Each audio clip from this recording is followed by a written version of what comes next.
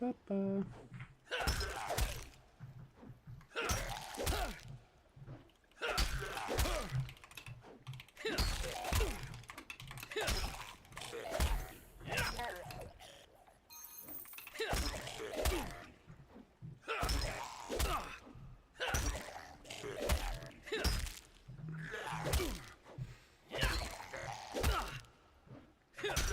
There.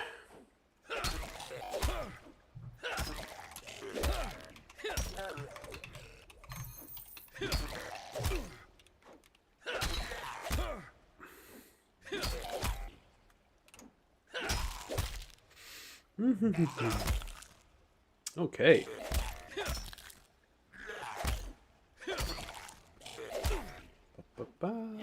We're live. Excellent. Don't mind if I do. Thank you. Traveller, steady. Hoot hoot, hello. How are we doing, guys? My goodness, you guys are fast on the mark. How's it going?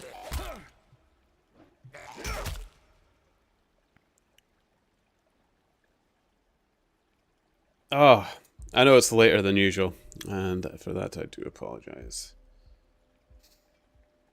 How was my day? It was good. I got a lot of crocheting done. Man, I should put some photos up in my Discord, but I'm getting on quite well at crocheting my Pikachu. It's looking good. Much better than my first attempt. My first attempt went horribly wrong. And it was almost the sausage chew. I don't know if I already spoke about that, but I got a good bit of that done.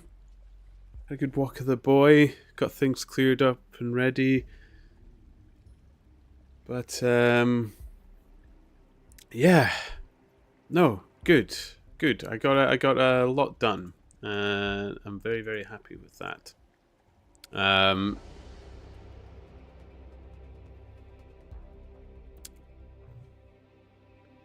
And I've got another Twilight Imperium game on the go next week, organised as well. There's some people that were sick last time, so they couldn't make it to play it. Oh, you really want up now, boy? Okay, I'm sorry, guys. Oh. Laura's back at work, so the boy gets lonely. So you have to deal with Washi a little bit more. I'm sure none of you mind, but yeah. No. Hello. You know, I'd have to play the game left-handed now because of this. You don't care. Okay, that's fine. As long as you're happy, boy.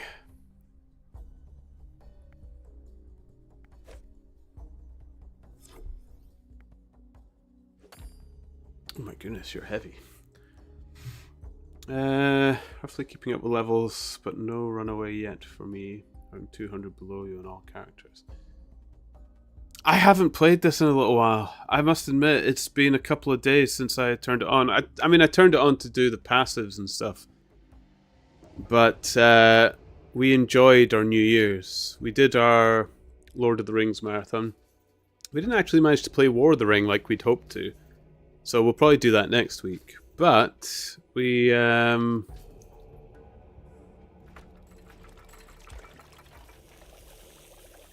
did manage to watch the films at least. So that was good. That was good at least.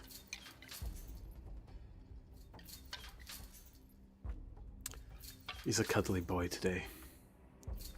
I have got a seat in the usual position for when he does get tired of me, but that can take a while, so it'll be a bit of a slow start.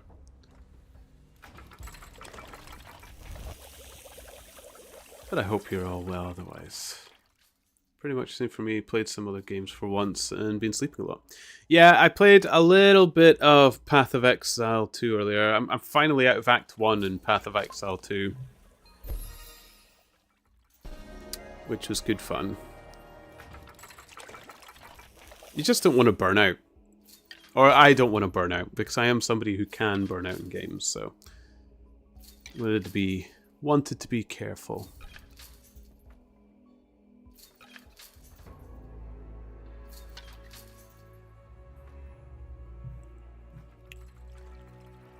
There we go.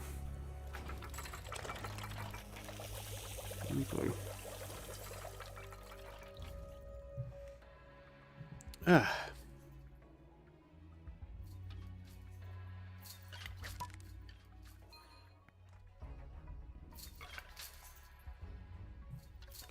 Boop, boop, boop.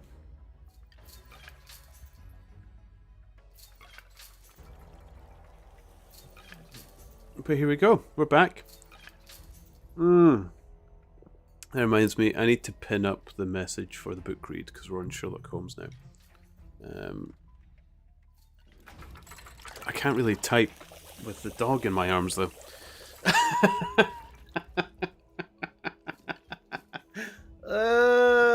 Yuck. Why? Why? Yuck. Ugh. Wash, no. No lickies, please. Dog. Please. Ugh. Yuck.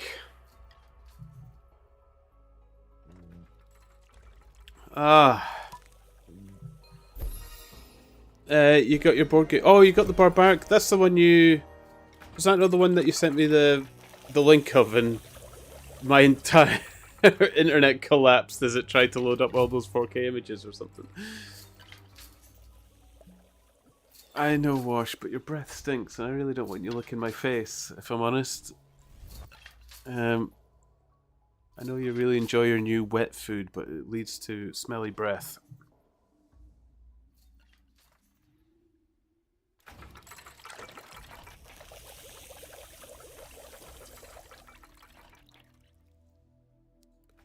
There we go.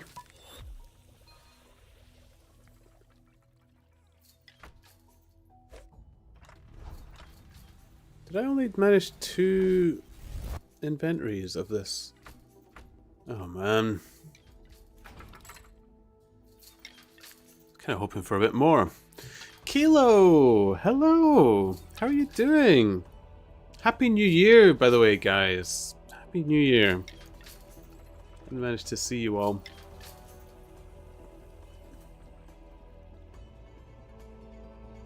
Wash has given me extra cuddles today, you know, because the moment you're busy is the time he really wants to cuddle. Oh, dog.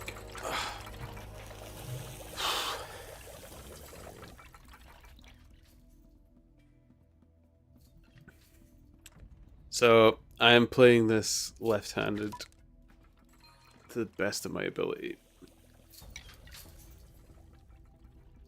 Playing some Gran Turismo, so put me on in the background. I appreciate it, Kilo. Enjoy. Man, I haven't played Gran Turismo in years. Oh, I loved that game. I used to play it to death.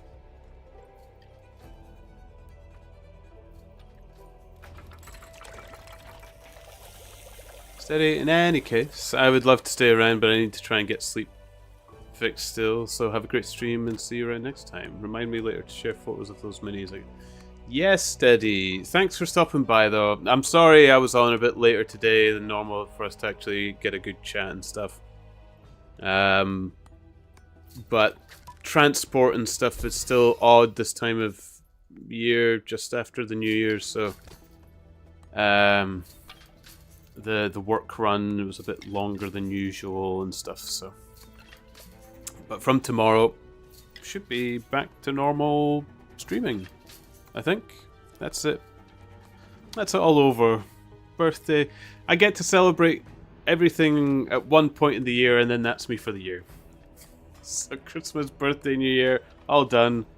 There we go. Not a tipple of alcohol for the rest of the 365. Ah. I hear you finished 1984. How did you find it? Amazing. The book is brilliant. Unfortunately, its ending doesn't chime with my optimism that I usually have. as an outlook on life.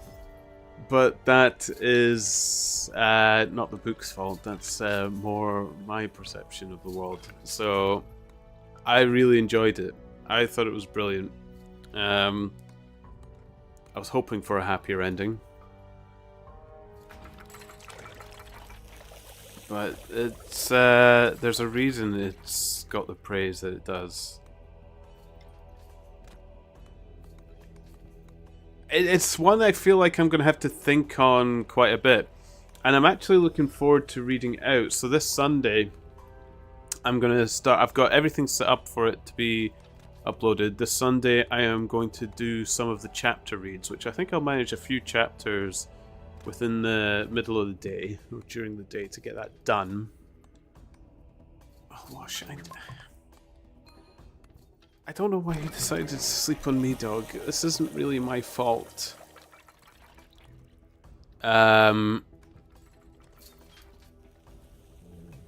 So, yeah, does this all need poplar pole, ash plank?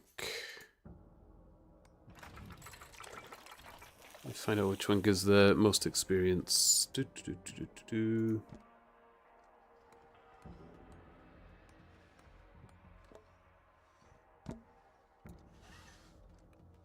and 3, 2 and 2. It's probably going to be this. So the poplar pole. Poplar pole.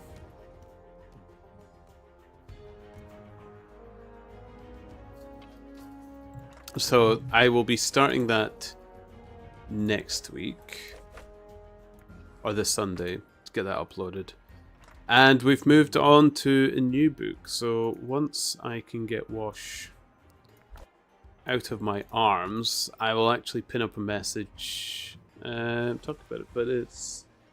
I've forgotten the name of it. Oh, you're changing? Are you done? Okay.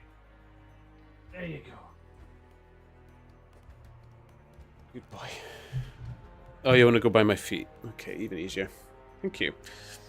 And... do you think you'll read any of the similar sort of books? Probably, Kilo. I let people vote it. So we had a poll and a vote when I finished 1984. I know the time is a bit off. I should maybe put something in Discord as well, but this is all very new to me so far. But...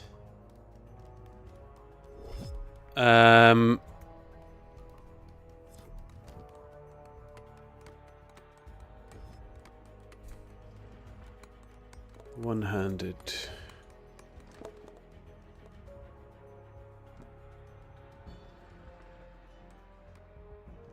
Oh, it's one-handed. Ah. But yeah, there's no reason I can't read any other kinds of books when we put it up for a vote or anything like that. So I will probably look at them. I've been going through the book quicker than I thought I would. So we did 1984 in about, it's actually accurate to say 2 weeks of streaming, because I dotted on a few days and off a few days here and there with the holidays and stuff. So we could actually get through quite a few books. The book we're on just now is A Study in Scarlet. That's what it is. Study in Scarlet with Ozan. Psst. Hello. How are you doing? Very surprised how quickly you got through it. I got a lot of pages through. Admittedly, there was a huge push of it when I was given 10 subs, which definitely bumped the pages through a bit. Actually, now that Wash is off my lap, I'll probably post that. So, redeem 300 turnips I'm keeping it to the 1 page because it's still on the Kindle thing. I know it's not accurately a page, but it's as close as I can make it with the funny system that it has there. But I promise I'm not robbing people of what I'm reading. Or for 1 page.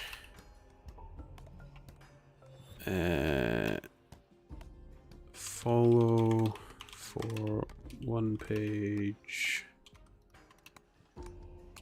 Or and subscribe for 5 pages of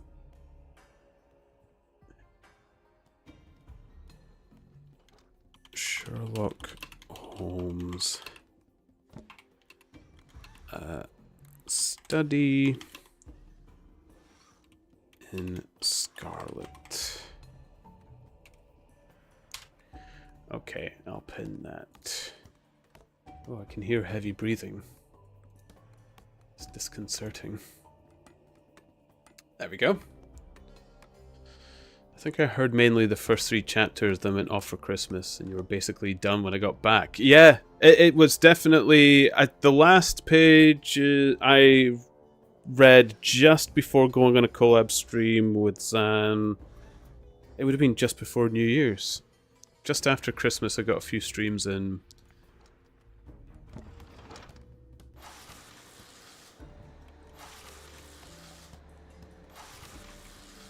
Ah, it's Alan.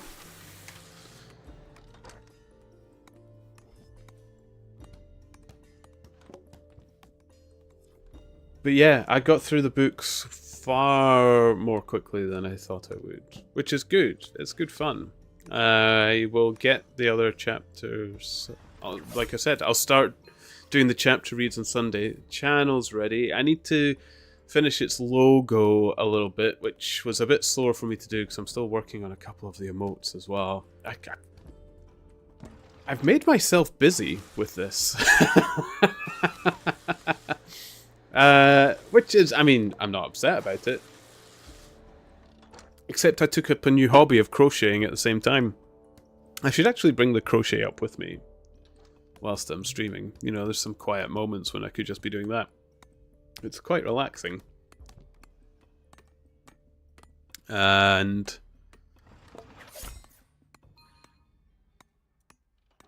quite fun. So, you know, it's typical of me though. I've got a whole bunch of plastic models I need to be painting as well. I've got a big TI game coming up. I don't know how I keep picking up these hobbies that I can't get through. Step Brother's been doing a lot. It's become like I don't know what it is. It's brilliant fun, and there's been a lot of talk of it becoming the new man's hobby, like crocheting. There's all sorts of cool things that I really, really want to make. I'm just making a little stuffed Pikachu right now, but when I look at the stuff you can make with it, I've got a long list. Definitely high on my list is crocheting a cool Bulbasaur to go with that one there.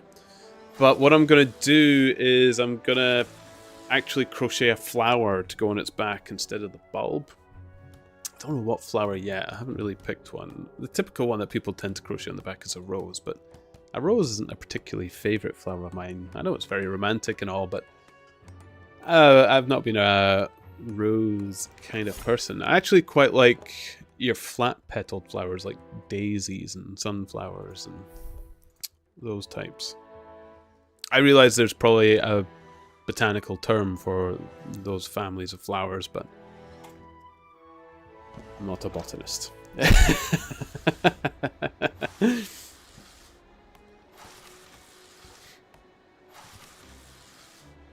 Oh, you got a hat. Oh, nice.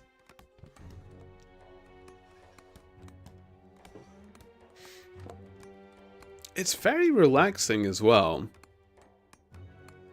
Admittedly, it's a little bit fiddly.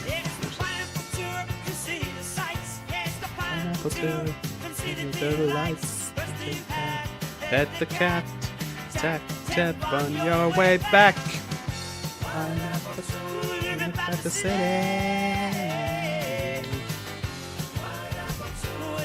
So pretty. So pretty.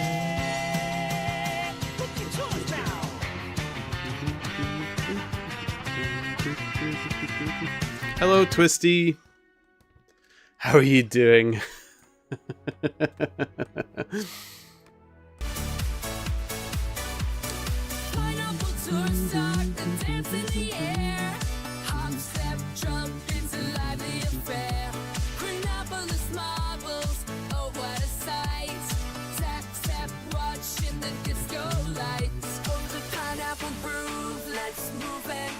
I really like this one. Losu Lion, if this one had a fool, I would actually put it on my...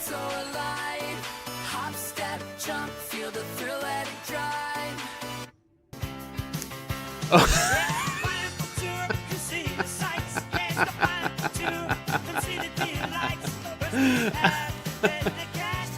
Tap, tap on your way back. Pineapple Turnip at the city. So pretty. So pretty.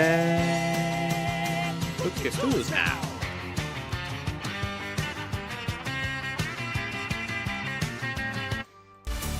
Twisty, how many turnips do you have? And am I going to get a full night of...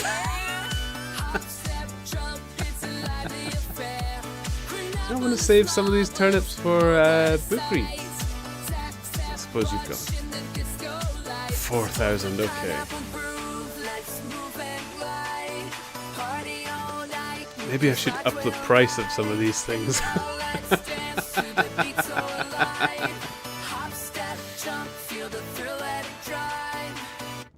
I need to put in some smaller sound bites as well, I think. Oh my goodness. Oh yeah, can you give me some context of what the hell this pineapple tour thing is? Don't you dare up the price. Kilo, pineapple tour happens in Chronopolis in this game. You go to the tannery and you message either Graggle, Losu Lion, Twisty, or I suppose myself. I kind of know the tour at this point also. And you get this little tour of Chronopolis City, which is filled of all kinds of wonder, splendor, and pineapples.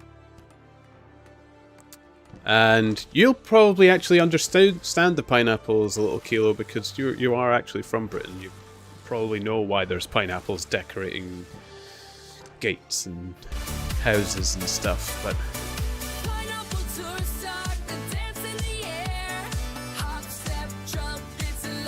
You know, I don't regret it. I like the song.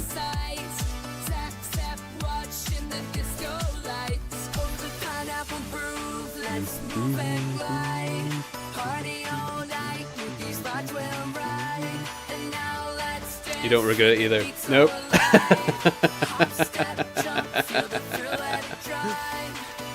It's good.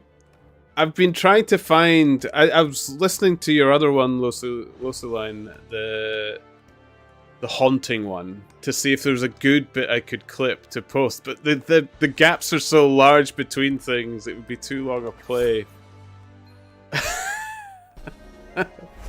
So I don't know how to incorporate the haunting one at all. You can't say you know why there's pineapples. Oh, right. I thought that part of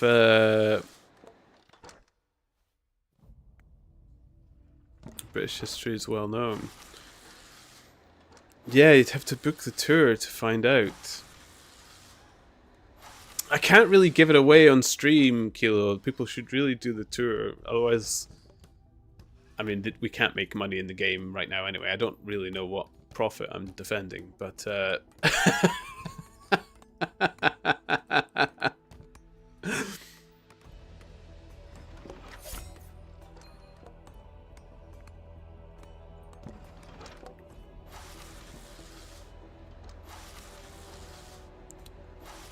Okay.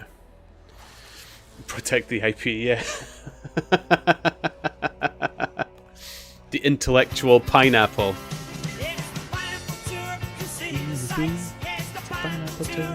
See the daylights. First you got bet the cap.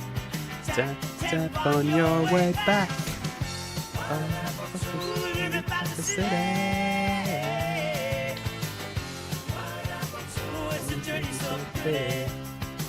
So pretty.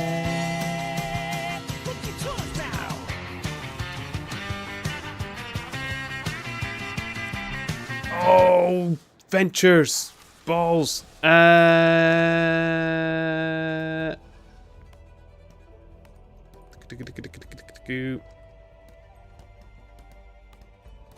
already in the mine. We might as well go there. I always forget. I wonder if I actually switch it back to detective. I don't think I need the mining one constantly going. And I wouldn't mind keeping my Chronopolis levels going in some way, so I might switch it back to detective.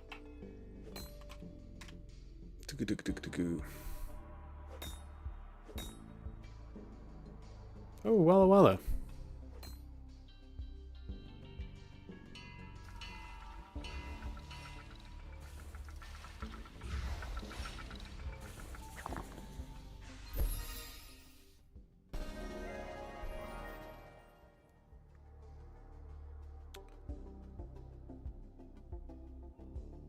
Am I back yet?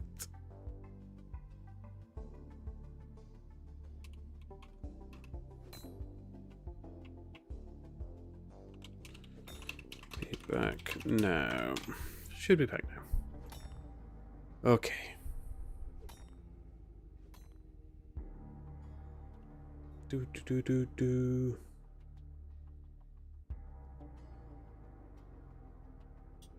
There we go.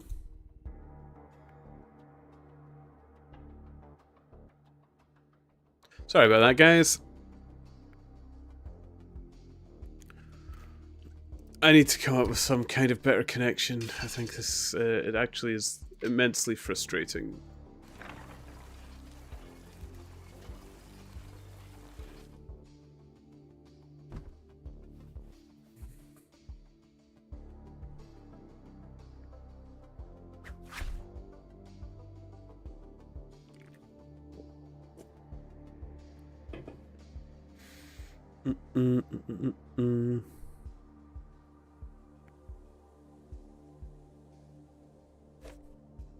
Here we go.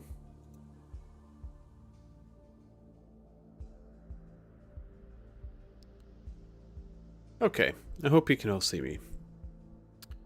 I am indeed back. Excellent. Thank you, Twisty. Sorry about that. I'm sure you all know why it happens to me now at this point, but I wish it wouldn't. Okay. Bookies reconnected. There we go. Yeah, the the chat plugin does that when it disconnects. It's part of the reason why I find this so frustrating. Is it seems to freeze everything afterwards.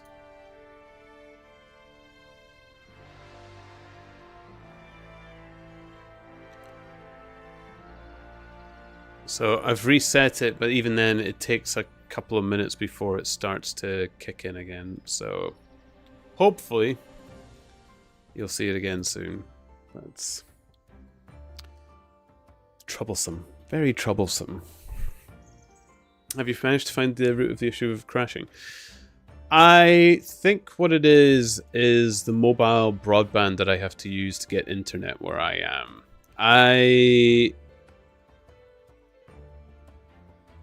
have done everything in my router to maintain it, but I think it just has this blip because it's not just the OBS that cuts out, I've noticed. It's been more noticeable now that I play Brighter Shores, but everything in Brighter Shores resets at exactly the same time. So I suspect it's got something to do with that. Problem is, a hardline broadband, like fiber or something, just isn't available to me at a speed where I can stream. It's so frustrating.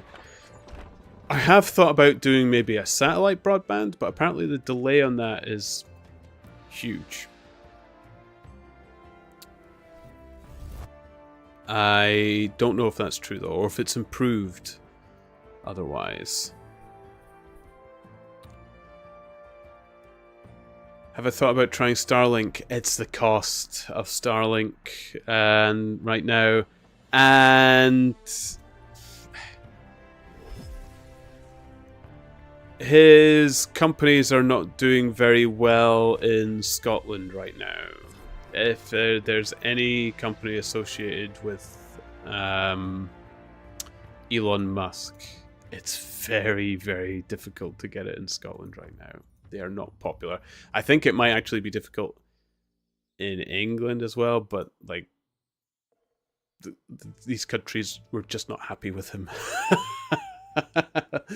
So it's very, very expensive, either through costs that they've put in themselves or through legal issues in Britain associating with them right now also.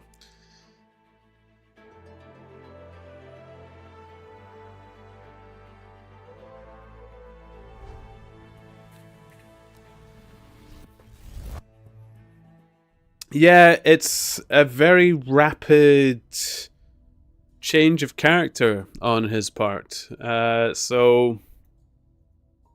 And because like we've had, I don't know why they do it. People have been like ripping off the symbol of the Teslas off their cars if they have a Tesla car. You know a Tesla car if you see it. I don't know why they do it. It doesn't hide anything at all, but he's grown very, very, very, very unpopular very quickly. Here, as I imagine maybe the case on not just ourselves, but many places, like you said. So I couldn't get anything like Starlink. Now, I haven't actually checked fiber broadband in my area in a while. I know they were laying down new lines in the area, but at the same time, Laura and I were thinking of moving soon and getting the line back in for that just is... I just don't think it's something we want to consider right now. So I think I just have to bear with the frustration for this little bit. Or it could be the routers just getting that bit old. I've been using that same mobile broadband router for a long time, and I haven't looked to see if perhaps there isn't an improved one or a more stable one that I could be using instead. So it's not not something that I can't completely... We've had quite a bit of chat. Let's try resetting this chat box again. Come on.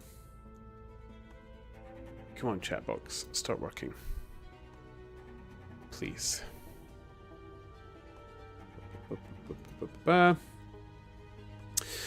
It all started with Dogecoin. That's where he found out that just one tweet of his could move an entire cryptocurrency into the stratosphere. Then he just caved under the attention and lost the plot completely. A new router could really be a day and night change. I do think it's getting to the point where I may need to go for a new router. And I don't mind that option, because even if we did move house, you know, a mobile broadband router is still a very useful thing to just have in case your main line goes down. So I am quite warm to the idea of doing that. So I have considered it. It could very well be the case.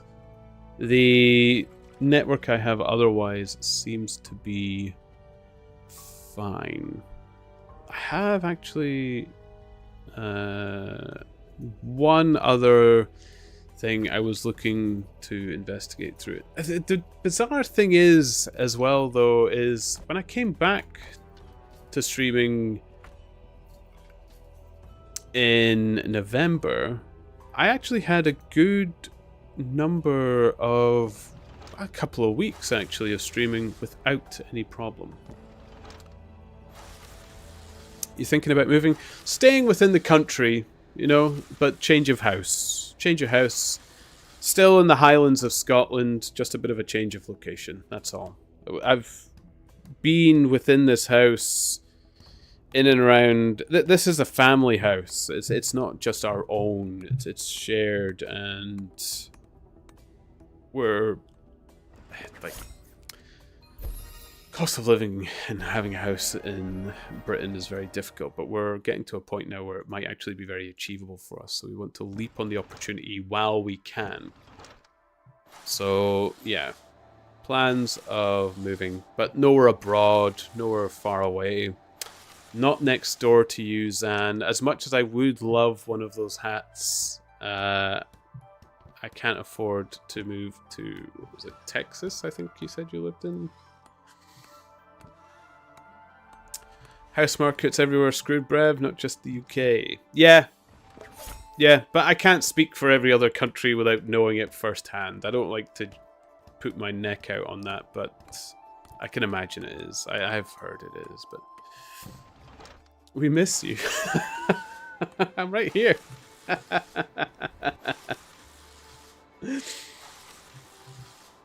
I'm right here.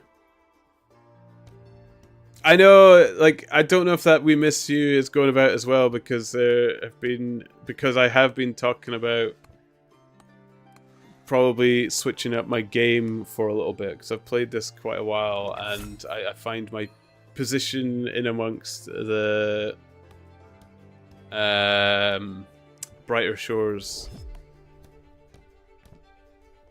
just PP. Oh, I've not installed Apache, Twisty. I haven't done that yet. I did tell Olarin that I would. I completely forgot. Because I think it went into alpha, was it? I don't remember. Want to collab or you want to chill since you just started? I'll see how it goes, Zan. I was kind of hoping I'd get a bit more book reading in today, in which case I might stick to myself a bit, but yeah, I need to warm up a bit first. I really do. It's been a little while. Much love, thank you. I do appreciate it.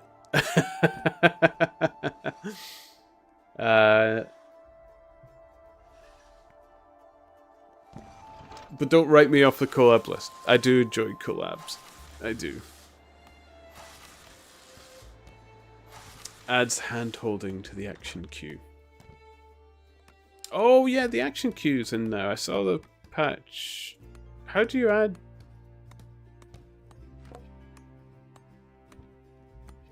Or did I read the patch wrong? I have no idea how it works or anything.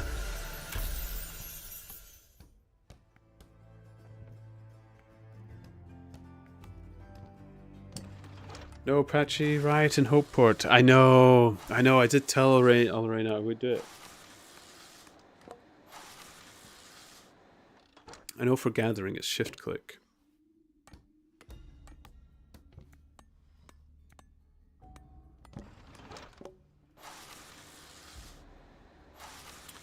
I don't know if that worked or if it just started that again.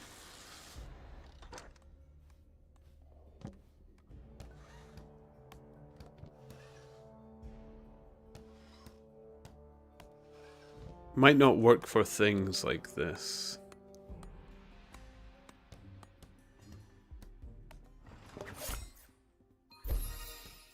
Can't do it for crafting. No, it doesn't look like it. Common club.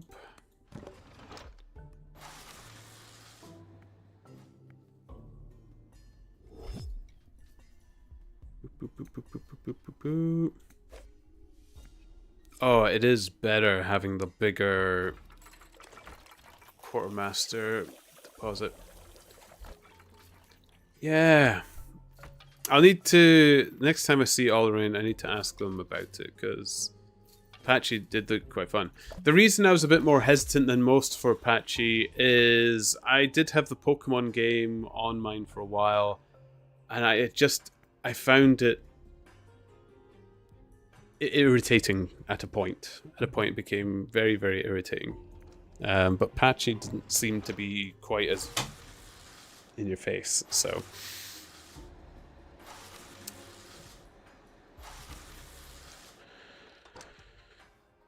Do.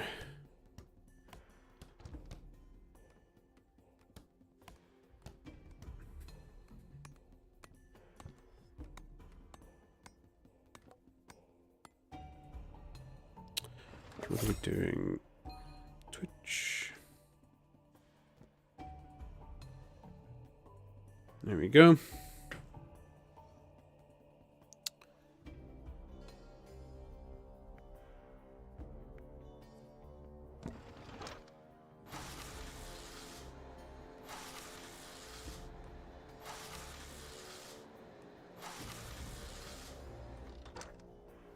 Boop, boop, boop, boop, boo.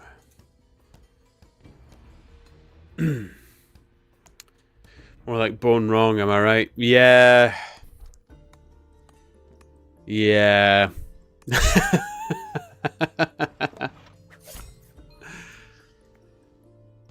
I mean, it's just the same as the others. It's the having to go... The materials is just more annoying to get. I kind of like the mining for the stonemason and the others, but this is just a bit, yeah. But I need 40 bone right. I think I'm just trying to get it to 20, and then I can do something else. So. Are you saying wood is annoying? Not so much the wood, the gathering for the bones. I didn't put on my other venture. That's fudge. I'll finish this. Well, I think I've nearly finished all the bone right stuff. When I go to Chronopolis, I can sell this stuff as well, so that works.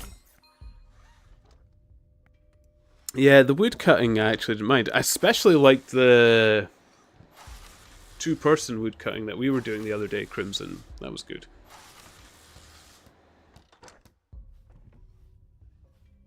Also went back to work today, and suddenly Howard's only a couple of levels behind me. So Howard probably doesn't have to work then, I'm assuming. Must be the case.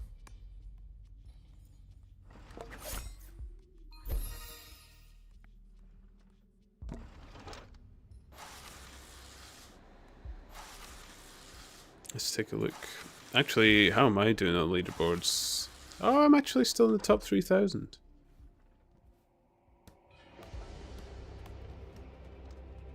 Carpenter. Oh, jeez. Yeah, they got really close in that time. Oh my goodness. So poor on points, have to resort to such methods to get pages. Kilo! Thank you! Thank you very much. Okay, that's 5 pages, so... That's what I was going to do. I was going to put a page counter up on the screen. I didn't look that up. But I do need to do that. Okay. Alright, yeah. We'll get 5 pages read.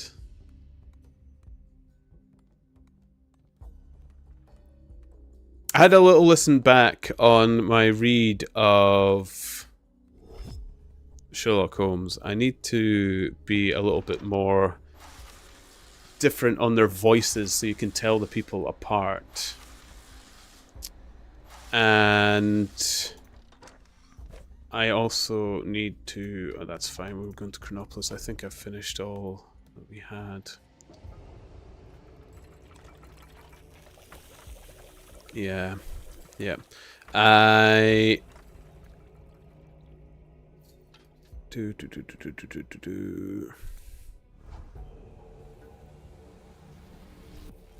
Yeah, I was going to put up a page counter. Oh, Twisty, another one. 6 pages. Okay. Thank you.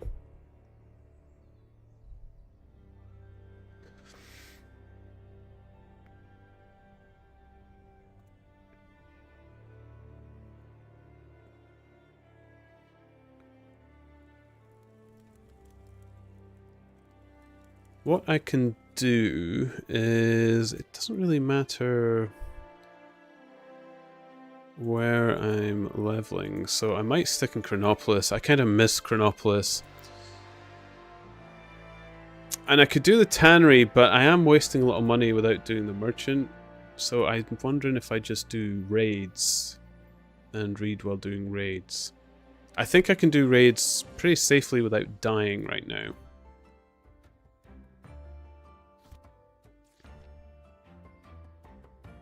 Here we go. Dumpy Smith.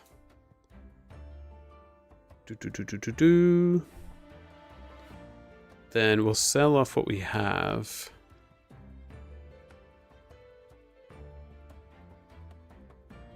Mod TTS. Do I have the power to do this? Oh, text to speech. I don't know if I can add that. Is that just something I haven't added? Does that need to be... It might be, but I can look it up. Because I don't mind the mods being able to do that.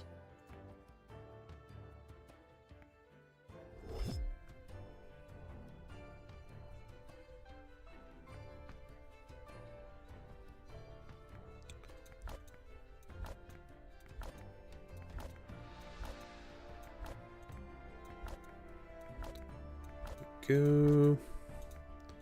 Oh, I hate how slow this is. Come on.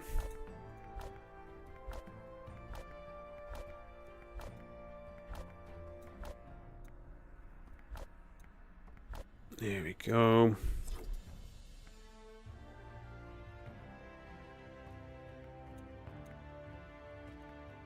Ba, ba, ba, ba, ba. 8 gold! Oh my goodness, look at me. Filthy rich. There's one streamer I watch where the mod TTS only has the voice of the narrator from Stranley. Oh!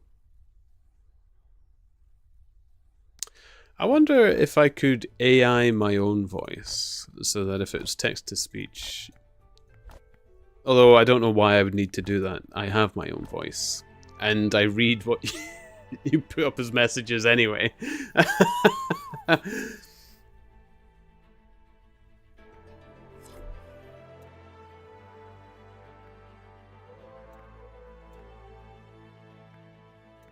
Okay. But that does sound good. I do like the narrator from Stanley Parable as well. They're good. They're really, really good.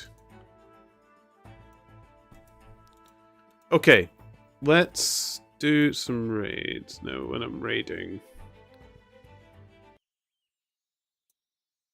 Turn off the music. Oh, it's cooked pages.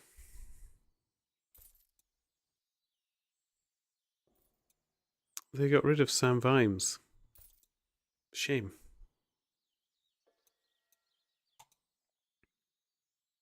I'd have to fight myself for airtime, yeah.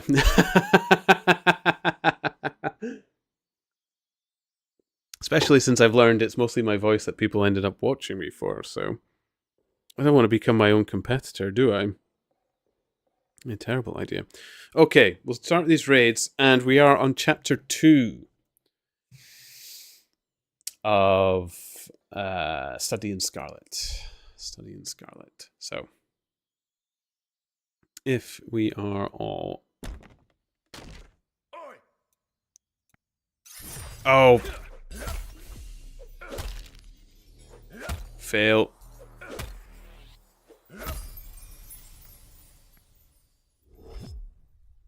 What an imbecile. There we go. Better. Excellent. So, Sherlock Holmes, A Study in Scarlet, Chapter 2, The Science of Deduction. We met next day as he had arranged and inspected the rooms at number 221B Baker Street, of which he had spoken at our meeting. They consisted of a couple of comfortable bedrooms and a single large airy sitting room, cheerfully furnished and illuminated by 2 broad windows. So desirable in every way were the apartments, and so moderate did the terms seem when divided between us, that the bargain was concluded upon the spot, and we at once entered into possession. That very evening, I moved my things round from the hotel, and on the following morning Sherlock Holmes followed me with several boxes and portmanteaus. For a day or two, we busily employed in unpacking and laying out our property to the best advantage. That done, we gradually began to settle down and to accommodate ourselves to our new surroundings. Holmes was certainly not a difficult man to live with. He was quiet in his ways, and his habits were regular. It was rare for him to be up after 10 at night, and we had invariably breakfasted and gone out before I rose in the morning. Sometimes he spent his day at the chemical laboratory, sometimes in the dissecting rooms, and occasionally in long walks, which appeared to take him into the lowest portions of the city. Nothing could exceed his energy when the working fit was upon him. But now and again a reaction would seize him, and for days on end he would lie upon the sofa in the sitting room, hardly uttering a word or moving a muscle from morning to night. On these occasions I have noticed such a dreamy, vacant expression in his eyes that I might have suspected him of being addicted to the use of some narcotic, had not the temperance and cleanliness of his whole life forbidden such a notion. As the weeks went by, my interest in him and my curiosity as to his aims in life gradually deepened and increased. His very person and appearance were such as to strike the attention of the most casual observer. In height, he was rather over 6 feet, and so excessively lean that he seemed to be considerably taller. His eyes were sharp and piercing, save during those intervals of torpor to which I have alluded. And his thin, hawk-like nose gave his whole expression an air of alertness and decision. His chin, too, had the prominence and squareness which mark the man of determination. His hands were invariably blotted with ink and stained with chemicals, yet he was possessed of extraordinary delicacy of touch, as I frequently had occasion to observe when I watched him manipulating his fragile, philosophical instruments. The reader may set me down as a hopeless busybody, when I confess how much this man stimulated my curiosity, and how often I endeavoured to break through the reticence which he showed me on all that concerned himself. Before pronouncing judgment, however, be it remembered how objectless was my life, and how little there was to engage my attention. My health forbade me from venturing out unless the weather was exceptionally genial, and I had no friends who would call upon me and break the monotony of my daily existence. Under these circumstances, I eagerly hailed the little mystery which hung around my companion, and spent much of my time in endeavouring to unravel it. He was not studying medicine. He had himself, in reply to a question, confirmed Stamford's opinion upon that point. Neither did he appear to have pursued any course of reading which might fit him for a degree in science, or any other recognised portal which would give him an entrance into the learned world. Yet his zeal for certain studies was remarkable. And within eccentric limits, his knowledge was so extraordinarily ample and minute that his observations have fairly astounded me. Surely no man would work so hard to attain such precise information unless he had some definite end in view. Desultory readers are seldom remarkable for the exactness of their learning. No man burdens his mind with small matters unless he has some very good reason for doing so. His ignorance was as remarkable as his knowledge. Of contemporary literature, philosophy, and politics he appeared to know next to nothing. Upon my quoting Thomas Carlyle, he inquired in the knaviest way who he might be and what he had done. My surprise reached a climax, however, when I found incidentally that he was ignorant of the Copernican theory and of the composition of the solar system. That any civilized human being in this 19th century should not be aware that the Earth travelled round the Sun appeared to be such an extraordinary fact that I could hardly realize it. "You appear to be astonished," he said, smiling at my expression of surprise. "Now that I do know it, I shall do my best to forget it." "To forget it?" I exclaimed. "You see," he explained, "I consider that a man's brain originally is like a little empty attic, and you have to stock it with such furniture as you choose. A fool takes in all the lumber of every sort that he comes across, so that the knowledge which might be useful to him gets crowded out, or, at best, is jumbled up with a lot of other things so that he has a difficulty in laying his hands upon it. Now, the skillful workman is very careful indeed as to see what he takes into his brain attic. He will have nothing but the tools of which may help him during his work, but of these he has a large assortment, and all in the most perfect order. It is a mistake to think that a little room has elastic walls and can distend to any extent. Depend upon it, there comes a time when for every addition of knowledge you forget something that you knew before. It is of the highest importance, therefore, not to have useless facts elbowing out of the useful ones." "But the solar system," I protested. "What the deuce is it to me?" he interrupted impatiently. "You say that we go around the sun. If we went round the moon, it would not make a pennyworth of difference to me or my work."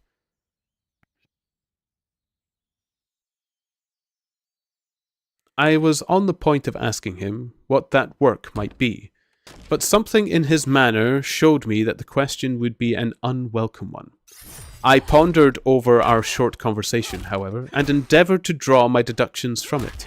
He said that he would acquire no knowledge which did not bear upon his object. Therefore, all the knowledge which he possessed was such as would be useful to him. I enumerated in my own mind all the various points upon which he had shown me that he was exceptionally well informed. I even took a pencil and jotted them down. I could not help smiling at the document when I had completed it. It ran this way: Sherlock Holmes, his limits. 1. Knowledge of literature, nil. 2. Philosophy, nil. 3. Astronomy, nil. 4. Politics, feeble.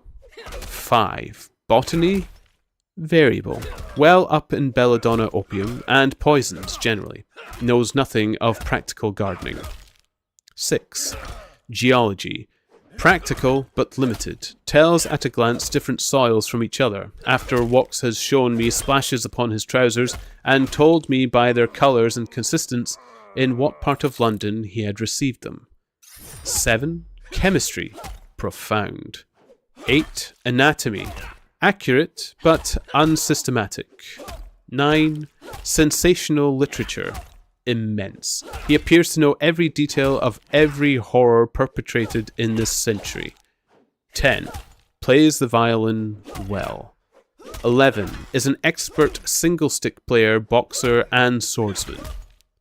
12. Has a good practical knowledge of British law. Okay, so that was 3 pages. We've got 3 more banked, but I suppose I better not ignore you all completely. Oh, and Bones Dog. Oh, and a raid! Viking Bro, thank you. Sorry. Okay, that bumps it back up to 5 pages again. Thank you so much. Sorry, I missed that. I do apologize. I hope you are well.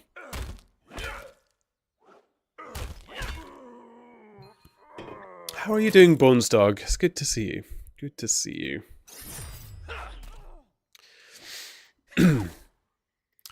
You're good, man. Was listening to your story. Good. I hope you enjoy it. We're reading Sherlock Holmes, A Study in Scarlet. So people can buy pages and stuff. And your raid actually gets us a page as well. So people will be pleased. Thank you very much.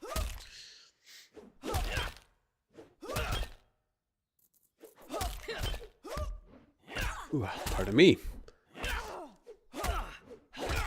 And I haven't been dying on these raids, even though I could just click on them and ignore them. That is even more of a plus. The Blook claiming someone wouldn't intensely learn something unless it's of practical use. Yes, there is some very odd ideas in this game, in this book. I also... there's one thing of Sherlock Holmes that always has annoyed me. Like, I've not read the books. This is my first time reading the Sherlock books, but everybody knows that statement of the power of deduction. When everything that Sherlock Holmes does is assumption. It's not deduction at all. It drives me insane. I know it's just a matter of terminology and nobody should get hung up on it, but because it's said so often,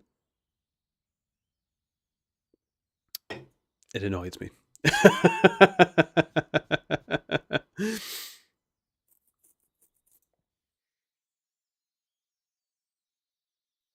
But yeah, apart from that, we all like a bit of Sherlock Holmes, don't we? Looks up for my Pokemon studies. Yeah, I mean, this is coming from somebody who has wasted a lot of their time learning things that they probably never would know or need to know. But I don't feel like I've forgotten anything because of that. I only ever forget things because I've taken my time away from them. It's not so much that they're ignored completely. Okay, but we're back up to 5 pages, so we should get carrying back on. Thank you very much, Viking Brown Bones Dog, for extra pages. Thank you, thank you, thank you. Back to Sherlock Holmes. Get yourselves comfy. Lovely. When I had got so far in my list, I threw it into the fire in despair. If I can only find what the fellow is driving at by reconciling all these accomplishments and discovering a calling which needs them all, I said to myself, I may as well give up the attempt at once. I see that I have alluded above to his powers upon the violin. These were very remarkable, but as eccentric as all his other accomplishments, that he could play pieces and difficult pieces, I knew well, because at my request, he has played me some of Mendelssohn's Lieder and other favourites. When left to himself, however, he would seldom produce any music or attempt any recognised air. Leaning back in his armchair of an evening, he would close his eyes and scrape carelessly at the fiddle which was thrown across his knee. Sometimes the chords were sonorous and melancholy. Occasionally they were fantastic and cheerful. Clearly they reflected the thoughts which possessed him. But whether the music aided those thoughts, or whether the playing was simply the result of a whim or a fancy, was more than I could determine. I might have rebelled against these exasperating solos had it not been that he usually terminated them by playing in quick succession a whole series of my favourite airs as a slight compensation for the trial upon my patience. During the first week or so, we had no callers, and I had begun to think that my companion was a friendless man, as I was myself. Presently, however, I found that he had many acquaintances, and those in the most different classes of society. There was one little, sallow, rat-faced, dark-eyed fellow who was introduced to me as Mr. Lestrade, and who came 3 or 4 times in a single week. One morning, a young girl called, fashionably dressed, and stayed for half an hour or more. The same afternoon brought a grey-headed, seedy visitor looking like a Jew peddler, who had appeared to me much excited, and who was closely followed by a slipshod elderly woman. On another occasion, an old white-haired gentleman had an interview with my companion. Then, on another, a railway porter in his velveteen uniform. When any of these nondescript individuals put in an appearance, Sherlock Holmes used to beg for the use of the sitting room, and I would retire to my bedroom. He always apologized to me for putting me to this inconvenience. "I have to use this room as a place of business," he said, "and these people are my clients." Again, I had an opportunity of asking him a point-blank question, and again my delicacy prevented me from forcing another man to confide in me.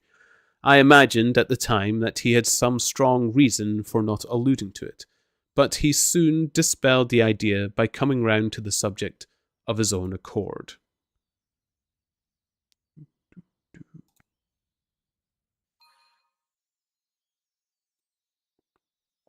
It was upon the 4th of March, as I have good reason to remember, that I rose somewhat earlier than usual, and found that Sherlock Holmes had not yet finished his breakfast.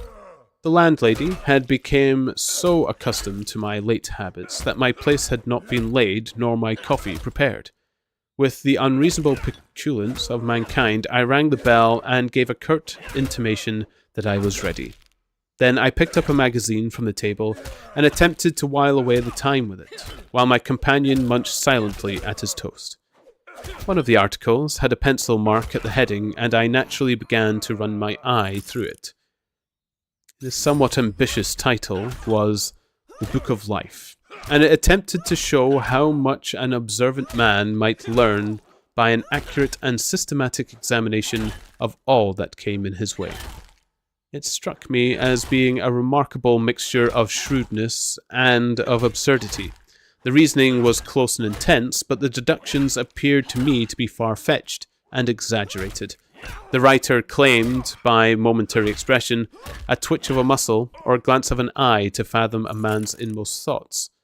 Deceit, according to him, was an impossibility in the case of one trained to observation and analysis. His conclusions were as infallible as so many propositions of Euclid.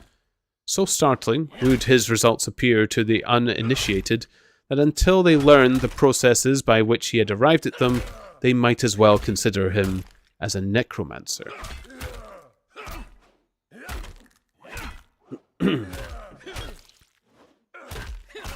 From a drop of water, said the writer, a logician could infer the possibility of an Atlantic or a Niagara without having seen or heard of one or the other. So all life is a great chain, the nature of which is known whenever they are shown a single link of it. Like other arts, the science of deduction and analysis is one which can only be acquired by long and patient study, nor is life long enough to allow any mortal to attain the highest possible perfection in it. Before turning to those moral and mental aspects of the matter which present the greatest difficulties, let the inquirer begin by mastering more elementary problems. Let him, on meeting a fellow mortal, learn at a glance to distinguish the history of the man, and the trade or profession to which he belongs. Puerile as such an exercise may seem, it sharpens the faculties of observation, and teaches one where to look and what to look for. By a man's fingernails, by his coat sleeve, by his boot, by his trousers knees, by the calluses of his forefingers and thumb, by his expression, by his shirt cuffs, by each of these things a man's calling is plainly revealed. That all united should fail to enlighten the competent inquirer in any case is almost inconceivable. What ineffable twaddle, I cried, slapping the magazine down on the table. I never read such rubbish in my life. What is it? Said Sherlock Holmes. Why, this article, I said, pointing at it with my egg spoon as I sat down to break my fast. I see that you have read it since you have marked it. I don't deny that it is smartly written. It irritates me, though. It is evidently the theory of some armchair lounger who involves all these neat little paradoxes in the seclusion of his own study. It is not practical. I should like to see him clapped down in a third-class carriage on the Underground, and asked to give the trades of all his fellow travellers. I would lay 1,000 to 1 against him. You would lose your money, Sherlock Holmes remarked calmly. As for the article, I wrote it myself. You? I exclaimed. Yes. I have a turn both for observation and for deduction. The theories which I have expressed there, and which appear to you to be so chimerical, are really extremely practical. So practical that I depend upon them for my bread and cheese. And how? I asked involuntarily. Well, I have a trade of my own. I suppose I am the only one in the world. I'm a consulting detective, if you can understand what that is. Here, in London, we have lots of government detectives and lots of private ones. When these fellows are at fault, they come to me, and I manage to put them on the right scent. They lay all the evidence before me, and I am generally able, by the help of my knowledge of the history of crime, to set them straight. There is a strong family resemblance about misdeeds, and if you have all the details of 1,000 at your finger ends, it is odd if you can't unravel the 1,000 and first. Lestrade is a well-known detective. He got himself into a fog recently over a forgery case, and that was what brought him here. And these other people? I asked.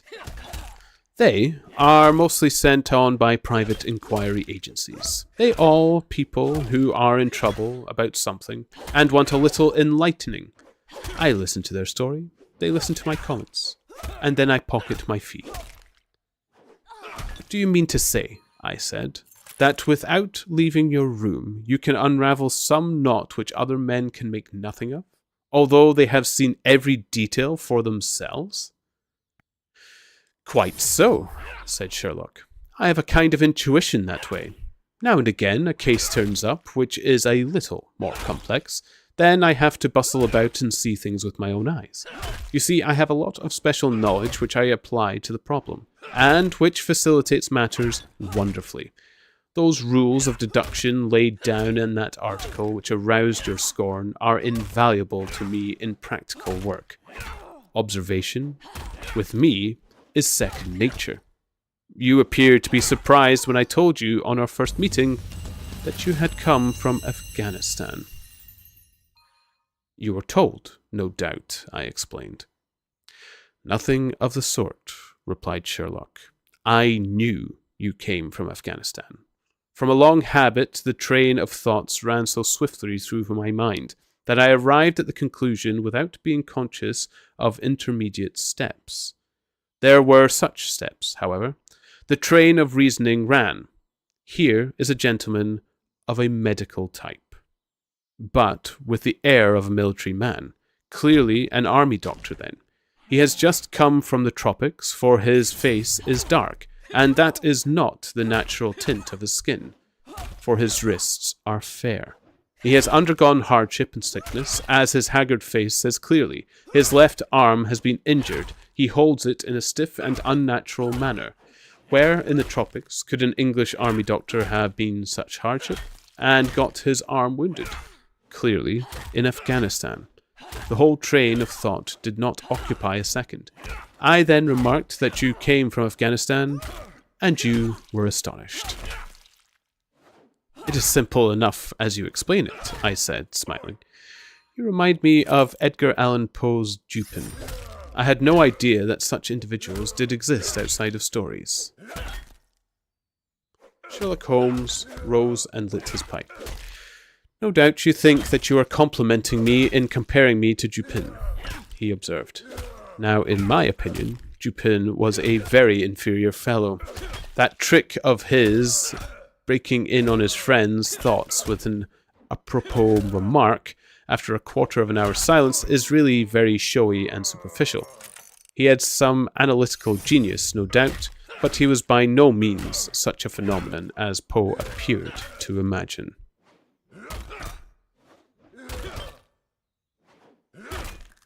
Lovely.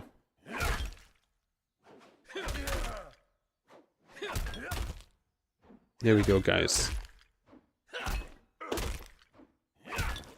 7 pages total so far.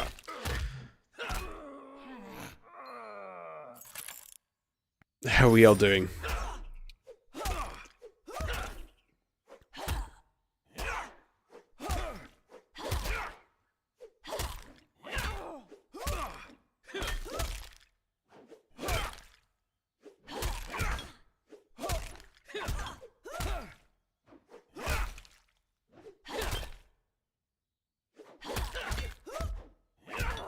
Can I get any levels?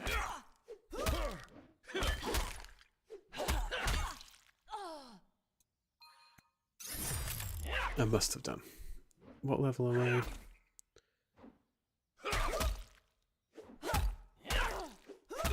What?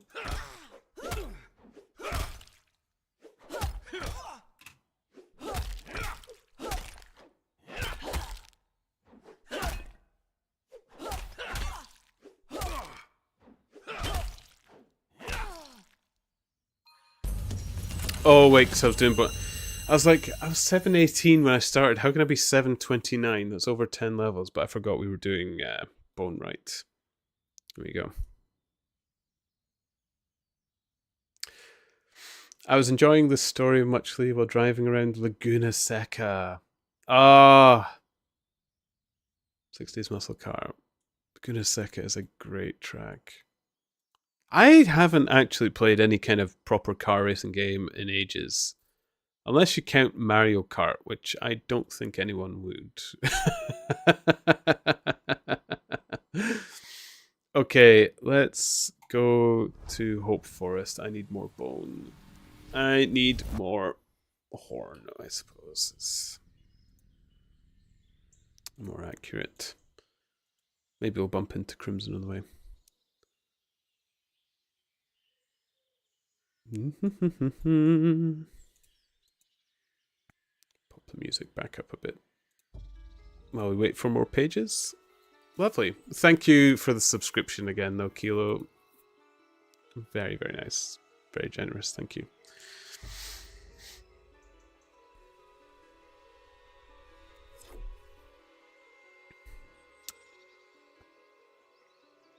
Mario. Oh. Well, Max Verstappen is apparently really good at Mario Kart, so it must call upon a racing skill set. To be honest, if you play Mario Kart on 200cc, you actually do have to start braking and taking racing lines and stuff like that. It is very, very fun, and while managing the weapons as well, very chaotic. Crimson! Hello. Are you woodcutting?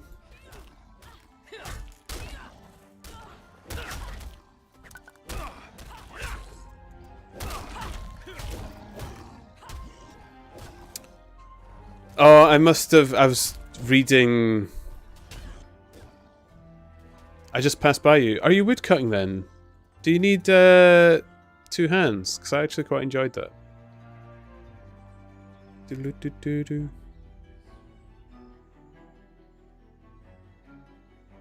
At use. Okay. Are you already 3 logs in? Because then...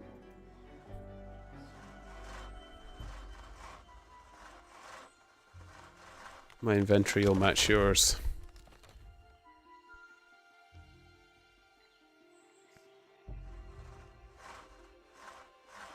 Excellent.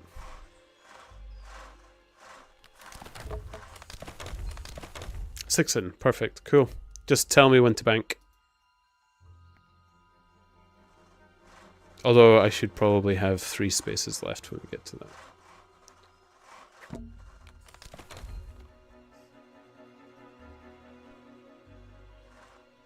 Boop, boop, boop, boop, boop.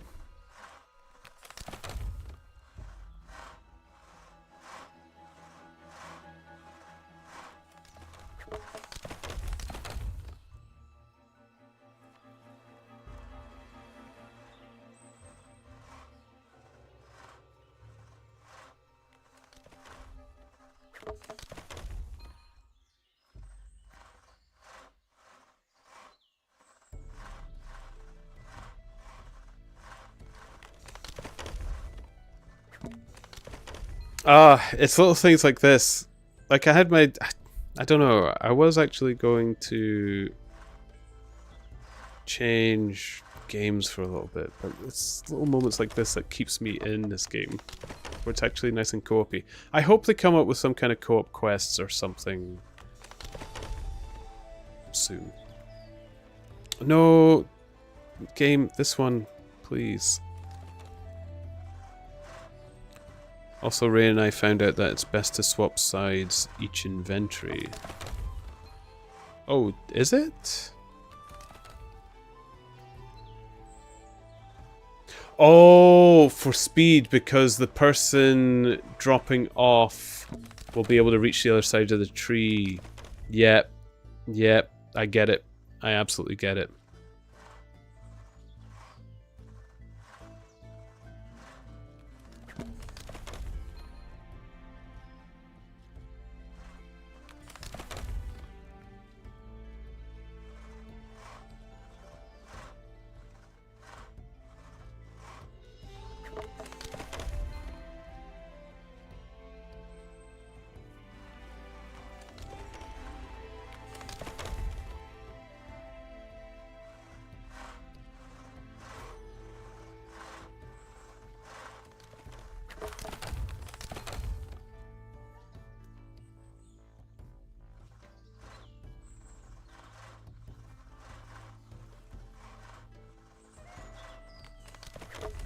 Excellent.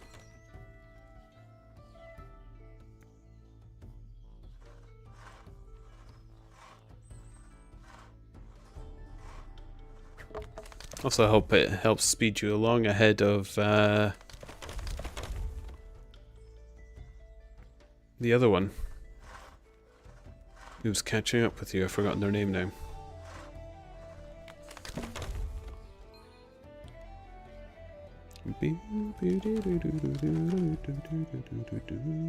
Howard, yeah. Only doing 2 inventories after this anyway. Cool. Well, if it helps you out a bit.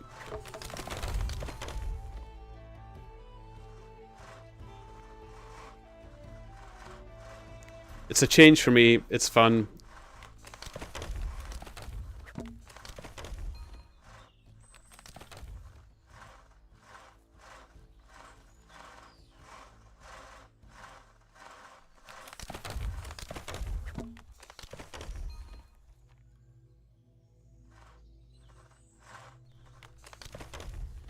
Bank after this. Cool.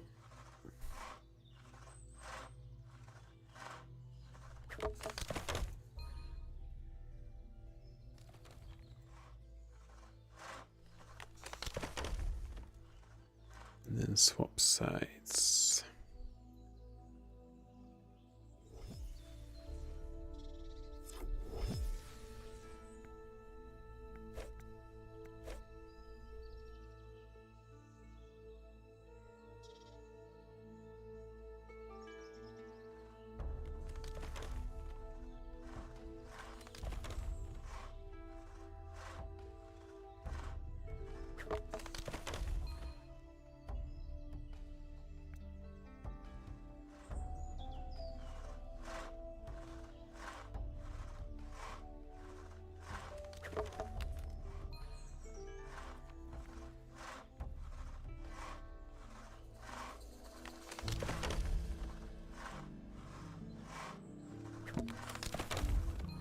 Oh yeah, I was going to say about racing games. Kilo, yes.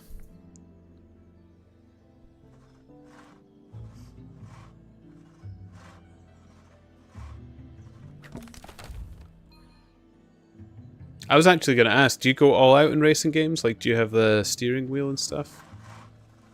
Because I don't actually have anymore. I used to. Although the last time I was using the steering wheel for was actually for Truck Simulator. Oh, wait.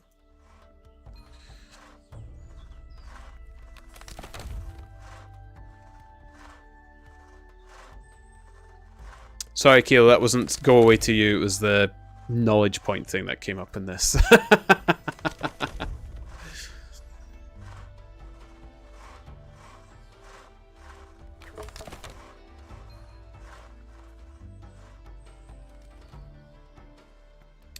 Kilo. So in 2 weeks, Assetto Corsa Evo is coming out, which is looking to be potentially one of the best racing games of all time.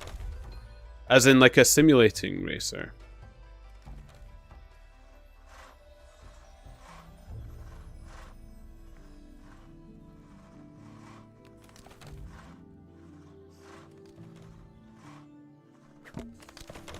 Yeah. Ooh. Is it going to be on PC? Actually, the new Gran Turismos, are they on PC or are they still PlayStation exclusive? Because that's kind of how I stopped playing Gran Turismo, is I fell out with my PS4 and I didn't upgrade it when the PS5 came out. Oh, it'll be PC. Ooh.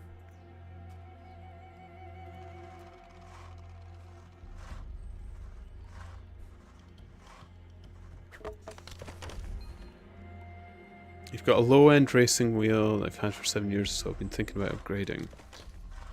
I wouldn't even know what would be good anymore. I have had a shot of one which had the nice feedback, but it was customized. The person who owned it had modified it themselves. But it was kind of scary if the car had an accident which would force the wheels to run ajar. The steering wheel would actually be strong enough to pull your arms. It's a big heavy motor that they had sticking right at the back, and I mean a big heavy motor. It was almost obscuring the screen. But that was that's not something that you can buy, but I remembered really enjoying it, especially if you played a game like Wreckfest with it. It was really fun for that. Oh, I love Wreckfest. That's another game I've not played in a long time. But what he really liked to use that steering wheel on was SnowRunner. And MudRunner subsequently as well.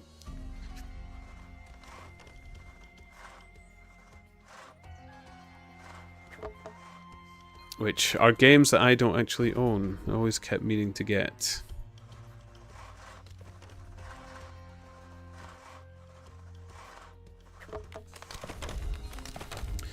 Gran Turismo is PlayStation only.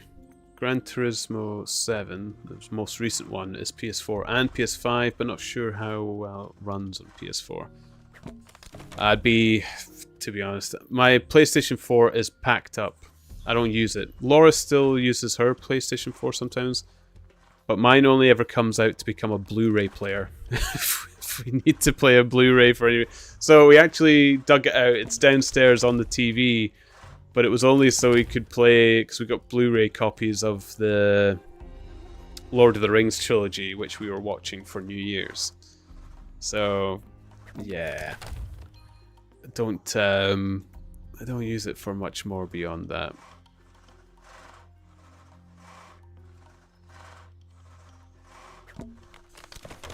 The original Assetto Corsa is very high quality sim,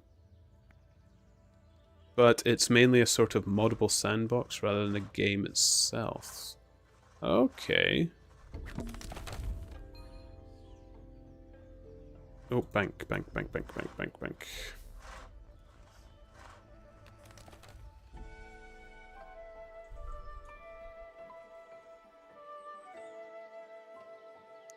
Game decided to lag. Thank you, game.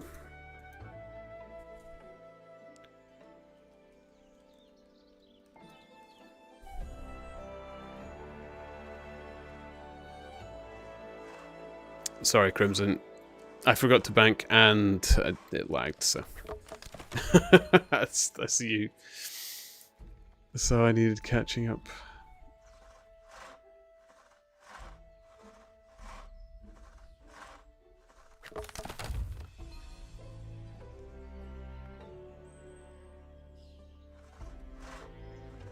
And Evo is looking like an upgrade to SimWise, but also is actually a game. So is that the game I usually... Because I do watch racing games, and I occasionally do see clips on TikTok and YouTube of a racing sim that people do take very, very seriously. As in, they'll also... Like, you can get reported for breaking racing rules. Is that the same game, or is Racing Sim a game in of itself? I just haven't looked up racing games in such a long time. Like I said, because to be honest, I think the last racing games I played wasn't even Gran Turismo. It will have been, oh, maybe that one that was mostly on Xbox. I've even forgotten what it's called. It was kind of simulatory as well.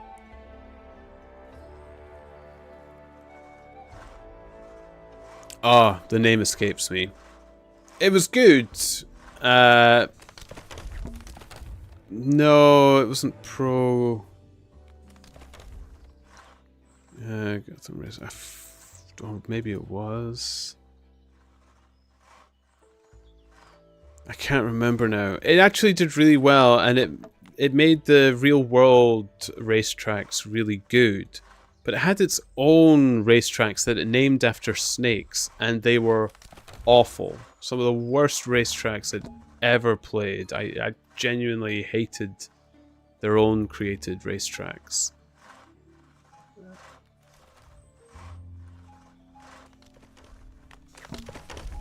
It's most likely iRacing, which focuses on the competitive aspect. Okay. As in the more simulatory one, yeah. Oh, it escapes me. That's so annoying. Why can't I remember this racing game that I both loved and hated at the same time? I liked playing it multiplayer with friends and such, but when you had to play single player and you had to go through the competitions and you had... Like, some of them only had its own racetracks that they created, and they really were awful.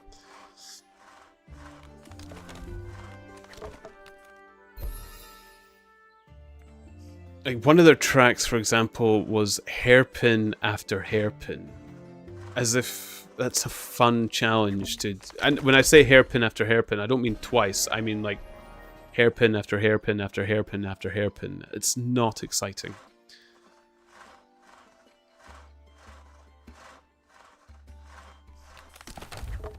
And they would call it, like, the adder or something like that. As if that makes it more thrilling. Its association to a snack. And sometimes these animations go a bit askew. Sometimes you end up sawing into the ether. Call me Sonic because you're too slow. I am too slow. I'm sorry. I'm trying.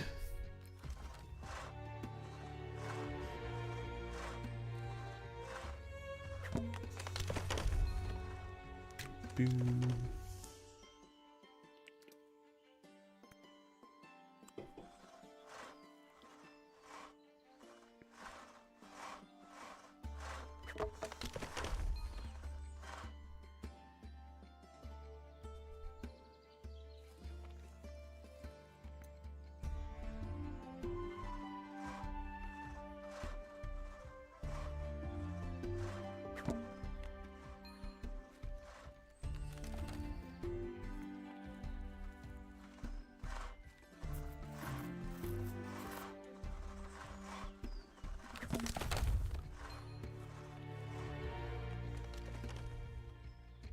Go.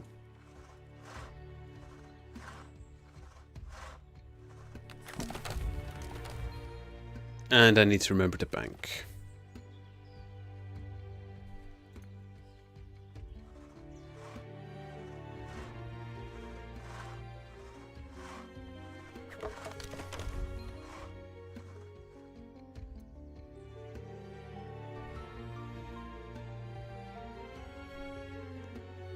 Thanks for the help. I'm off to carpentry. Oh, that was it. Oh, yeah, that was 2 inventories, wasn't it? Okay. No problem.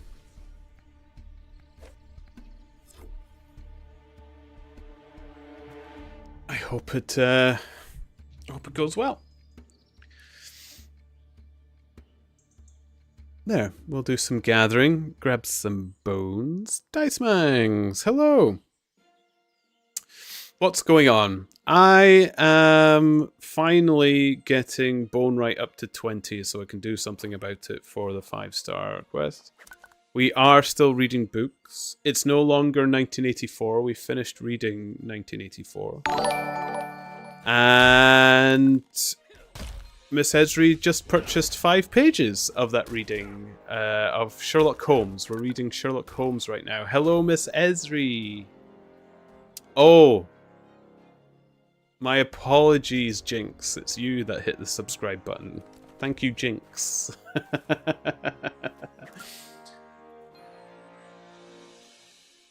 Are we still reading? You don't have to. Oh, no, no. Absolutely. 5 pages purchased. It's the rules. It's a subscription gets 5 pages. So don't worry, Miss Esri, as well. 5 pages I actually get through quite nicely. It actually is quite a nice read. So I'll get that in. It was one of my friends who put in 10 gifted subs that turned it into 50 pages. That was a bit more exciting, shall I say. I wasn't ready for that. She would if she wasn't buried in a blanket. I should feed her dinner when she surfaces. Washi is still at my feet, I think. Yes, he is. There's a snoring lump of pug at my feet. He was cuddling me earlier. I hope you're well, Miss Esri. But I'm still book reading. It's not, like I was saying to Dice Mangs, it's not 1984 anymore. We've moved into a study in Scarlet, Sherlock Holmes. Which I must admit is a little bit more difficult for me to read. I find myself stumbling over its words a little more. It's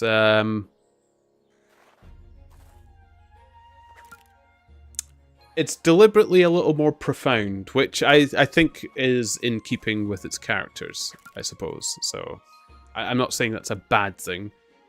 I'm just, my vocabulary is less profound than theirs. If anyone is to believe that. I know many would comment that my vocabulary is quite profound. Just not as heightened as Sherlock's, or indeed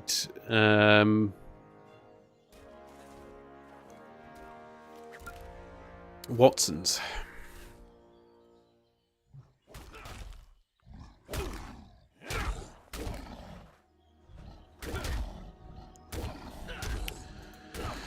I suppose also language has changed more significantly since it was written. Yes, it has, but even still, I find...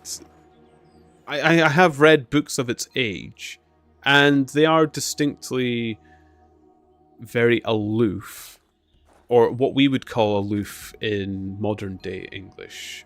But this is just especially so. And it's deliberately so. They're trying to show educated men, and women for that matter, some that you end up speaking with, as far as I'm aware, in the age of education, really. Like Sherlock Holmes's age, or the years that they were living in, is like huge breakthroughs in universities and scientific discovery. It was a legendary time, so maybe we should vote you onto some Shakespeare next. Oh my goodness. I did terrible at Shakespeare. My English teachers loved me.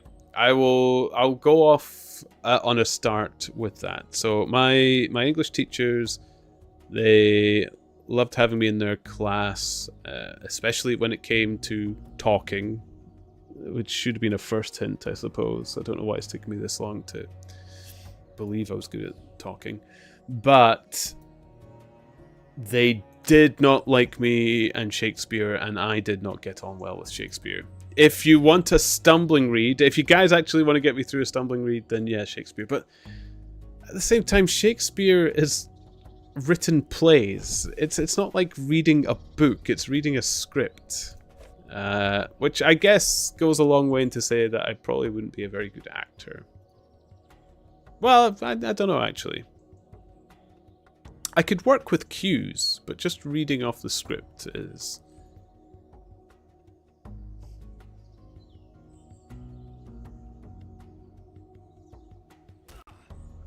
rough. I have PTSD still from it. Although in my uni, my professor for that era of plays once went into a 30-minute rant about how we were all in his imagination and he was really a schoolboy in England getting his teeth done. He was an interesting professor. That does sound interesting.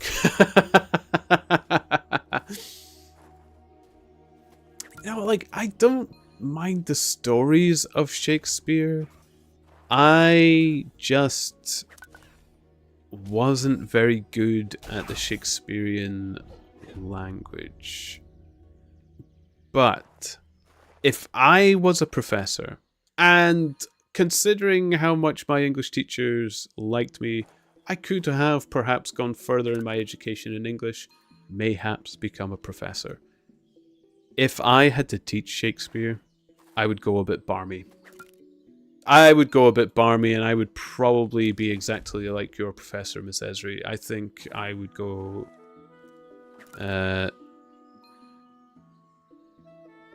just stir crazy.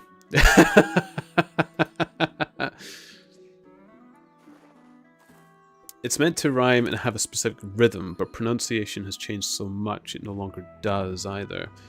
Yes, and also rhyming has changed, or rhythm has changed a lot. I do remember one thing that it was actually my headmaster actually was taking over one of the classes, you know, English teacher is sick or something like that, and he had to do a bit of the Shakespearean thing. But what he did was he started to teach us the rhythm. He says, don't think of rhythm in modern day music, which is usually in beats of 4s, 8s, 12s per bar. He started showing us and like playing music which is played in like odd beats.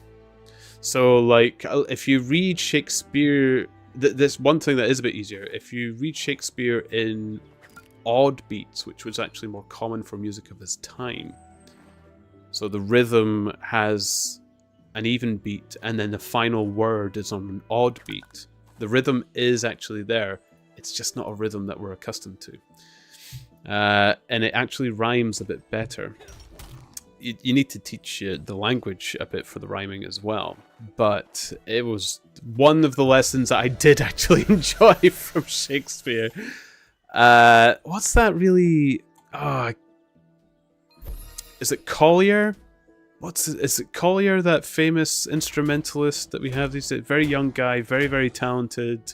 I think he's all over YouTube and such like that. But he shows... I think there was a video I was watching of him. It wasn't particularly to do with Shakespeare, but he was showing how modern day music has detached from the odd beats per bar, and it shouldn't. He was saying it should come back, and he was showing some songs that can work with it. Really, really, really, really good. It's related to Faust and the Divine Comedy, I think. Or Faust. Oh, yeah. Oh! Yeah, now I understand what your professor was going through with Cedric.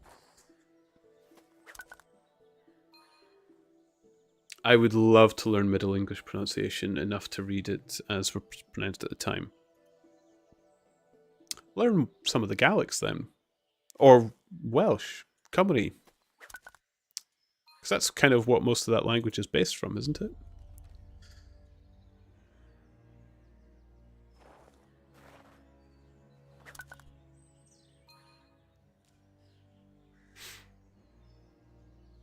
I must admit, because Tolkien was quite a linguist, I hear the elves and some of the dwarf language in The Lord of the Rings when I was watching it through.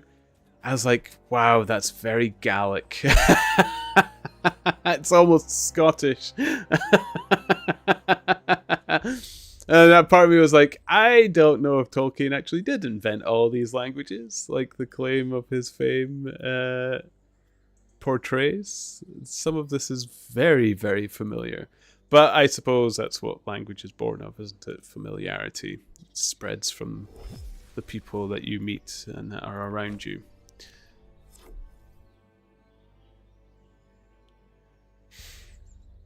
Those languages are very far detached from any form of English. They split off even before Latin or Proto-Germanic.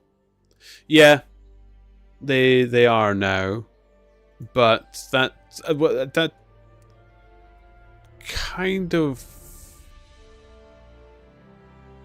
still, but it'll give you the accent, because that's what a lot of early English came from, because most of English was born from Wales, was it not? So it ended up having the Germanic and the Anglo influence, but with the softer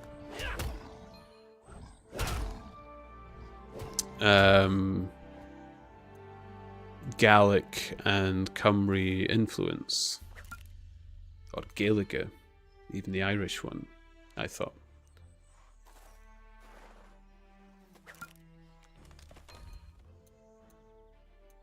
Because, like, you had Buden, which is house, which then became Abuden, which is house in Old English, which then becomes abode, which is much harsher now. But I think if you have the softer Buden of Gaelic,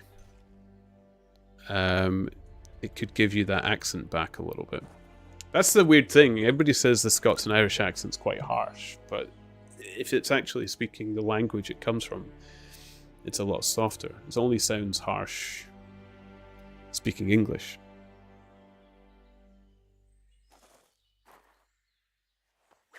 Or modern day English, because it has harder consonants.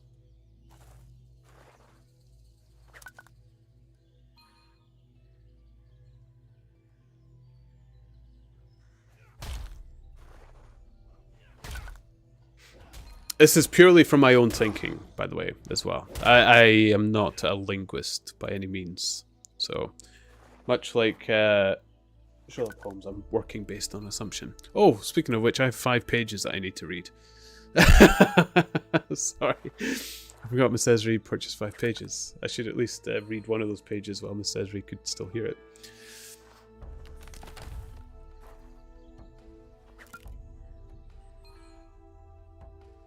Miss Esri, I'd have to dig up some old books. They are aplenty here. A lot of English literature has stood the test of times. There is a huge abbey in the north of Scotland. I think it's called Pluscaden. If you're looking for Pluscaden, it's spelt Pluscarden. I know it sounds completely different from what I'm saying, but you have to remember the way the Scots pronounce things is a little bit different, but it's Pluscaden. It's a huge library filled with English literature of that, and they'll actually let people stay to use their library. You can stay for a time at Pluscaden. You have to live by their ways, which is possessionless. You'd have to leave your phone and stuff behind as you do so, and work within the abbey as you do. It's monks that reside there, not necessarily Christian. They're not faithless, but they aren't judgmental on faith, so they'll take all walks of life. But yeah, they have a much old literature there. Had a few friends that have stayed there. Well, going to feed the cat, as I might be getting a migraine. Or I meant by linguistic spooks. Yeah, you're into your languages as well, aren't you, Miss Esri? You're good at that sort of thing. I enjoy it, I just don't know why I'm not good at it. I love learning other languages, I just... not good at retaining it. Okay, let us... I don't know if this is enough bone to get us to level 20, but... You know what, I'll do one more haul, and then we'll do a few raids to read through the pages that we have gotten. Because we have 5 banked. Tomorrow I will get a page banked marker on screen so that people can know. People can know.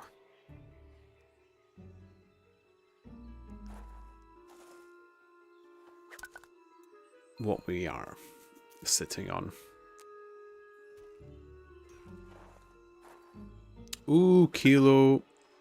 I like clever diagrams. That looks right up my street. So this is from Discord, people. This picture, I think, shows quite well a significant separation of even Old English and Gaelic. It's probably much easier to compare to something like Dutch. Really?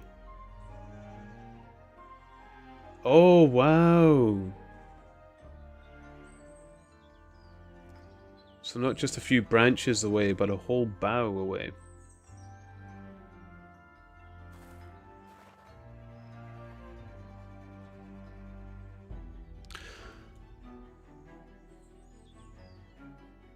Yeah, so what I meant about linguistically, the part of the problem that people have with reading older English is pronunciation.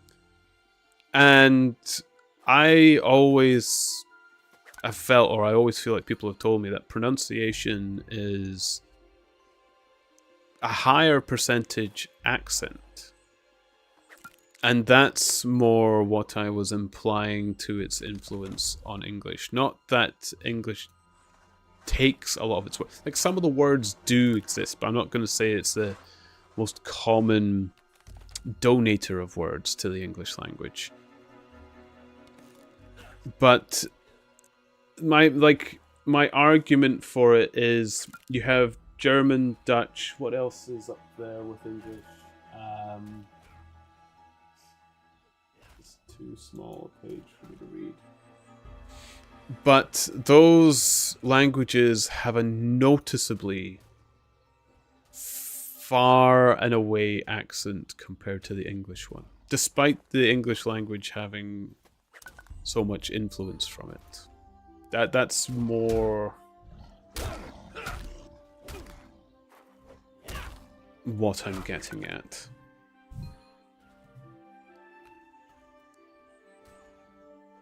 Like, for example, if people are speaking Dutch and German in a room and there's somebody whom has never heard German or Dutch before, they don't even know that the two different countries exist. A lot of their pronunciations and their accent bears strong similarities, even some of their words, very, very strong. If you put an English person in that room with them, those people would probably find it a lot easier to differentiate the English speaker rather than differentiating the Dutch and German speakers. I know I'm going against something that the Dutch and German really hate, people getting their languages wrong between them, but compared to English, they are far, far similar. And that mistake has been made and can be made.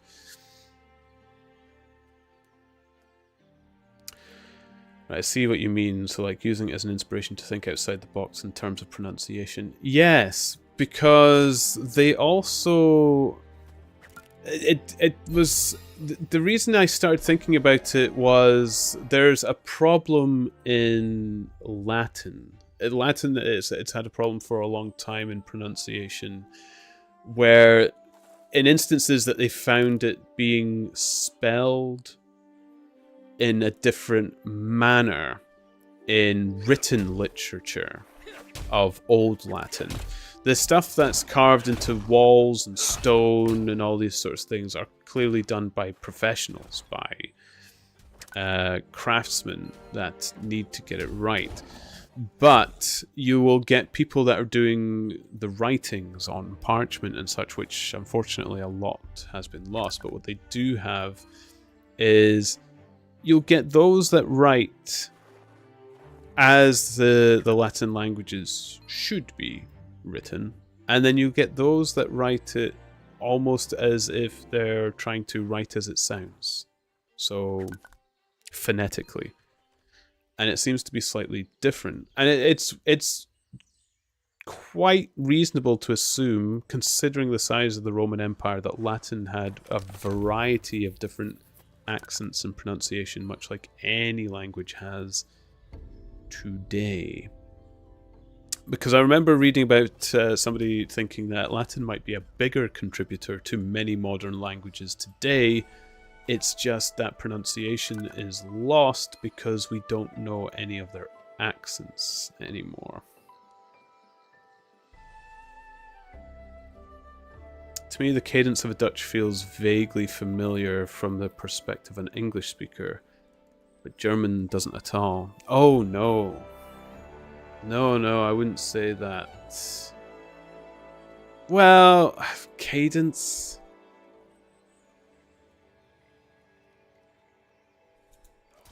No, I would say Dutch cadence is far more bouncy.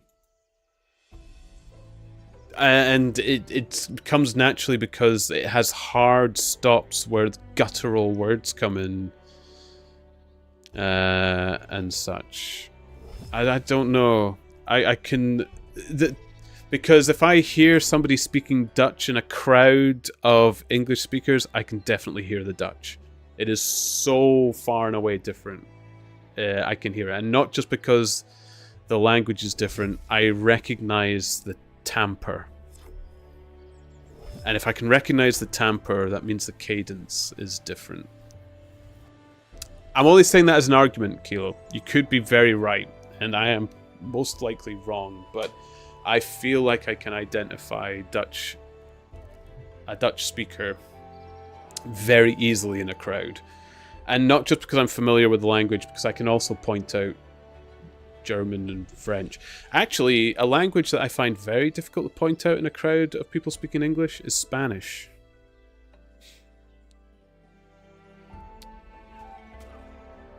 I know a lot of people say the Spanish speak very quickly, but I would actually argue that the English speak very, very quickly as well.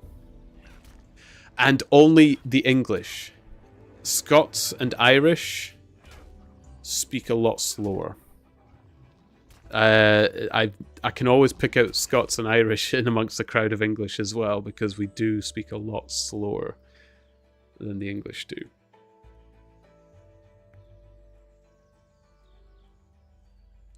D, hello, welcome. How are you doing? Happy New Year, Merry Christmas, all of the above. How have you been doing? I've missed you, D.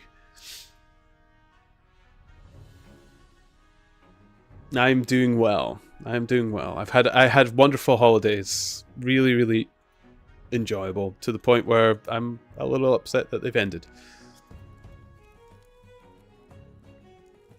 But we're about to read some pages of Sherlock Holmes as well. I don't know if you like literature, D, but we started doing a thing where you can purchase pages of me reading books. And Miss Esri put in her subscription, so that bought 5 pages. You might need to tell me when your subscription goes in, D, because I know your one doesn't really announce loudly usually, so just so you're not robbed of 5 pages that you've ever purchased.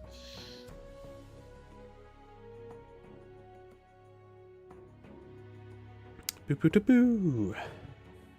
Get the book up and running. I would propose that you notice more differences because your greater familiarity with Dutch. Yeah, they're... There is that argument for it. I do recognize it, and I can understand it to a degree when I hear it. But it's so clear.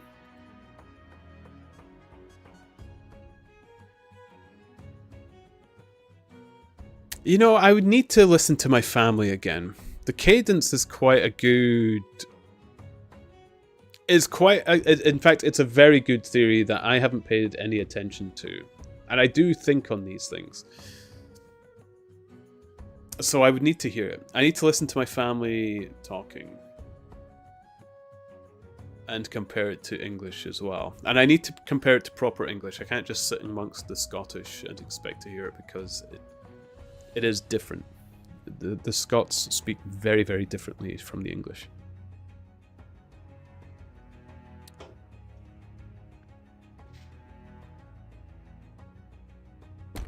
I am doing well.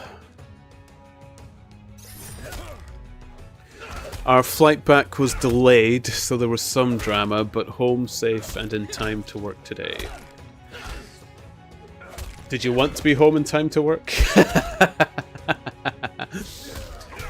It's in, should I just blow all my turnips and make you read the whole thing? Well, you can try, but I was a little more clever than that, and Steady Prism already punished me for this. I've put a timer on the turnip purchases of the page. I took it off for, I think, 5 minutes once. I think this might have been the last time Miss Esri was in the chat as well, actually. And Steady, Prism, and I Lost, two of our nearest and dearest friends, added another like 20 pages to what was already 50 pages purchased through a 10 gift sub donation from somebody as well. So I quickly put the timer back on. So the timer's about 5 minutes. I noticed I can read a page in about 2 to 3 minutes, depending on how complicated the page is or how thick the paragraphs are. So that kind of works. It gives me a 2-minute breather between pages. But we have 10 pages actually with yours as well. And I do see that the sub's up. I need to put up my sub counter as well for people, so they know I'm not cheating them. I'll put up the sub counter somewhere, although that can be on the main page, can't it? And I will put up a page counter. The page counter is probably more important. I'll get that up on the screen somehow. I'll figure it out. There must be a way I can put in a manual counter, I'm sure.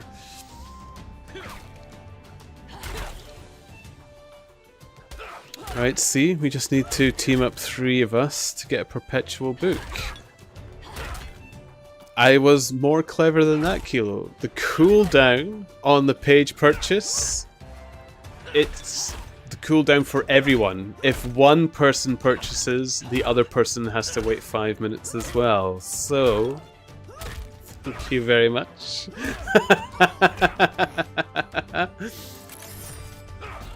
I have done some Twitch work, and it was clever Twitch work. I know this must be very surprising to all of you that know me.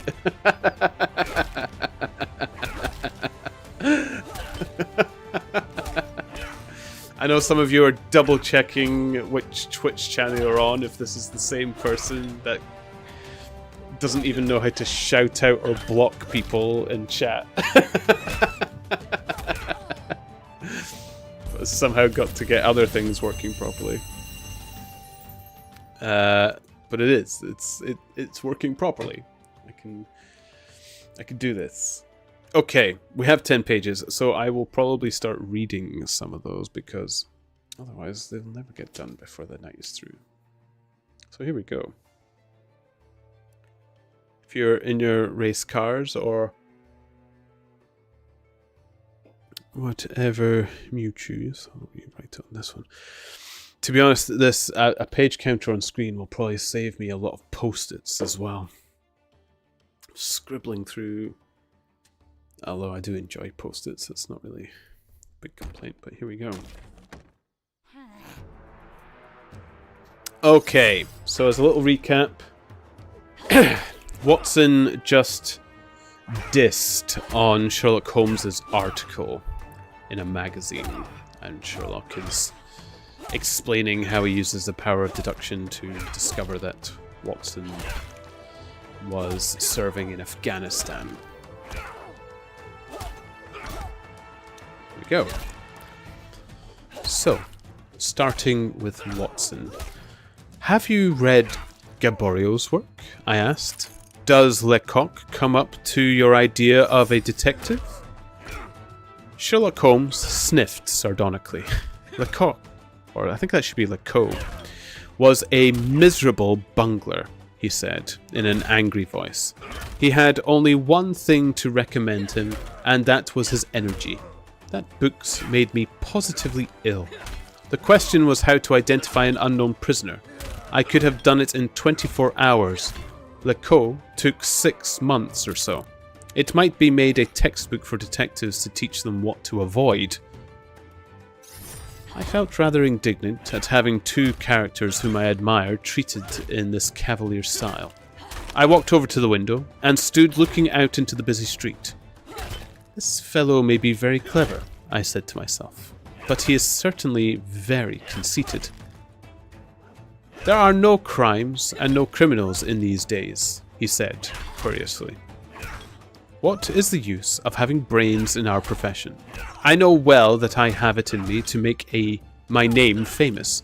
No man lives or has ever lived who has brought the same amount of study and of natural talent to the detection of crime, which I have done. And what is the result? There is no crime to detect, or at most some bungling villainy with a motive so transparent that even a Scotland Yard official can see through it.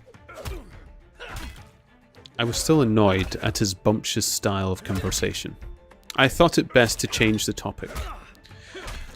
I wonder what the fellow is looking for, I asked, pointing to a stalwart, plainly dressed individual who was walking slowly down the other side of the street, looking anxiously at the numbers. He had a large blue envelope in his hand and was evidently a bearer of a message. You mean the retired Sergeant of Marines, said Sherlock Holmes. Brag and bounce, thought I to myself. He knows that I cannot verify his guess. The thought had hardly passed through my mind when the man whom we were watching caught sight of the number on our door and ran rapidly across the roadway. We heard a loud knock, a deep voice below, and heavy steps ascending the stair. For Mr. Sherlock Holmes, he said, stepping into the room and handing my friend the letter. Here was an opportunity of taking the conceit out of him. He little thought of this when he made that random shot. May I ask, my lad, I said in the blandest voice, what your trade may be? Commissioner, said gruffly, uniform a way of repairs. And you were? I asked, with a slightly malicious glance at my companion. A sergeant, sir. Royal Marine Light Infantry, sir. No answer? Right, sir. He clicked his heels together, raised his hand in a salute, and was gone.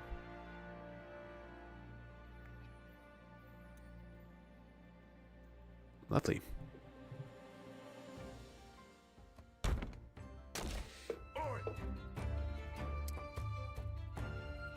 Dang, a miserable bungler. Savage. I know. To be honest, it is nice to be reading a book that has some proper vicious insults in it. There's been a few that's come up in this book already. Or insults that I quite like. The pompous insults. It's very good.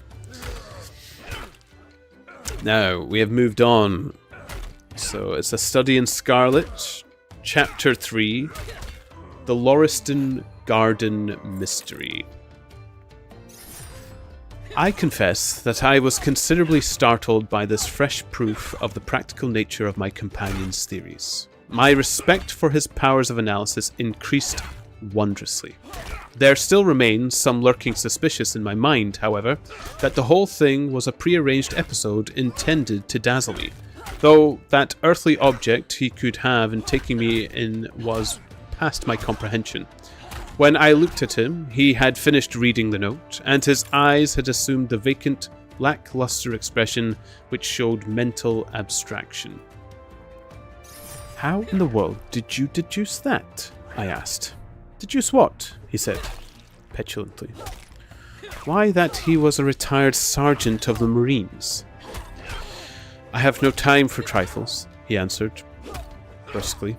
Then, with a smile, "Excuse my rudeness. You broke my thread of thoughts, but perhaps it is as well.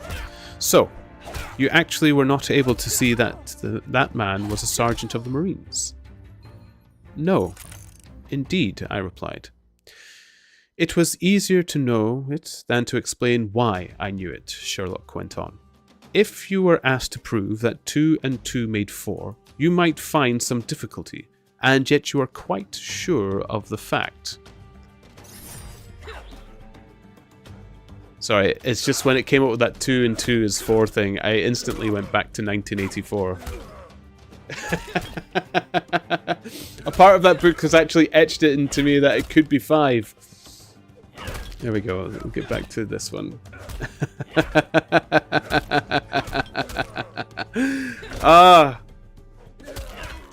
It's amazing what 1984 has actually done to me, even abstractly. It's really quite bizarre. So, you are quite sure of the fact. Even across the street, I could see a great blue anchor tattooed on the back of the fellow's hand. That smacked of the sea. He had a military carriage, however, and regulation side whiskers. There, we have the Marine. He was a man with some amount of self-importance and a certain air of command. You must have observed the way in which he held his head and swung his cane. A steady, respectable, middle-aged man, too, on the face of him. All facts which led me to believe that he had been a sergeant. "Wonderful," I ejaculated. Sorry. It's difficult for me to use that word.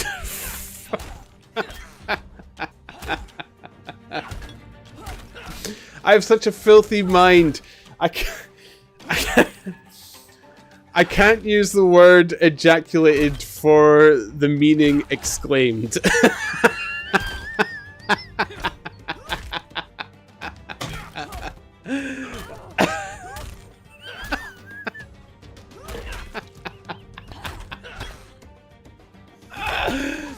Okay, that broke me. My goodness.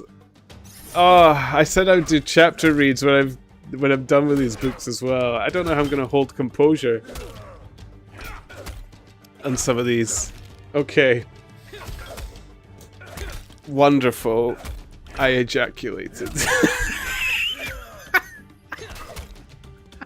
I can't do it. I can't do it.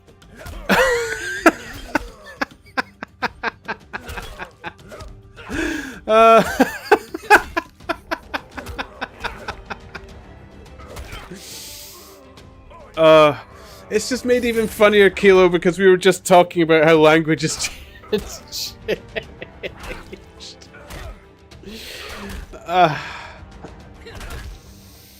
Okay. Lovely. Wonderful, I exclaimed. "Commonplace," said Holmes, though I thought from his expression that he was pleased at my evident surprise and admiration. "I said just now that there were no criminals. It appears that I am wrong. Look at this." He threw me over the note which Commissioner had brought. "Why," I cried, as I cast my eye over it, "this is terrible." "It does seem to be a little out of the common," he remarked calmly. "Would you mind reading it to me aloud?" This is the letter which I read to Sherlock. "My dear Mr. Sherlock Holmes, there has been a bad business during the night at 3 Lauriston Gardens off the Brixton Road. Our man on the beat saw a light there about 2 in the morning, and as the house was an empty one, suspected that something was amiss.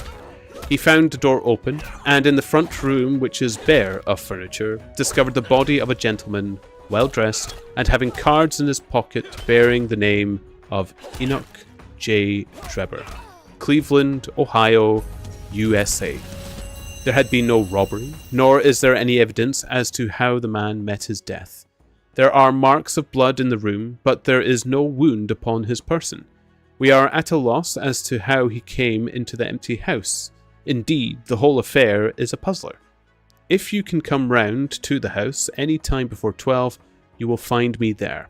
I have left everything in statu quo until I hear from you. If you are unable to come, I shall give you fuller details and would esteem it a great kindness if you would favour me with your opinion. Yours faithfully, Tobias Gregson. Gregson is the smartest of the Scotland Yarders, my friend remarked. He and Lestrade are the pick of a bad lot. They are both quick and energetic, but conventional, shockingly so. They have their knives into one another, too. They are as jealous as a pair of professional beauties. There will be some fun over this case, if they are both put upon the scent. I was amazed at the calm way in which he rippled on. Surely there is not a moment to be lost, I cried. Shall I go and order you a cab? I'm not sure about whether I shall go, said Sherlock. I am the most incurably lazy devil that ever stood in shoe leather. That is, when the fit is on me, for I can be spry enough at times. Why is it just such a chance as you have been longing for? Said I. My dear fellow, said Sherlock, what does it matter to me? Supposing I unravel the whole matter, you may be sure that Gregson, Lestrade and Co. will pocket all the credit. That comes of being an unofficial personage. But he begs you to help him, I said. Yes, he knows that I am his superior, and acknowledges it to me, but he would cut his tongue out before he would own it to any third person. However, we may as well go and have a look. I shall work it out on my own hook. I may have a laugh at them if I have nothing else. Come on. Sherlock hustled on his overcoat and bustled about in a way that showed that an energetic fit had superseded an apathetic one. Get your hat, he said. You wish me to come? I asked. Yes, if you have nothing better to do. A minute later, we were both in a hansom driving furiously for Brixton Road. It was a foggy, cloudy morning, and a dun-coloured veil hung over the housetops, looking like the reflection of the mud-coloured streets beneath.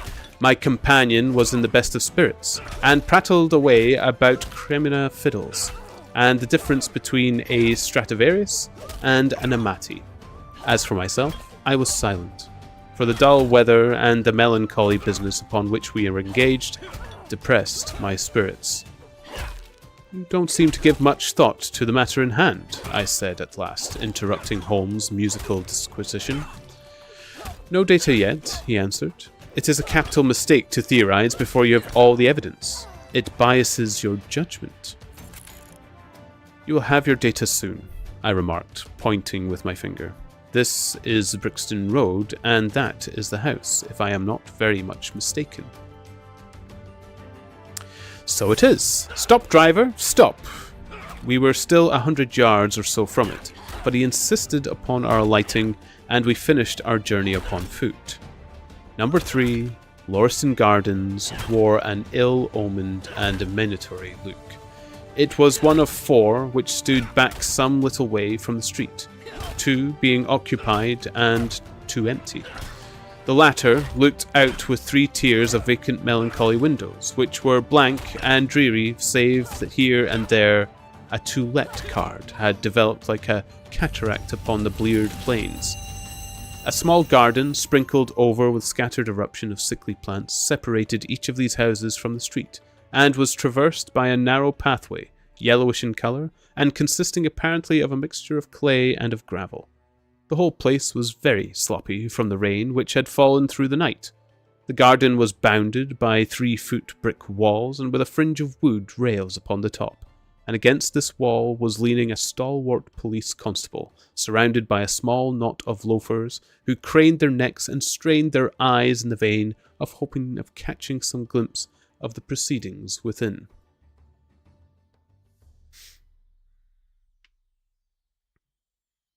There we go.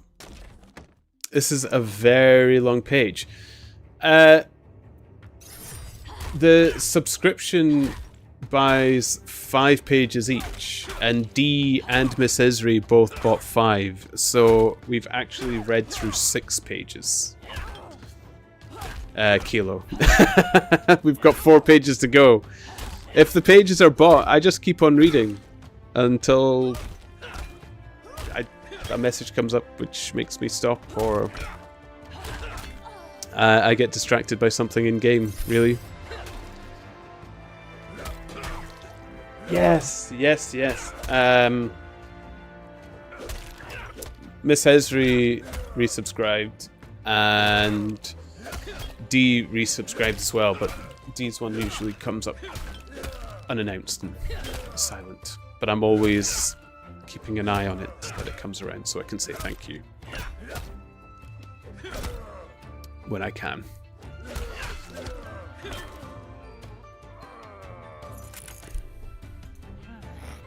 If it was me, I'd get carried away and forget to stop at 5. I do sometimes. There's, like, sometimes when I was reading 1984, it just gets to a really good bit, and I just want to keep reading on.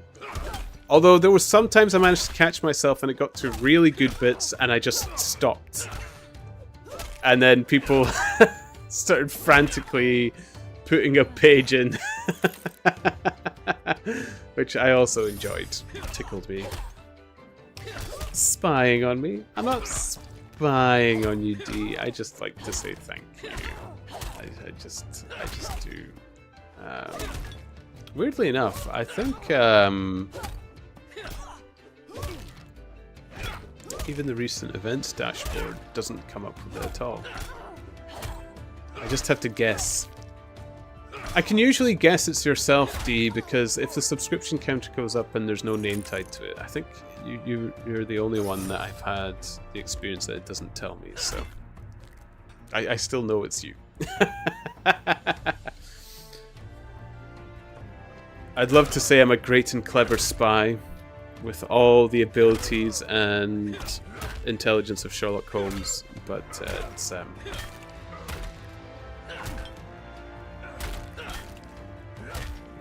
not so much. Oh, I actually might die here.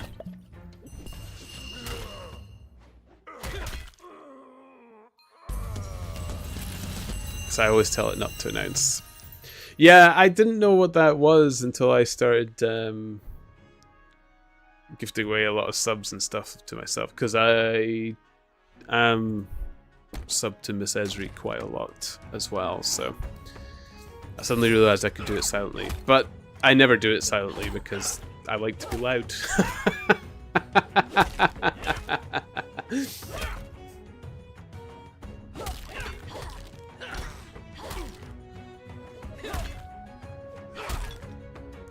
But then I'll never know how many months it is. I think you are my longest subscriber, Dee. By a long way as well.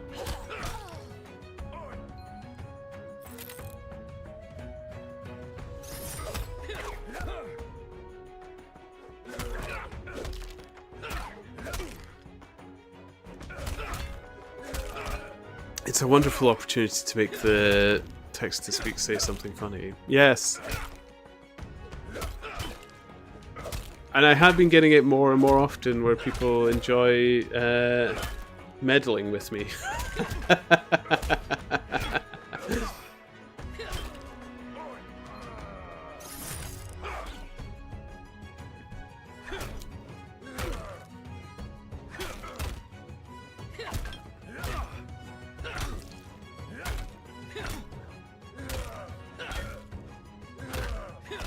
Man, I've gone up quite a few levels today. Nearly 20. And not all that much time, either.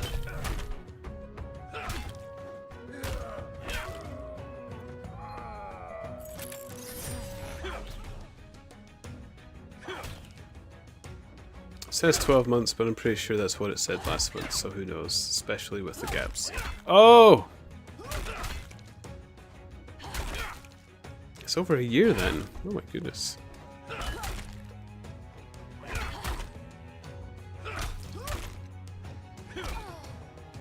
Probably doesn't help that somebody in particular keeps disappearing for months on end at a time.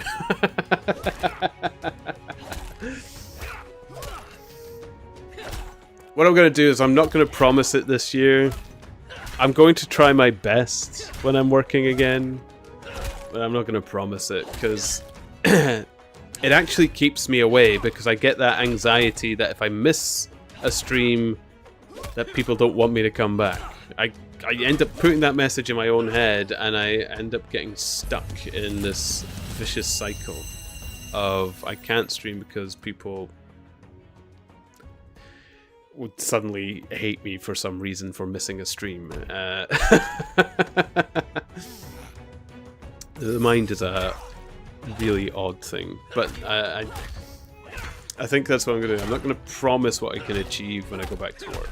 I'll just do it when I can, and then I don't have that obligation over my head. Following since May 2017, but I don't know when the sub started. Sir, you may perish if you try to stream while you're working.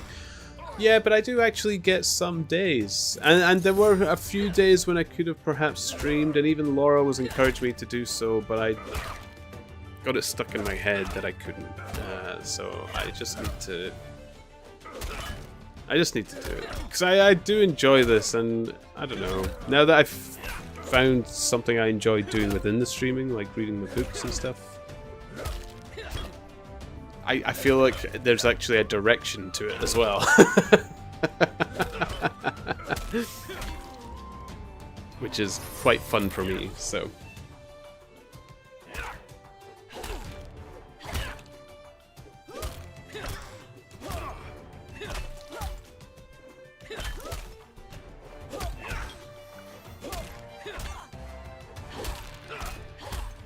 I mean... So I do a full year's work in 6 months. What's a few more hours on top of that? I'm sure I'll be fine.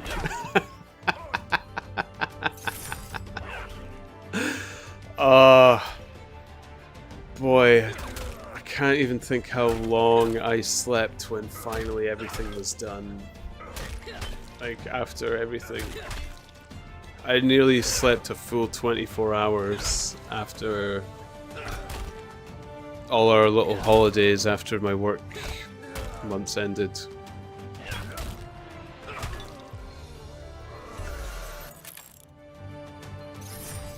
It was good. It was good sleep.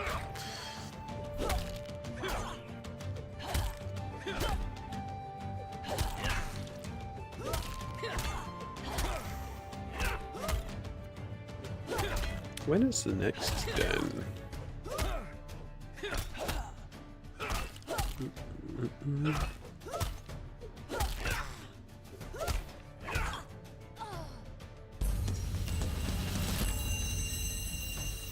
83. 83, okay, that's not nearly as bad as I thought it would be.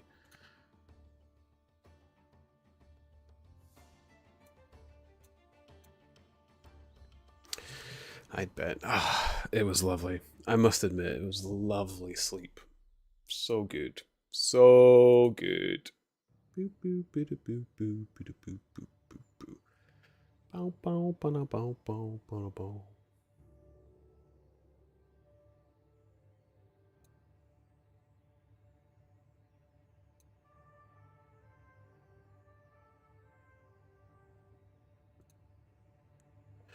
Okay.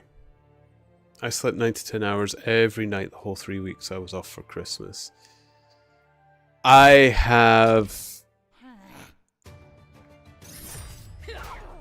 think I did exactly the same, Kilo. It was so quiet in the house. We didn't have family visiting, and we weren't visiting family. Laura and I just had a quiet Christmas to ourselves, and I think we did exactly the same. And we watched so much films and shows that we were wanting to catch up on as well. There was a few... Like, we watch a lot of Best Friends play. I know they're not friends anymore. I don't know if anybody else was fans of Best Friends play when it was Pat and Matt playing games.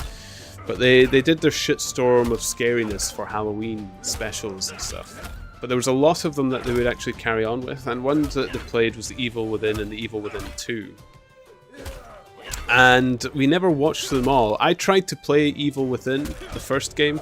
I love my horror games, I really do. But I didn't really like The Evil Within, and I didn't complete the first game because it was just... I just didn't like it. Just didn't like it. And we're watching through the second game, which admittedly has some interesting things in it, but so much of it seemed drastically awful as well that I knew I wouldn't play through it either. So we've been watching them play through that as well. But those games are huge. They're so long, which is also part of their problem as well. So I'm glad we're watching them, and we actually finally managed to catch up on a lot of that as well. Which we meant to watch over Halloween. We ended up watching it over Christmas. But, you know, we kind of find Halloween a little bit more exciting than Christmas, really. So it was appropriate overall. And then we slept for 9 or 10 hours as well. It was fantastic. Wash has really enjoyed it. A pug's proclivity in sleeping up to 16 to 18 hours a day. It was right up his street. He was very happy about it. Especially because it meant we were downstairs most of the time instead of up on our computers. So he could cozy up to the stove quite happily. Kilo, my gran and my sister stayed over here, and from the afternoons we went over to my dad's partner's place, where all the festivities were going on. Okay. So it was a good family get together then.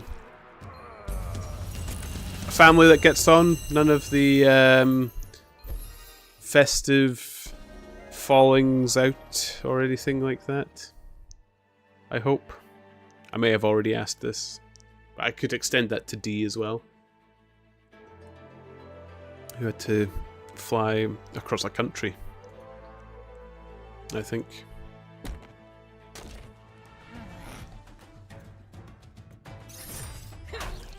And before anybody wonders, I haven't forgotten about the last 4 pages. I've just been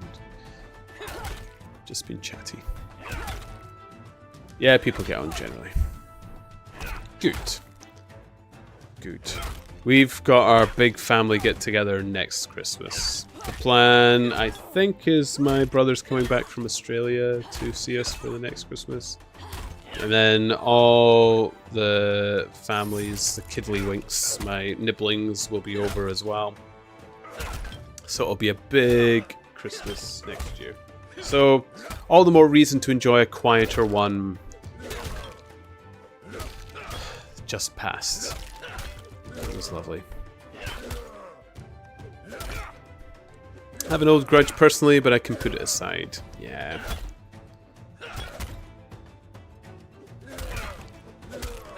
I know they say you should put grudges to bed, but I don't know. I quite enjoy a grudge. I'm not a particularly spiteful or hateful person, so when I do get an emotion which distastes me towards somebody, I actually rather enjoy it. It's an emotion that I don't come across very often, and it makes me feel human, because sometimes when I see how angry people can get about others or upset, I feel a little alien, like something's a bit wrong, because I don't usually feel that way to anyone. So when I do come across somebody that does put my nose out of joint, oh, I love it. I love having a grudge. To the point where I usually become very friendly with that person because I don't want them to go away, because then I lose that grudge feeling. And then I'm left feeling alien again.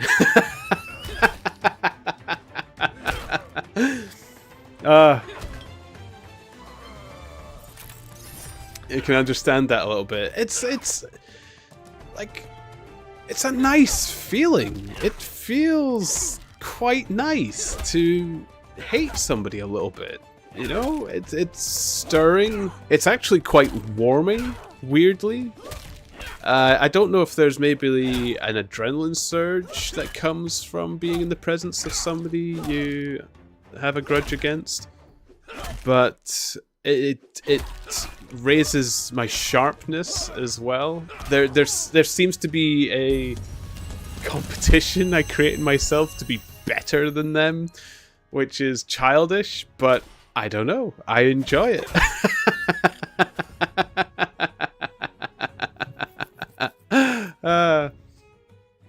I don't get too emotional about those things. I'm maybe more odd in that I revel in it, Kilo. I think you have a healthier approach to it where you can set a grudge aside, whereas I will enjoy it. I think my method is not what would be recommended by anyone in the mental professions.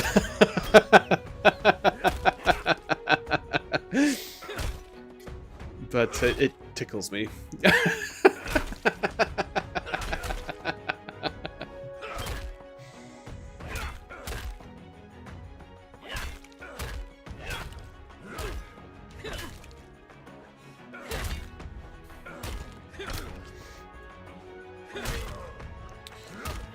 Terribly, I am just bewildered if I find someone I don't like. Only happened a couple of times and only once in a large way.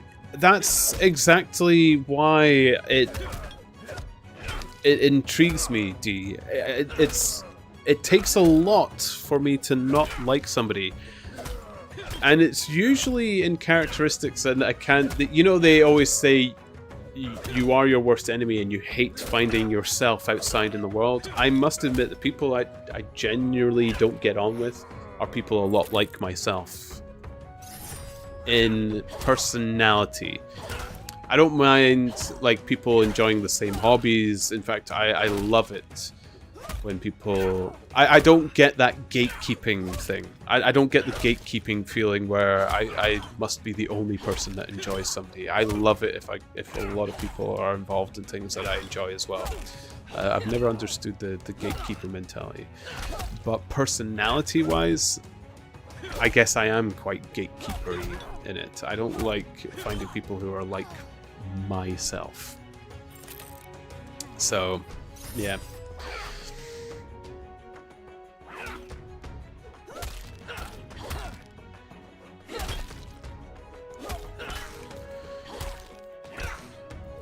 Kilo, I do try to experience emotions more strongly because I'm generally quite muted on emotions. I was muted on emotions. I always felt I had to hide my emotions. I don't want to pick a point, but it is, and it has been because of the general mentality towards men and how they should be stoic in life. I did try to create that stoic nature that is often assumed of a lot of men. I did grow out of that though when I realised that it was nonsense and it's perfectly normal to be quite emotional as a man. And I must admit, since being with Laura, which we've been together 10 years now, by the way, it was our anniversary. Not anniversary married, but we've been 10 years together. I actually could start unshackling myself and become a bit more emotional and realize that I am allowed to enjoy it outside in the open world as well as just at home. I am a flowery, emotional kind of gentleman and I enjoy it. Very, very, very much so.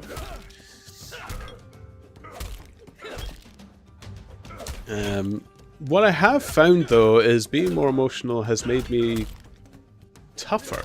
It's actually made it harder for people to break my emotions, which is something I did not expect. I've actually found that my skin hasn't got thicker, but it has become more repellent, which is a wonderful change that I have embraced as well.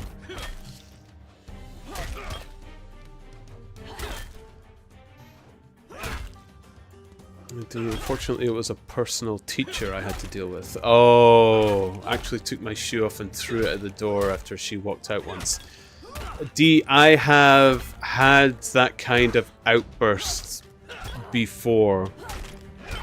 And it's overwhelming to a shocking degree where I can't believe I've done that afterwards. It was... I think I was actually coming home. I was in my car. I was coming home from work. I just wanted to be alone. Now, the person that was in the house was only my mother. It wasn't actually somebody that I didn't like.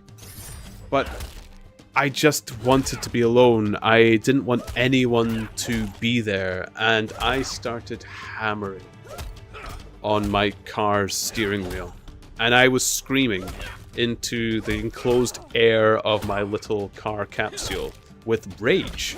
It was absolute, pure, unadulterated rage.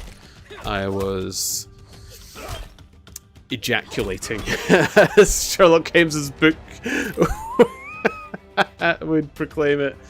It was feral. It was genuinely feral. I could not control myself. I had a really bad day and I really needed to be alone. And I did not need somebody to be in my house when I got there, but my poor car got the brunt of that. I think for me, I grew up around a lot of people who didn't understand autism at all, so my expressions of emotions get regularly misinterpreted and got me into trouble. Ah, yeah, I'm sorry to hear that, Kilo. Yes, this is something, not that I've experienced personally, but I have experienced through others explaining to me as well, because I must admit I am one of those people that finds it difficult to interpret when people have the difficulties that you were expressing. I find it very, very, very difficult to read it either.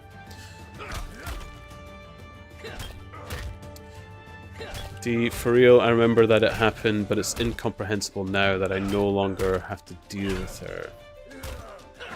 In the car?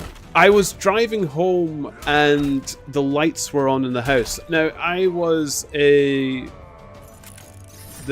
when I was the bus driver that did the service buses, so I did the late runs. So I was home at like 2 or 3 in the morning. That was quite typical of me. Laura would be asleep, Wash would be snoozing downstairs, and that's what I was expecting to come home to. That's... Oh, ejaculating into the car. Well, you know, some people have. Not my car. A filthy place. Yuck. I know where it's been. I'm not going to do anything now.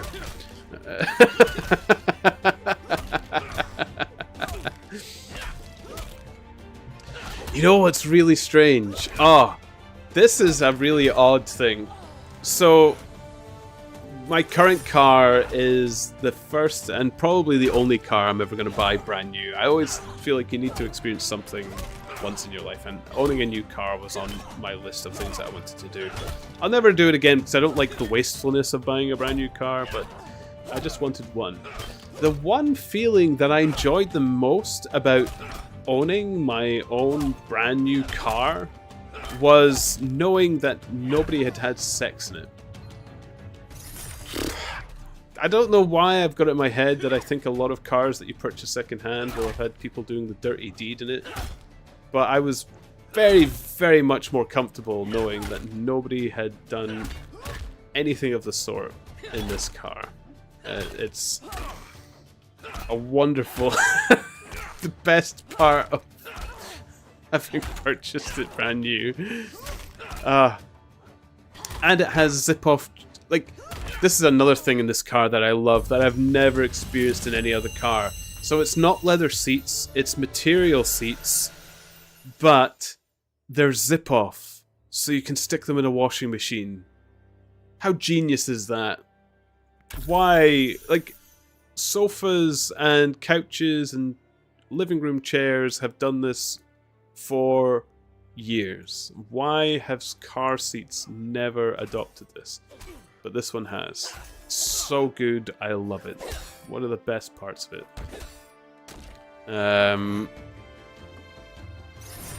That is fantastic. It's amazing.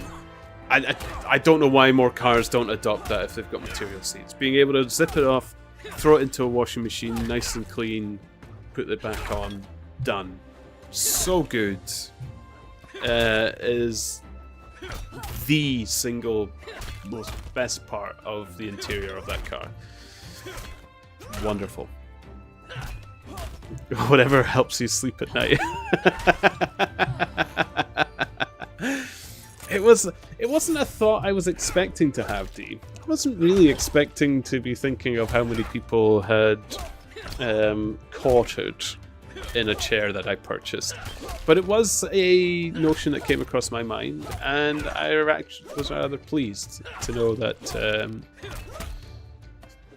it will have not been. I'm sorry if I've spoiled anybody's second-hand purchase car that they have now, especially if it's kind of a, you know, a collectible. Because in my mind, if you have like a classic car or a boy racer's car, if you're a hobbyist in the motoring world where you soup up your car and upgrade them and all manners of things.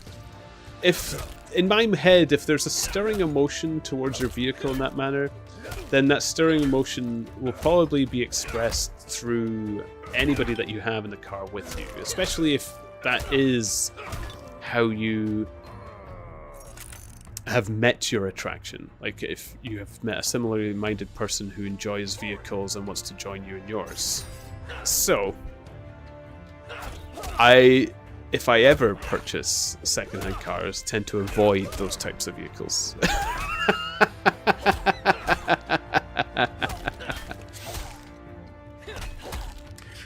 I'll call it battle hardened.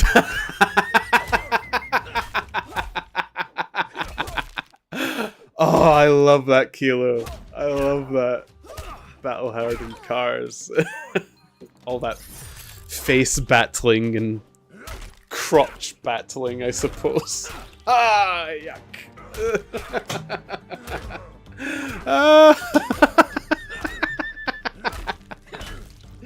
Oh, yuck.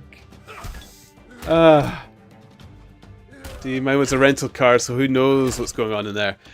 I don't know. Like, rental cars tend to... Well, I suppose if it's a flashier rental car, then yes. But if it's just a general rental cars, they tend to be frustrating.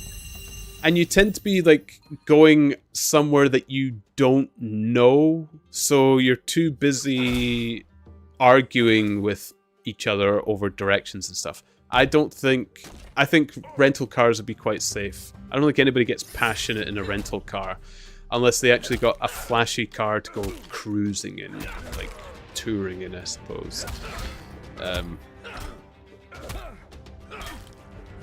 So go low-key rental, maybe. Alarin, having built my own car, I can assure you the emotion I constantly feel is nervous. So I'm sure that's what any passenger riding with me also feels. Really? Oh, and thanks for popping in, Alarin. It's good to see you. How are you doing? It's good to see you. I do have 4 pages banked. I know you like hearing me read as well. We do have 4 pages. I've just been talking about cars. Toxicity. Thank you for the follow. That actually adds a page. We've got 5 pages banked. Lovely. Thank you for the follow. I hope you're well. Welcome, welcome, welcome to the Turnip Fields.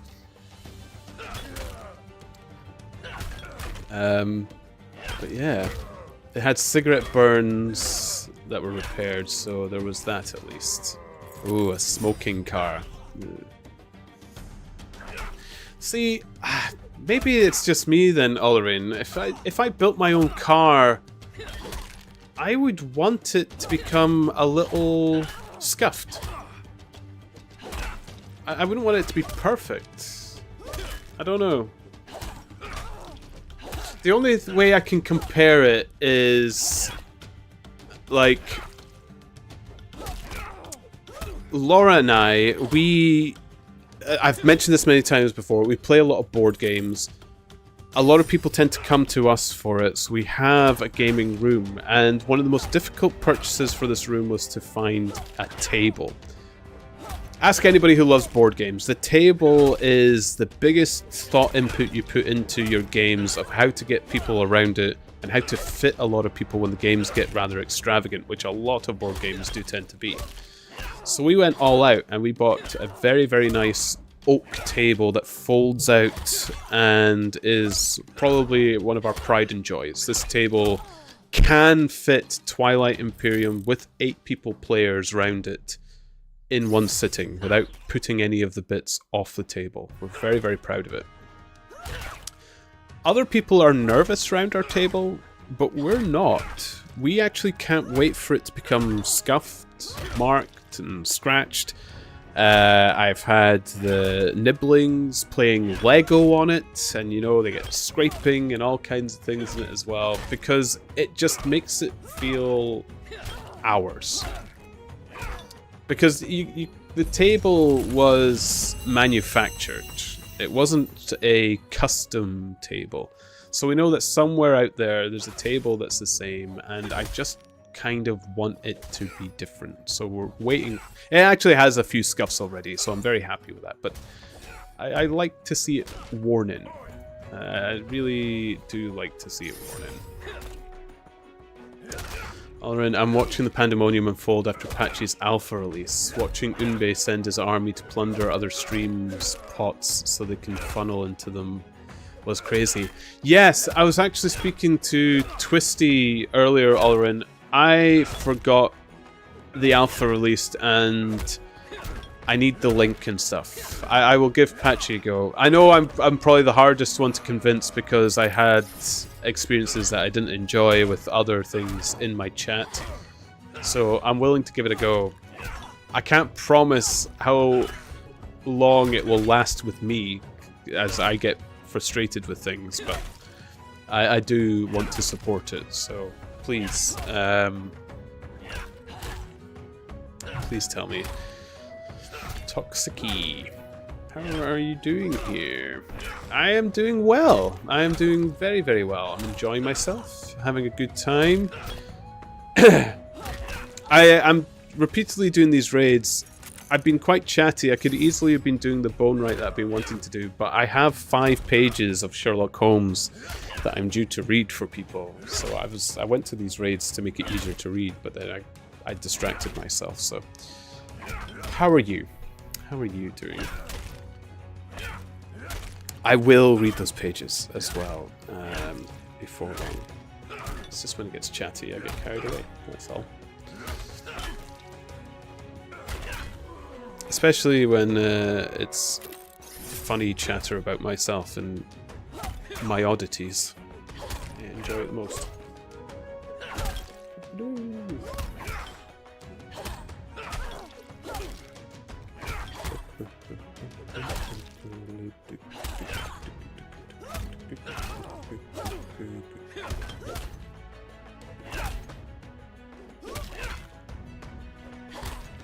Okay.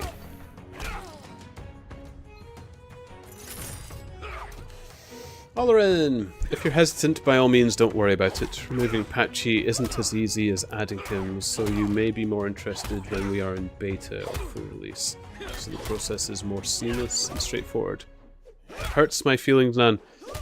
Well, there's that, but there were people at the beginning of my stream typing in PP. So people were looking for it. I think because we're so friendly and people enjoyed our streams together all around. I think people just expected me to have it. And to be honest, I probably should have it because it was fun when we were streaming together and people were using Patchy. So I'd be happy to give it a go. I don't mind if there's complications of removing it. I just was... My bad experience was the Pokemon game. It's a good game. The Pokemon game is good. It's just the constant messaging it had up relentlessly was... I just found it difficult. I found it a difficult interaction.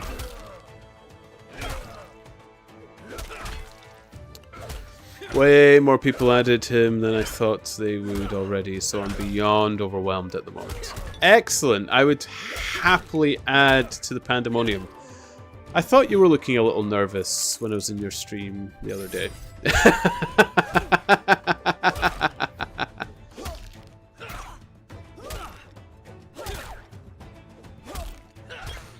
Patchy is for sure more chatty than Pokemon, I will say that. Yes, but it's more chatty, I noticed, from people interacting with it, rather than just it on its own.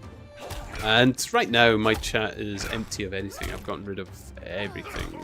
Because I even got annoyed with the one that I tried to make, which asked people to... It was my failed attempt to ask people to... the whole like, follow, subscribe thing. I thought I'd get the chat to do it, but I actually felt a little more dirty doing it that way. I'm such an odd fellow. It's bizarre.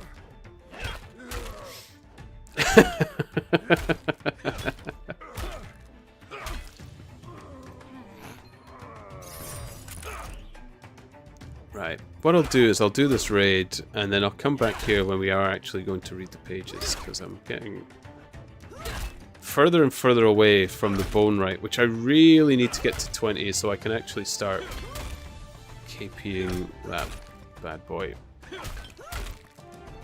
And doing passives. I need to passive the Mines and Mantaban a bit. I'm not as strong as you all are in. I can't do the smithing and crafting and all those bits that you are so good at enjoying, along with the mining. I'm gonna have to passive it for the 5-star quest.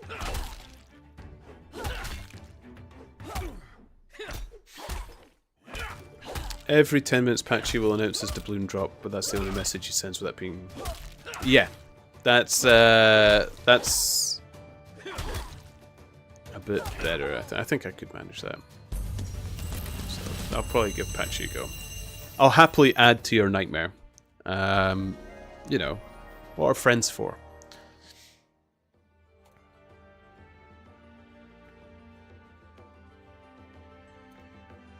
We miners are a different breed. Yeah, I like the Mines of Mantaban. I like the place.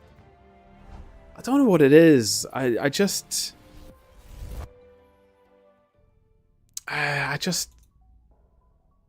don't like the skills as much. Saying that, I preferred these skills over the ones I'd had previously in Hopeport and Hope Forest. But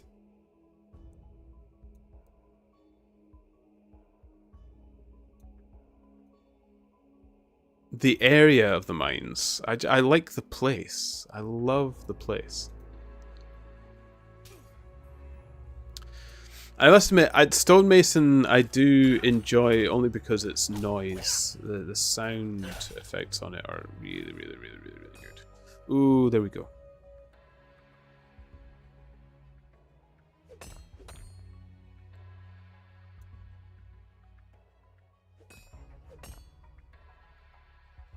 Do, do, do, do, do.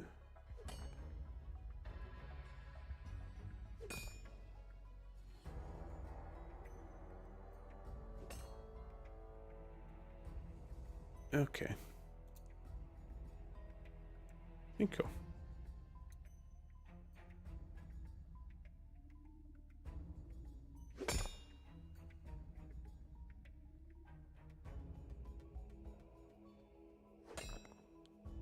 Can't stand the dust in the stonemason's room.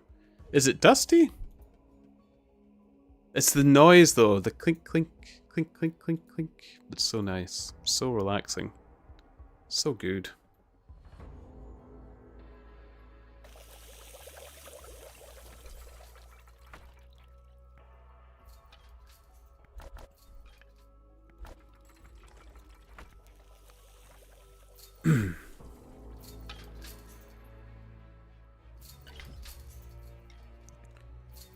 Okay. We might actually be able to read some of the pages whilst doing some of this work, so we got 5 pages banked when we're ready to kick off. Boop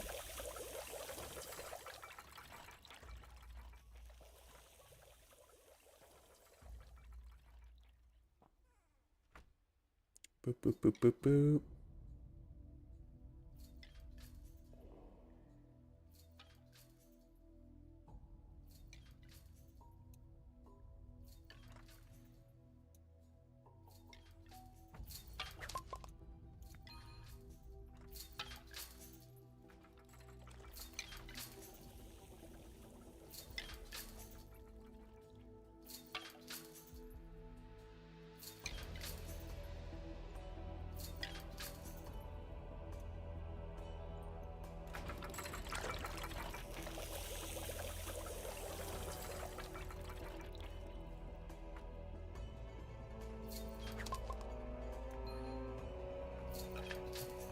Excellent. Okay. I will probably be best to look up Patchy once I've gone.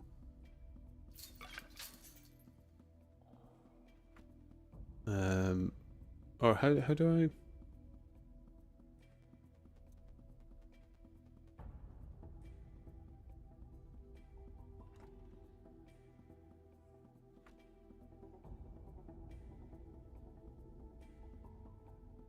Oh.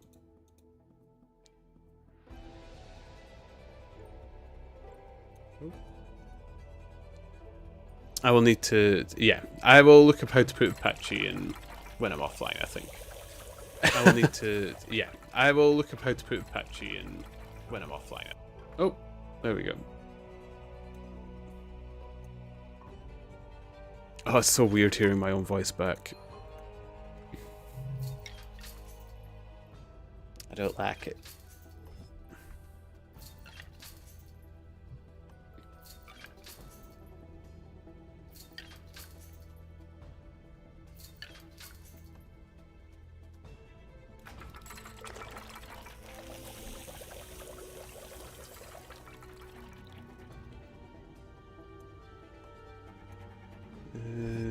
How to Patchy. Ah.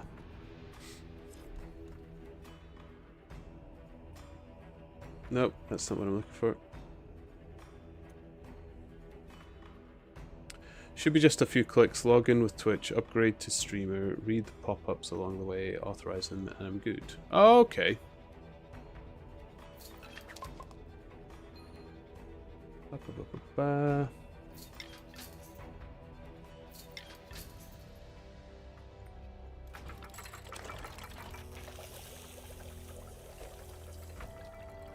Upgrade to streamer.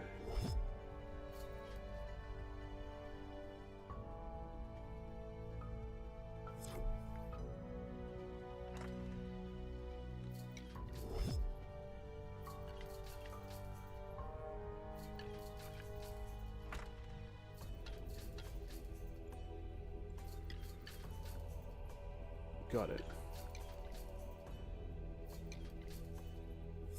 Okay.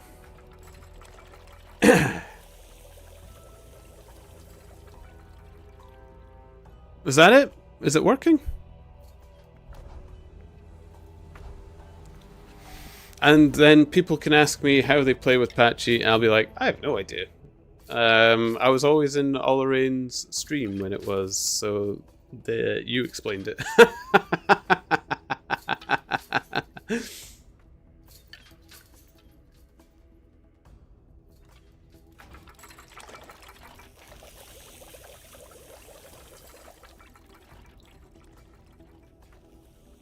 So, like, I have one question, Ulrin, and it's a very, very important one. It's probably not one that you were expecting, but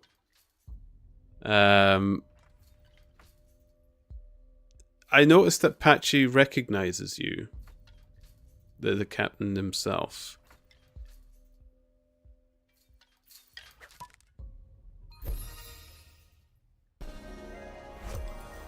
Wow, mod before the first time chat, they hand these things out in goodie bags these days.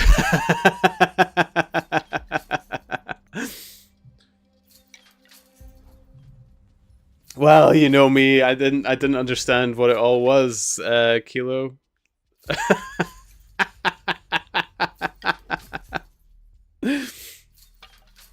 I think I remember when I made you a mod, we were both confused as to what it actually meant. But I did it anyway.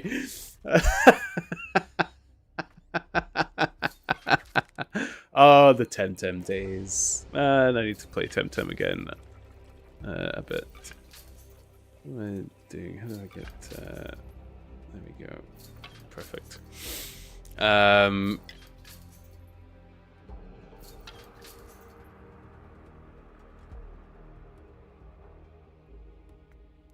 The guy just chucks swords out left and right. I think the last person I made a mod was I Lost. But I Lost was actually being really, really nice, and they got me shout outs among some pretty like nice Twitch people and stuff like that. So another one that I just deemed very, very worthy of it. But yeah, I'm still not 100% on what it does or means, or what it benefits you guys, or if it just gives people work to do.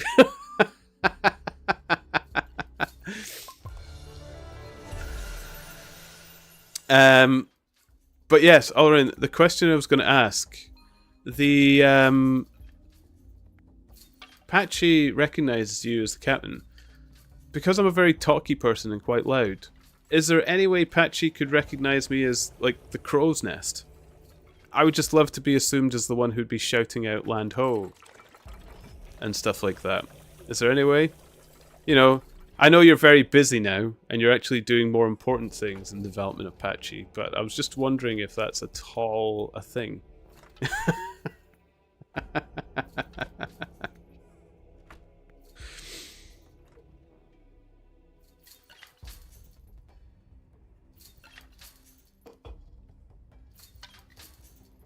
To start a game, it's PP, new entry prize. So PP, new 110 would be 1 cost to roll and 10 for the starting prize.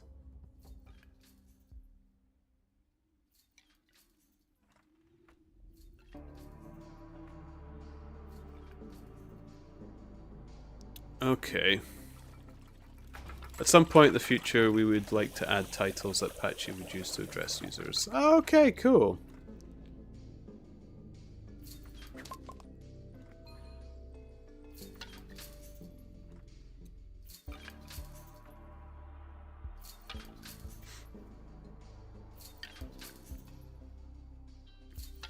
So what do? I actually have a lot of coins. I have 722.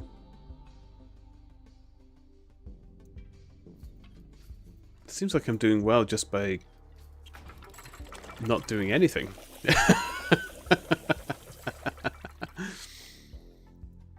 I guess... Oh, there's a leaderboard, isn't there? I'm probably quite low on that.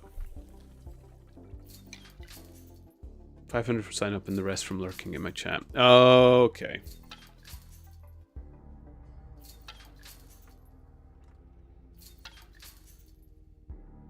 Are you streaming just now, Olrin?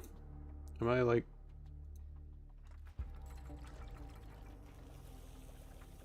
No. No.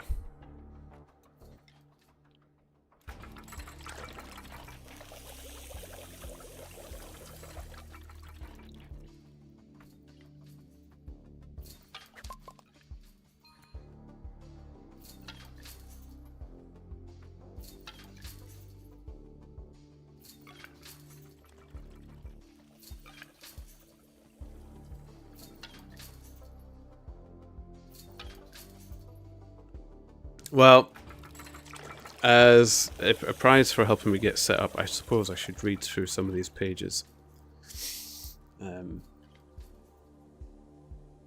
Because I've put it off long enough, and we have six? I've got 5 written here. Oh, wait, it will be 5. So it was down to 4, and then we got 1 for the follow from Toxiki. Thank you, Toxiki. Kilo, there's a god in Smite called Oleron. So I keep just hearing that when you say Oleron. I think I'm saying Oleron's name wrong. It's just Oleron's name is spelled very Scottish. And that's exactly, the all is great. All Aaron, Oleron is just, it's like the old brook in Scottish. And it's such a beautiful word that when I see Oleron, it just sounds very it's very familiar. It's probably not correct, but it's very, very nice. That's how I've been reading it. So it's a lovely name to read in Scottish. Or Gaelic, more accurately. Sorry. It's Scots.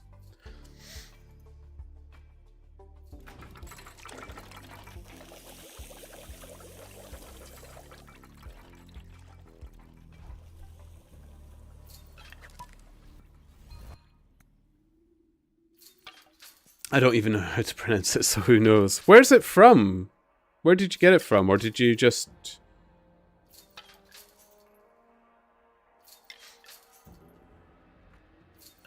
come up with it, like piecemealing it with different words?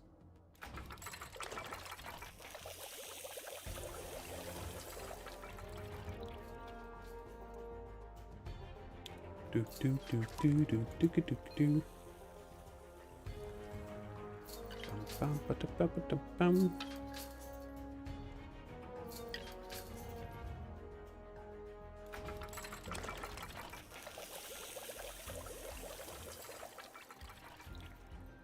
Random name generator from WoW. Oh!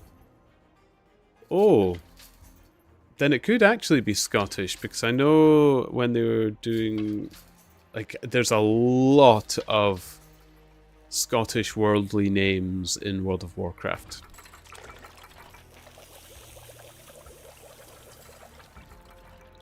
Especially anywhere around the dwarves.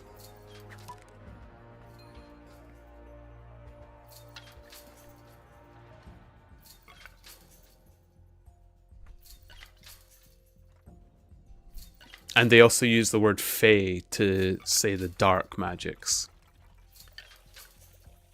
Which we do too.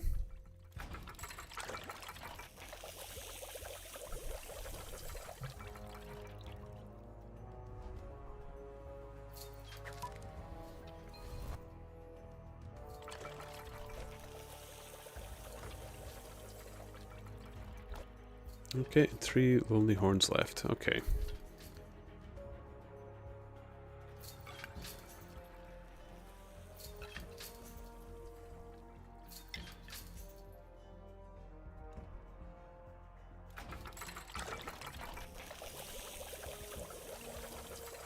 Right, I've done this a little bit.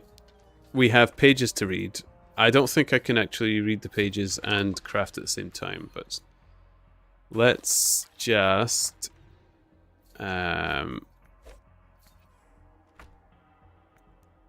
back to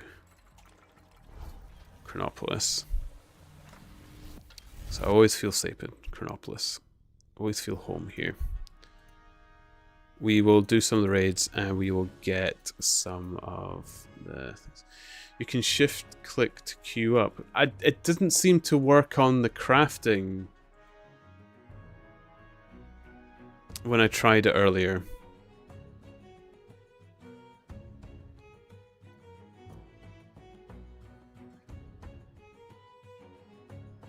Or when I gave it a go. I know the update came out, but I couldn't get it to work. I tried it on Bone Right earlier, and it just seemed to restart what I was doing.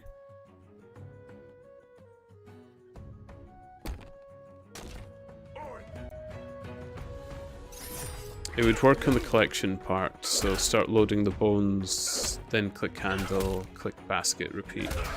Yeah, I've finished all the bones that I have now, though.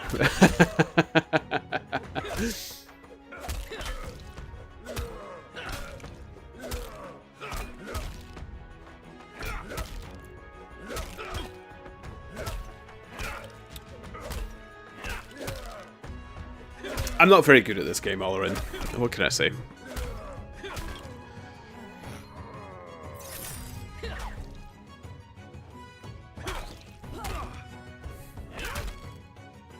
Okay, we have 5 pages.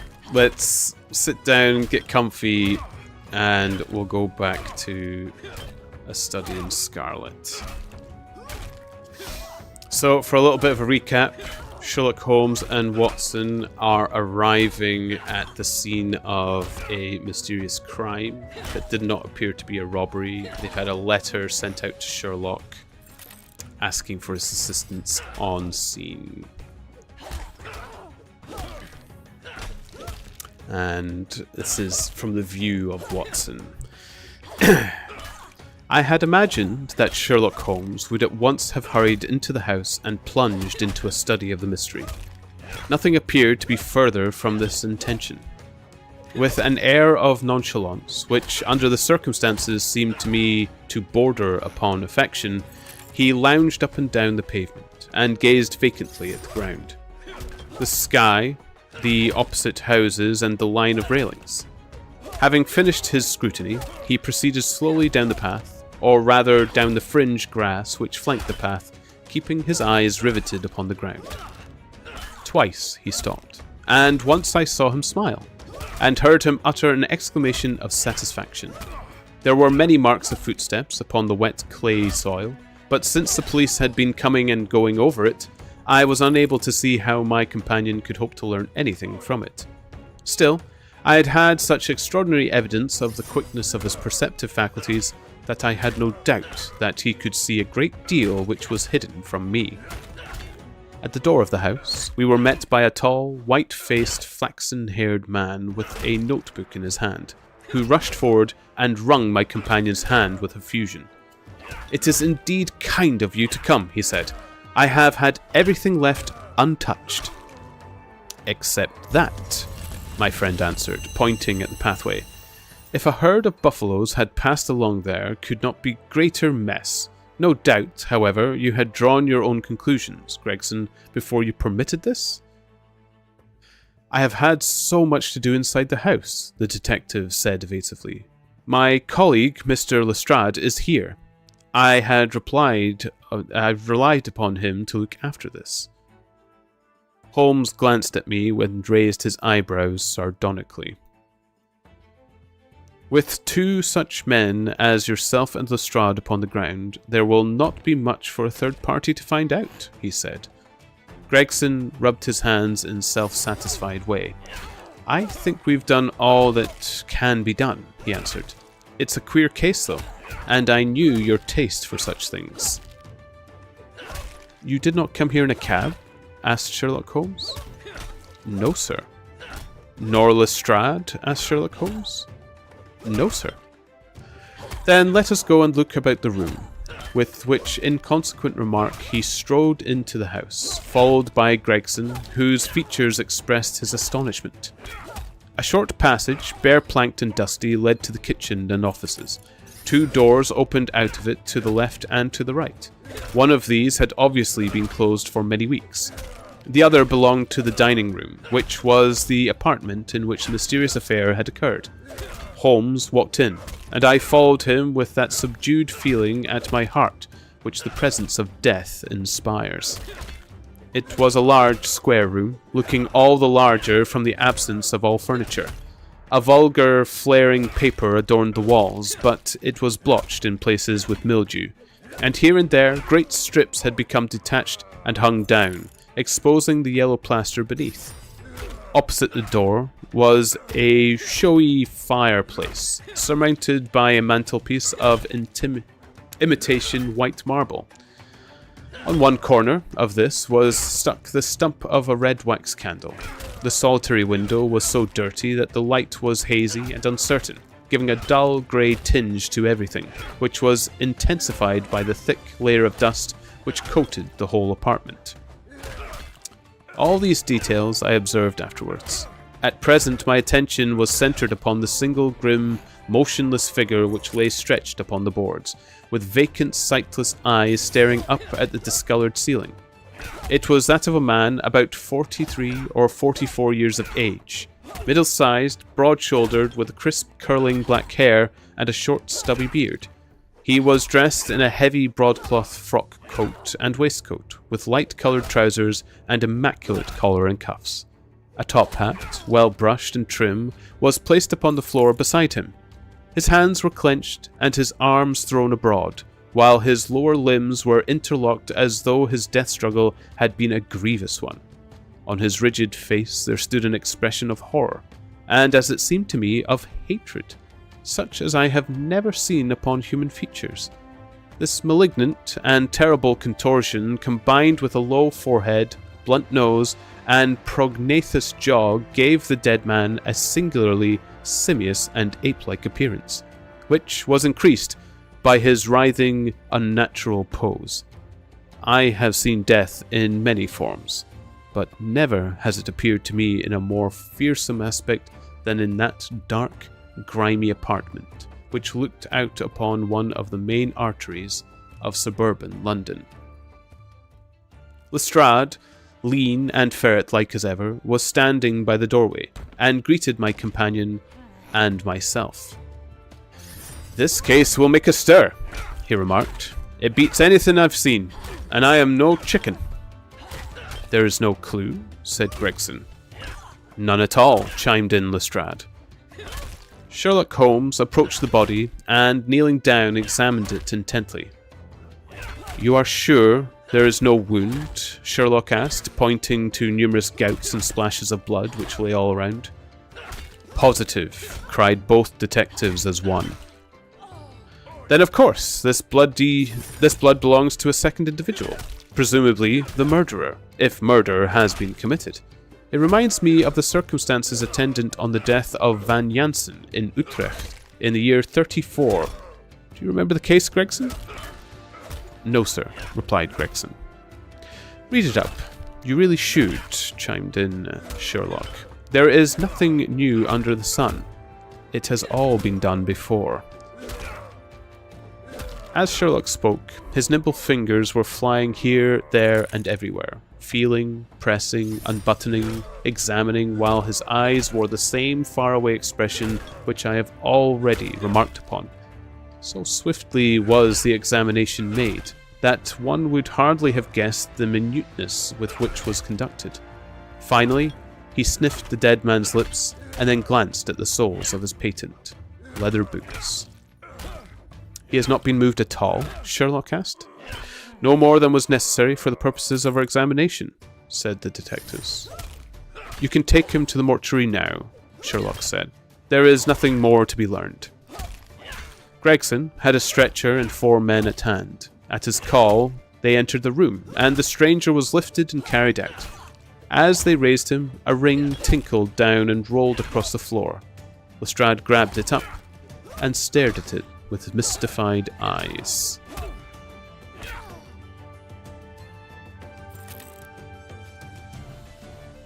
There we go, guys. 5 pages done and down.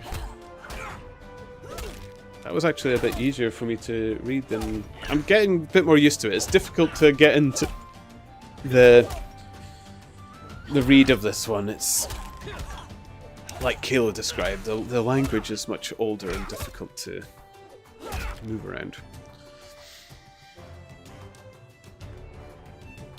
Kilo. Right, did they die from the arsenic they used to put in the paint? Oh, here we go. I mean, it's a little unfair. I can't chime in on the guesses as to how the crime was committed. And I've never read this book.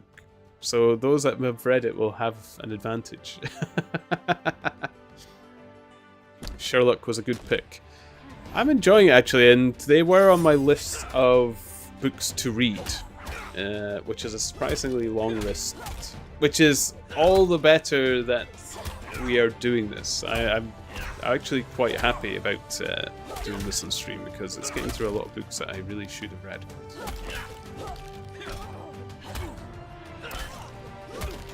How embarrassing for you, Gregson. The amount of mistakes that Gregson has done already. Shameful.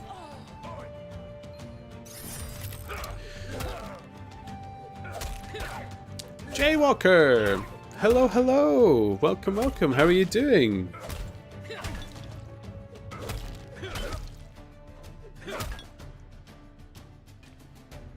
Kilo, I heard a real life story of someone who got poisoned by paint with arsenic, flaking from the ceiling and falling into their tea. Well, it wouldn't take much.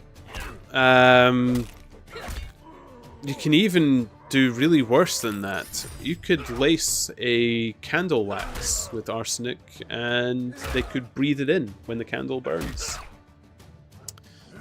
It's very potent, incredibly versatile, and it was difficult to detect. I think they can detect arsenic poisoning more readily now. But you can keep the doses quite low and it's still difficult.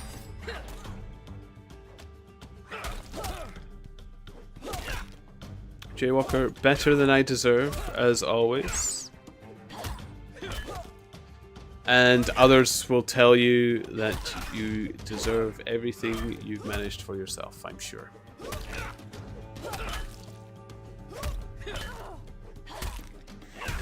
But if you have a likeness mind of mine, you won't believe them.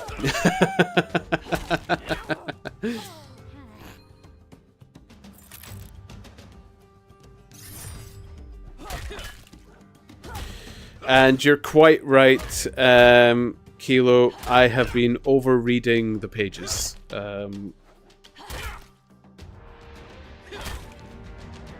It's so difficult with Kindle. It doesn't make sense how it... Some of them are 3 Kindle pages long for one page. Another one just flicks over at 1. It's so... And I cannot get it to display as the original pages. I don't know if you need to do it on a tablet for it to achieve that or something. It's... it's upsetting. Okay, without more pages to read, let us continue on with the bone right.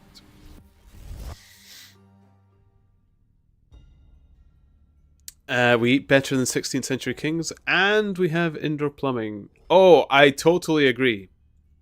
I love it when that question gets raised of, if you had a time machine, where would you go? And you get people to say, oh, I'll go to, like, medieval Europe, where heroes were born and stories were created. And I'm just like, no way. Absolutely no way would I go back to... in time anywhere.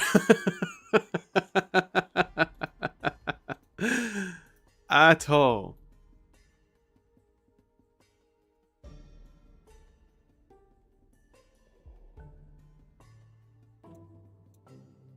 I particularly enjoy indoor plumbing, especially with being able to eat better than 16th century kings. Sometimes I overindulge and that indoor plumbing gets far heavier use than it deserves.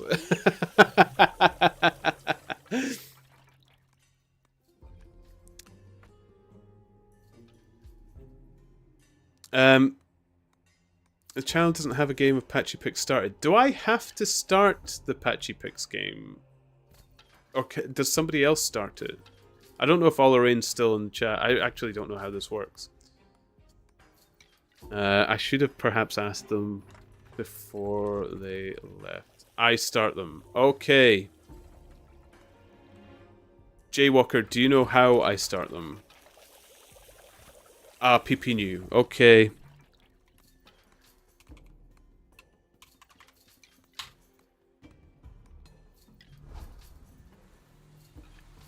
Oh, fudge. Okay. D was actually paying attention to Oleraine. 110 would be one cost roll, and 10 would be the starting price. Well, let's start with that then, shall we?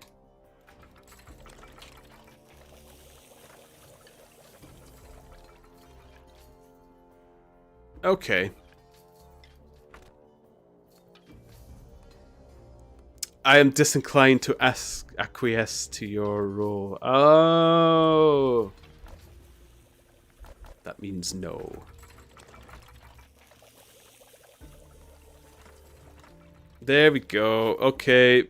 Sorry. I realize now, Oleraine, that you were telling me how to start the game, and I didn't even start it. I'm sorry.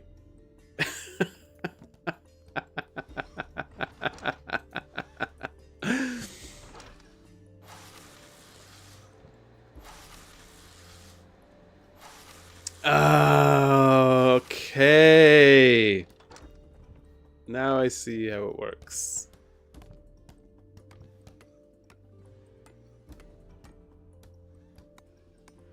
Do do do do do do.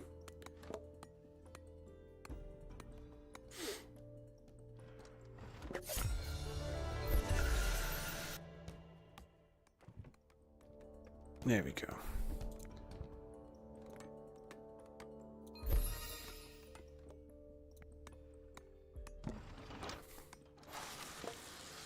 Typical. It is very typical of me, D. See, the Brighter Shores community, D, still hasn't learned my full character proper yet, so...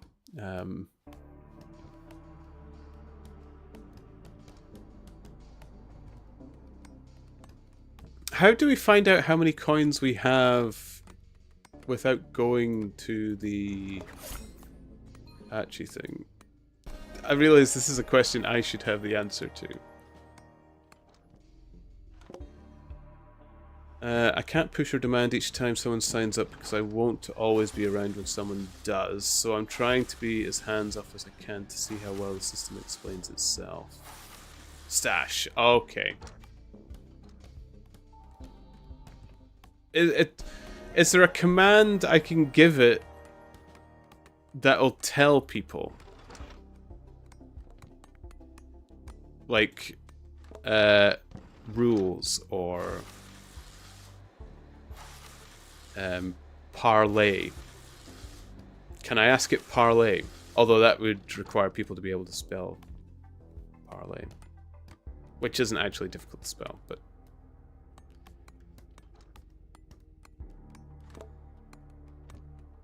will be forthcoming. Okay.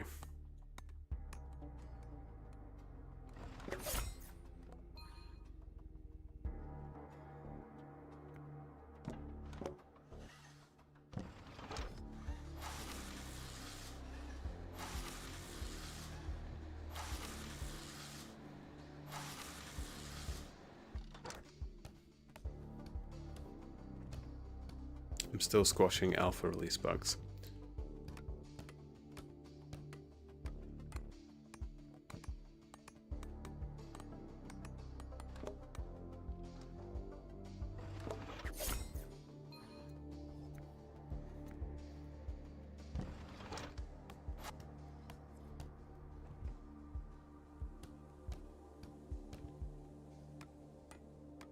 Well, if I can make a mess of anything, I'm very good at it, so I will let you know.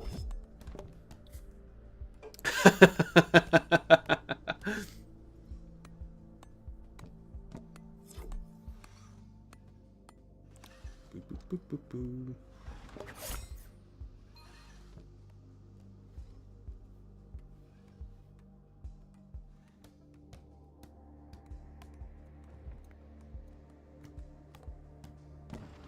Current motto is please break our bird. Okay. I can manage that.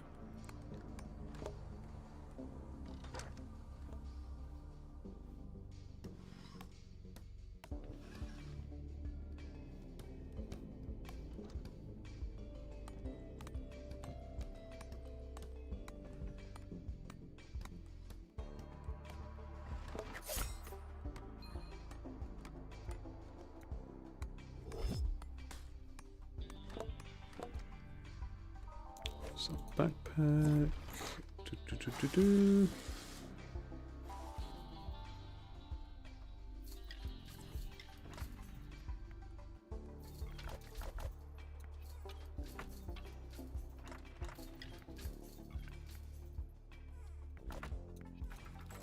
Okay, I'm probably going to run out of that. But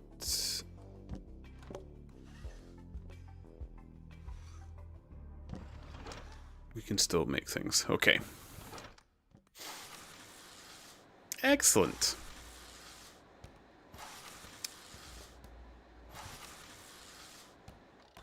Do do do do do do do do do do do do do do do do do do do do. Wap wap wap wap.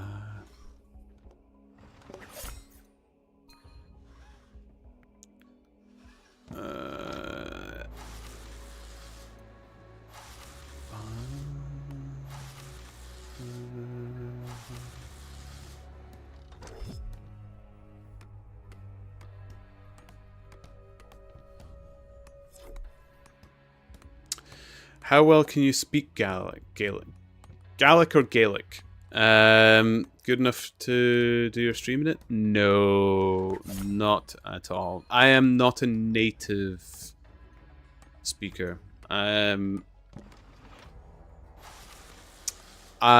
live in areas of Scotland where it does get spoken on occasion, but not natively so much. I know a few little bits here and there, but nothing.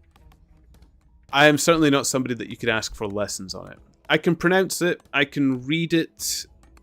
My pronunciation's not the best because my accent is not particularly strong either. So it can be a little bit awkward sometimes when I am talking to native Gaelic speakers. That being said though, even in short distances across certain Western Isles and such, there is notable differences of pronunciation of Gaelic as well. So it's a tricky one. I'd love to see Gaelic for 10 minutes as a channel point reward. I don't think I could manage it. I really don't think I could manage it, Jaywalker. I don't know it that well at all. It's as broken as my Dutch, which is pretty broken. I'm never going to claim to be a Gaelic speaker. Absolutely not. I'm not going to insult those that are native talkers of it because it's a very proud thing, and quite rightly. The Gaelic language represents far more than just the communication that they have with the people. It's the last surviving piece of Scotland that when...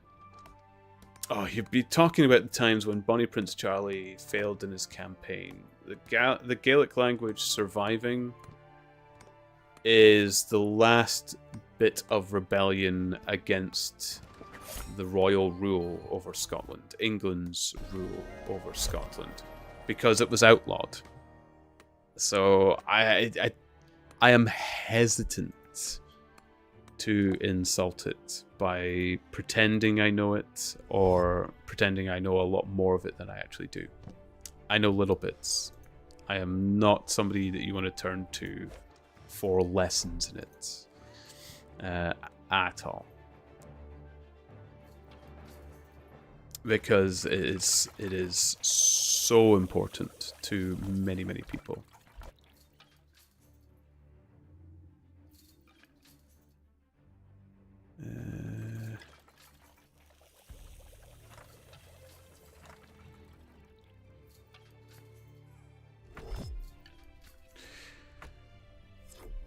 Jaywalker, yep, I know that. I'm such a language nerd. I love the respect you have for it in that way. Yeah, it's one of those ones I wish I was. I wish I was from that part of Scotland where I grew up with it and it was a piece of my history. Absolutely, because what it means is so important.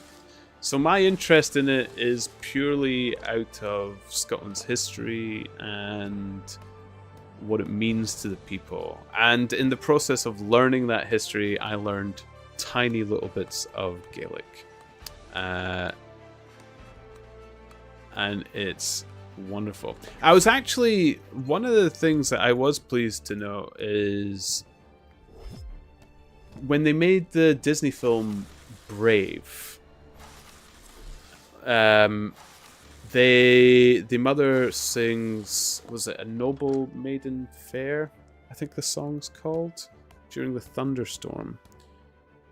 And I didn't know how people would react to that when I started talking to many, many friends that I have out on the west coast of Scotland.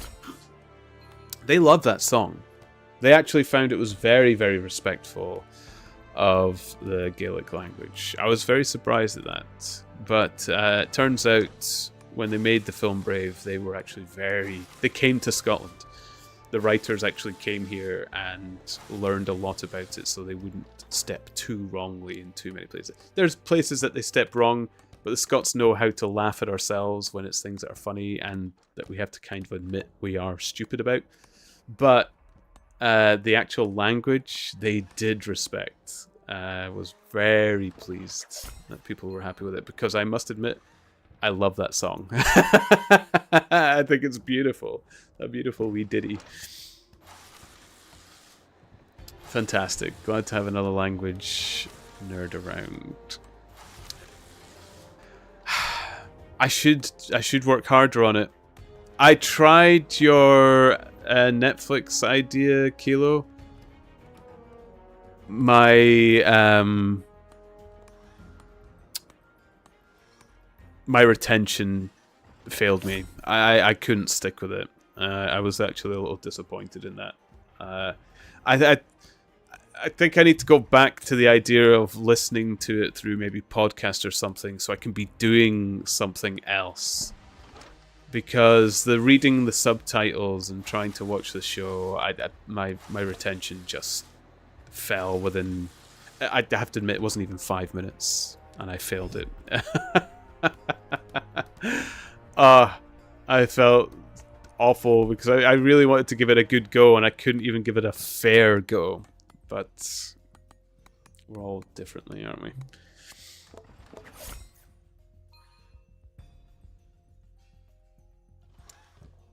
Oh, ich kann auch Deutsch sprechen. Es war meine erste Sprache.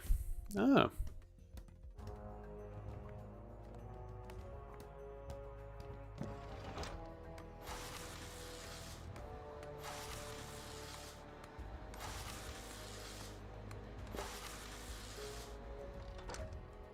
Heb je in Nederlands praten? Of heb je geen Nederlands praten? Geen?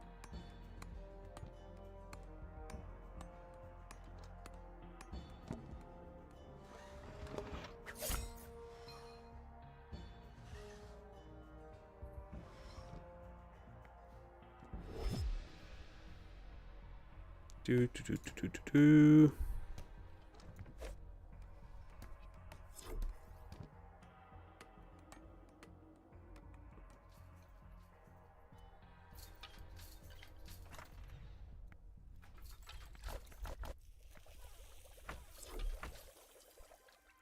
I am gonna run out of this stuff. Oh, I was really hoping it would be enough to get me to level 20.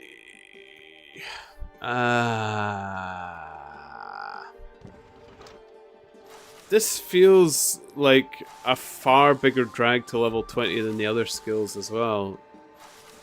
I don't like Bone Right.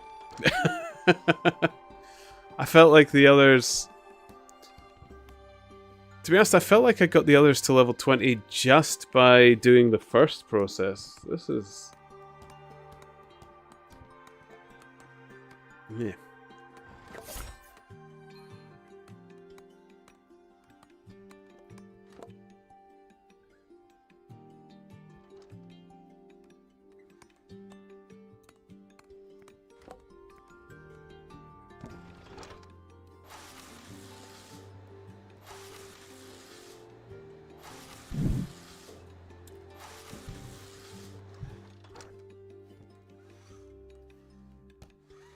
Boom, boom, boom, boom, boom.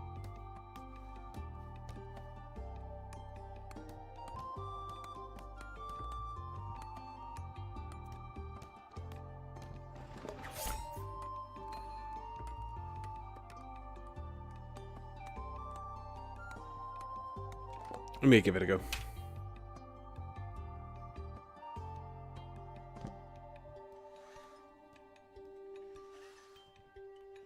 Boom.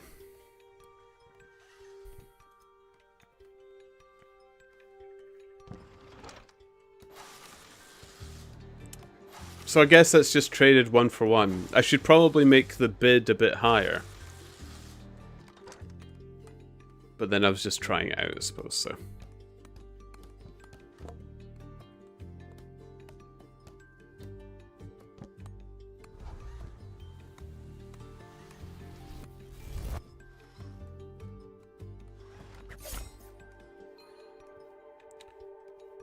Can't be afraid to sound...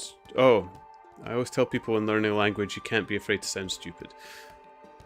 I am not particularly afraid of sounding stupid. I found... I was actually speaking... I think it might have been the last time I was speaking with yourself, Jaywalker. I actually found that people appreciate you even trying in most cases. My problem is I have a fleeting attention span. And before anybody suggests that I should have it looked up, yes, I have gone to see if I have any form of ADHD, and it came up inconclusive. It is more... I get excited about new interests in the purpose of seeing new people and stuff like that. I can't stick at a language long enough. And it's not that I'll pick multiple languages and try to learn them all at the same time or anything like that. I just can't even stick at one where I practice it over and over and over so it can be a bit more habitual. I just end up doing something different.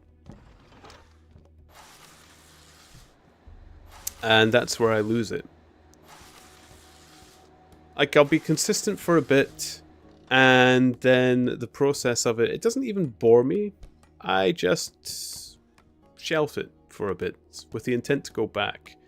And before I know it, I've picked up another few hundred things that I want to do in that time. Or there was 100 things that I'd already shelved before that I have not yet done.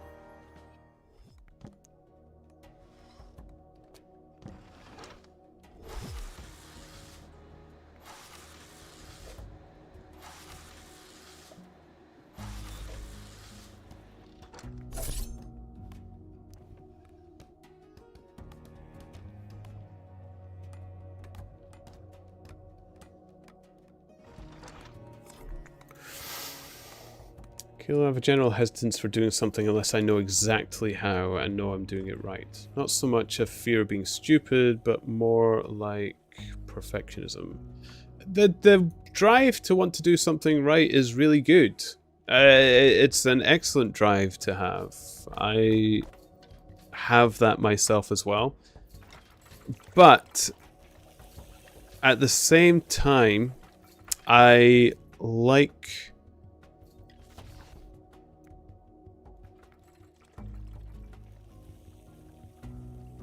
learning from my mistakes. I love making mistakes. I love being wrong.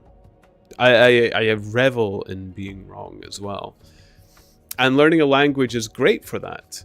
I especially love the moments where I tell people that I know a bit of a language, people start to speak to me in their language, I try to return in their own, and they're like, wow, you know really nothing at all.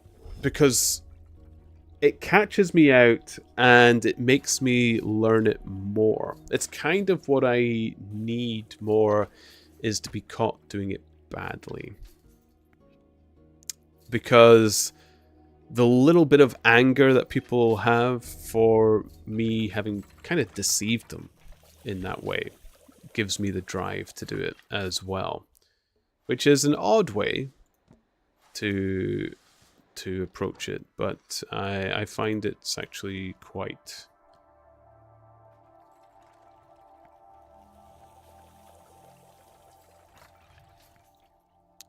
I don't know what I'm trying to... It's quite a good drive.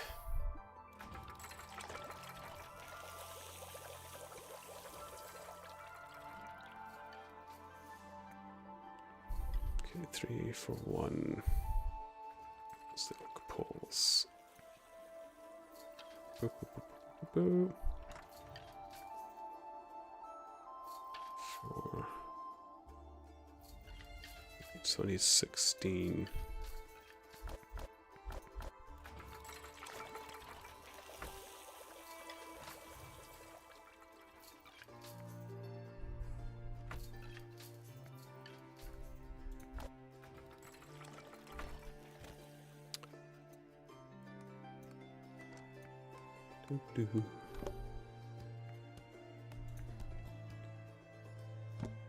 It needs reining back sometimes, because sometimes I'll sit around thinking about doing something rather than just doing it. In programming, gaming, languages, etc.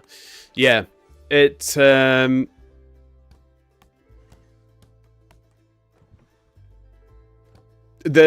one part of perfectionism that I find difficult to get over is trusting the process. It's one that I need to tell myself over and over again.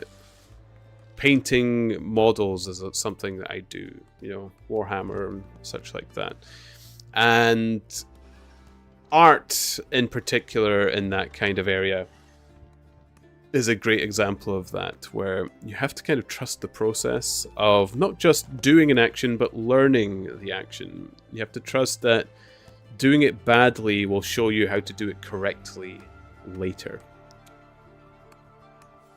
And it's just important that you can identify the bits that you've done badly, which naturally, being a perfectionist is great at that. Being a perfectionist is great at identifying what you're doing wrong. So that aspect of your personality is actually a greater benefit through the trusting of the process. The problem is getting to that trusting the process, because you want to get it right first time, which is largely impossible. Not completely, but largely.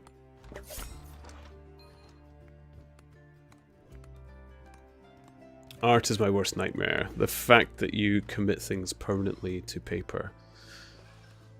Paper can be burned, destroyed, deleted if it's digital. You... This is something I was always against my art teachers on. They believed you had to save everything that you ever created, because otherwise you can't look back on the mistakes you've had. But I actually enjoy the satisfaction of deleting something that I've done. I've actually deleted and destroyed things that I thought were perfect. I've done that a few times. I've even done it in front of people. I quite enjoy the shock that people have when you do something like that as well. And they'll argue with me against it, but then I would always say, but you've told me that art is subjective and what people can identify as something. And I remember destroying a piece at school which they felt should contribute to like my grades, let's just say. It's a bit more convoluted than that, but we'll just say that that was the case. And I ripped it up and I binned it in front of the art teacher. Because what I didn't like was they were all saying it was brilliant, that it was like amazing, like it was a wonderful, wonderful thing. And I hated that.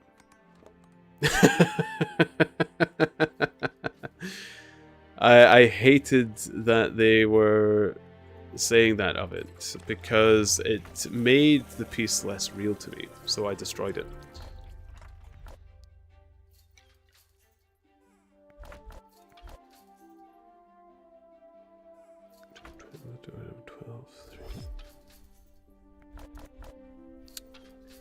and they were horrified by it.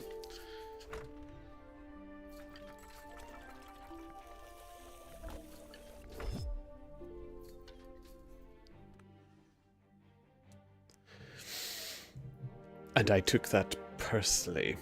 It was a weird thing to take personally, but yeah, I think I did take it personally.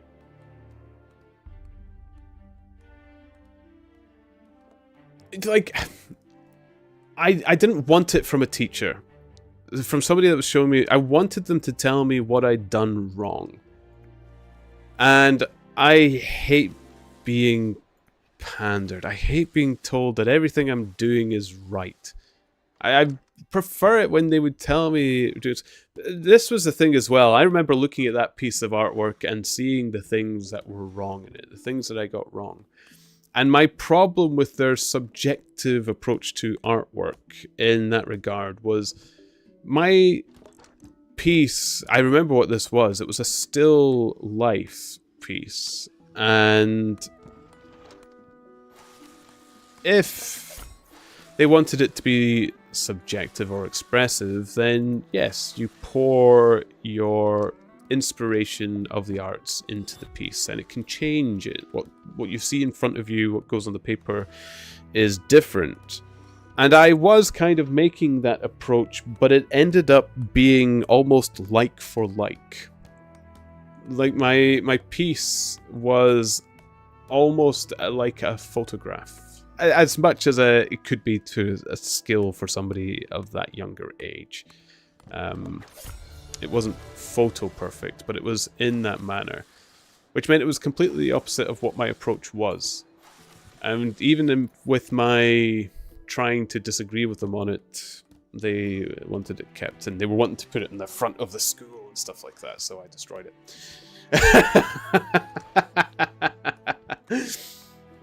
Oh, and it felt good. It felt so good that I got rid of that piece. They were furious with me. They actually sent me to the headmaster's office for it as well, for destroying the piece. My arguments from that side as well is like, well, it was mine to destroy. Like, but yeah, it was. I had a hard time in school. Boy, did I ever. It was infuriating. I found school very, very difficult.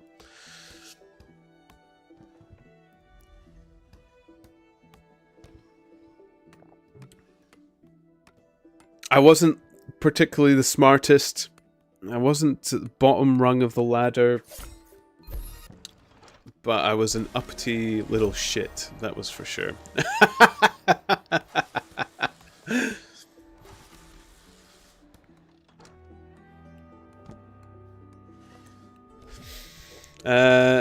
I understand that. Yes, there's definitely artist bias where you see flaws where there aren't really any. It's just not what you imagined. But when you know something isn't perfect, it just gets irritating when people persist on praising it. Yeah. Yeah, it was just annoying me.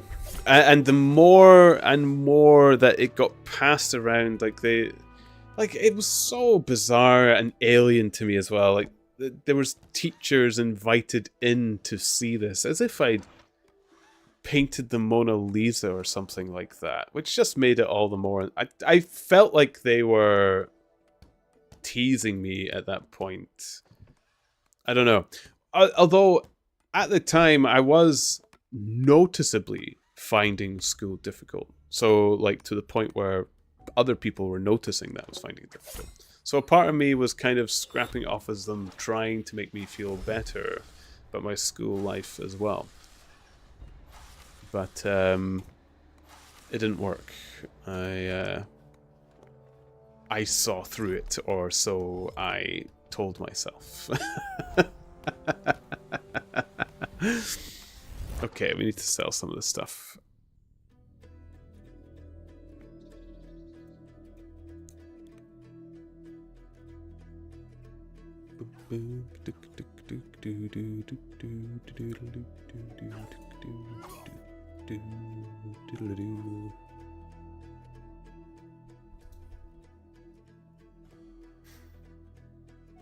Okay.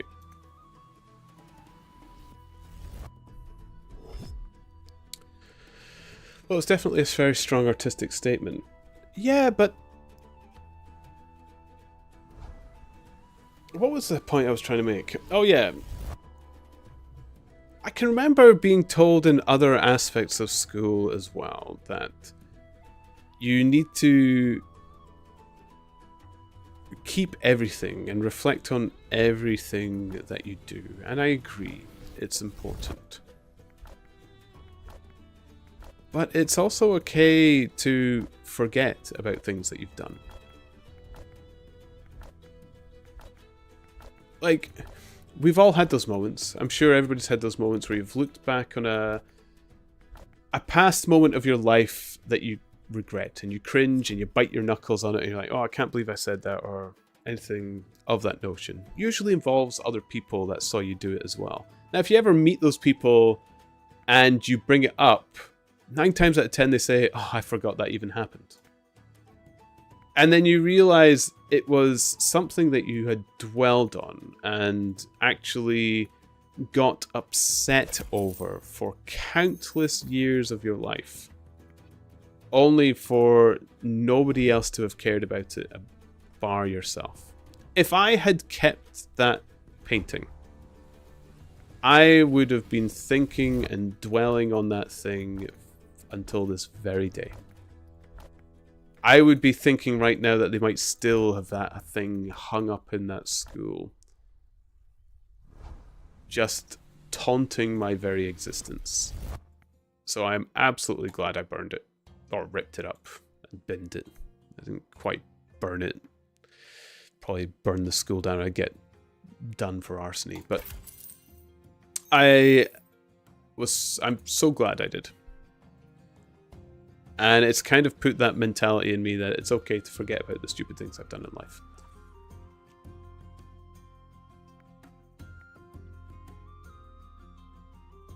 But again, it's probably not a healthy attitude that any professional would tell you to keep.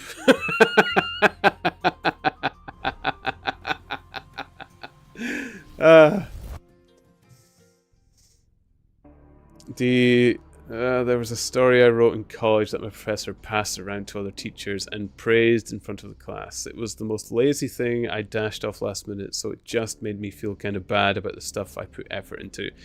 Yeah, exactly the same thing. And it just doesn't let go.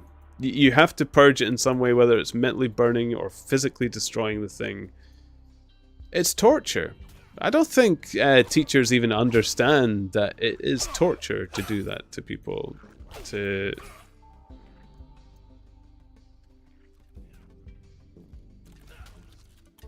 Hey!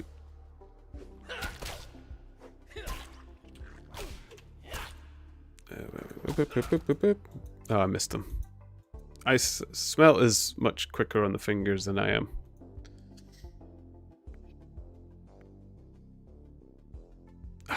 Don't even know. I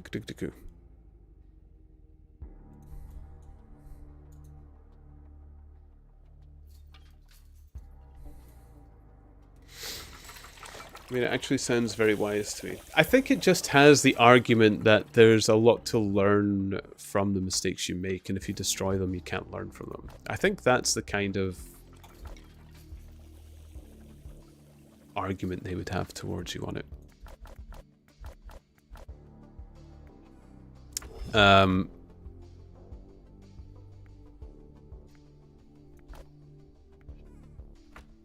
But I don't know. It doesn't work for me. And Lord knows, I just do it again and again and again. And I feel quite cheerful about it. I have enough mental problems without adding the regrets of my past on top of it as well. So I make sure I don't leave those regrets in the past. I just delete them.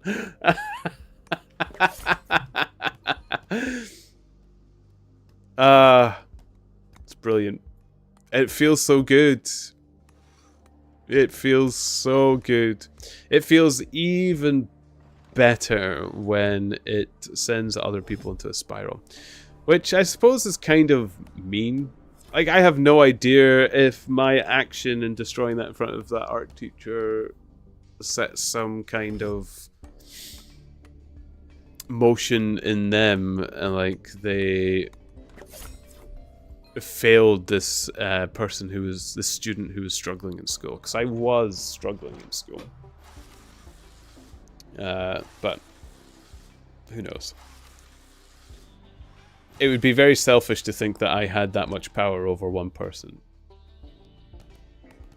And but teachers tend to be people that want to help others. They tend to want to teach people. I know some of them aren't, but a lot of them do. But yeah, they should have taken a different approach. I can't blame myself for that. I'll let them deal with it.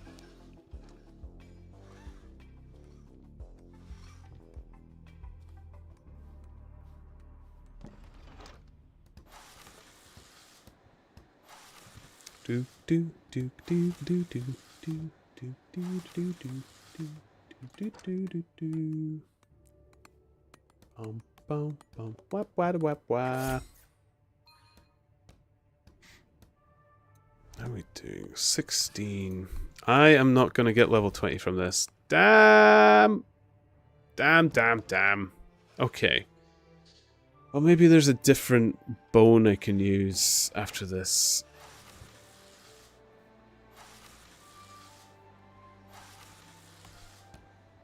I can't believe how long these 20 levels have felt. I mean, I know I've done other things while I was reading the book and such, but holy moly.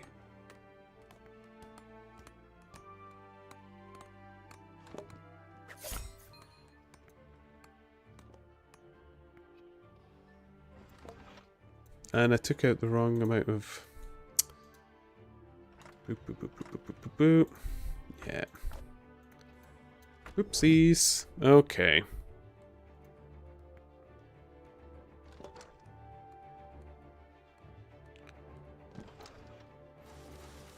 Anyway, gonna do some sleeping. Take care. Good night, Kilo. Have a good rest. Yay! Sleepy time, Turnip. Ah! It's no longer the top emote, D. It's been knocked down by my laughing face.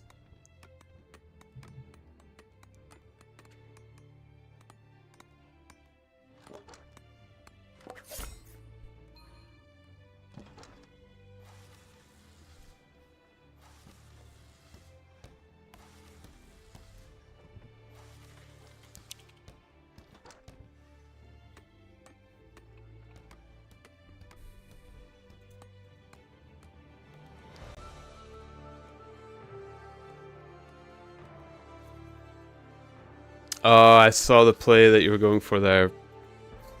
Save them up, roll them all at once.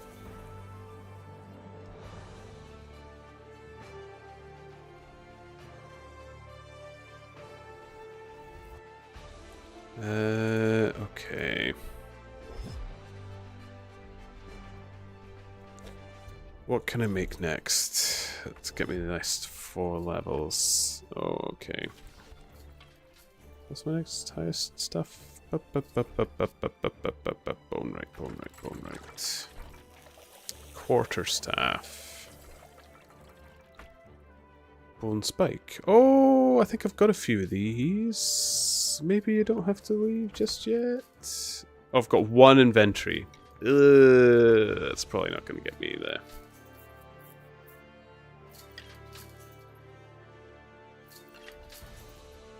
Levels I need, but okay, we'll do it.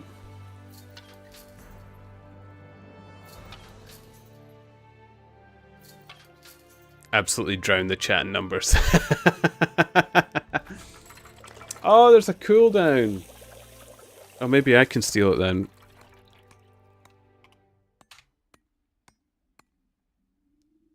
Oh. Never mind.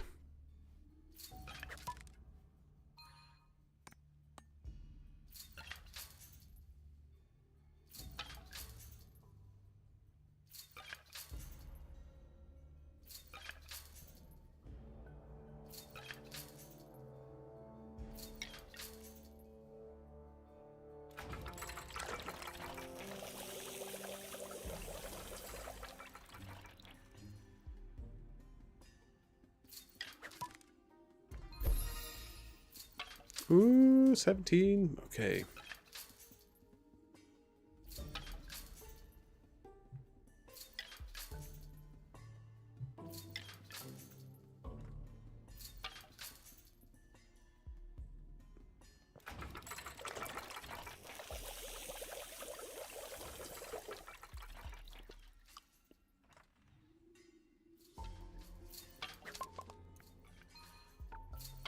Ba ba ba ba ba.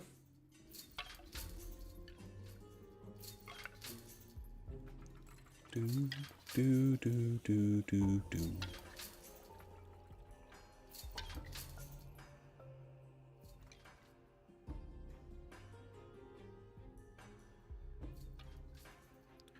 Bum bum bum bum. Ba-dum bum bum. Bum bum bum bum.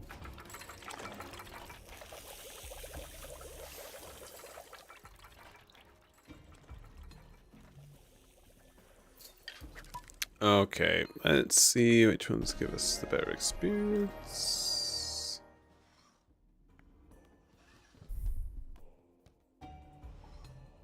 3 1 is 397. 2 for 2 is 421. Okay, we want to make the bow, but we can only make the quarterstaff for now. Okay. So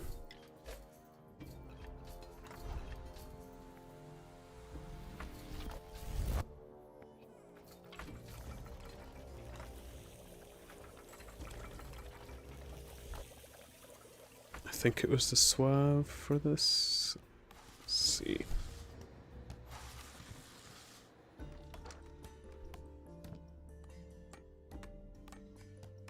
Oh, two-handed. Where's the two-handed?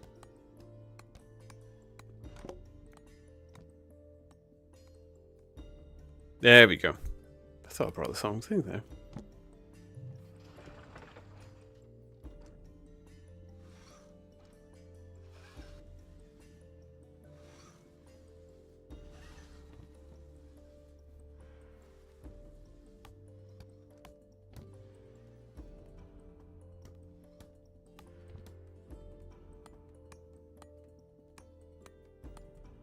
Hammer that quarterstaff.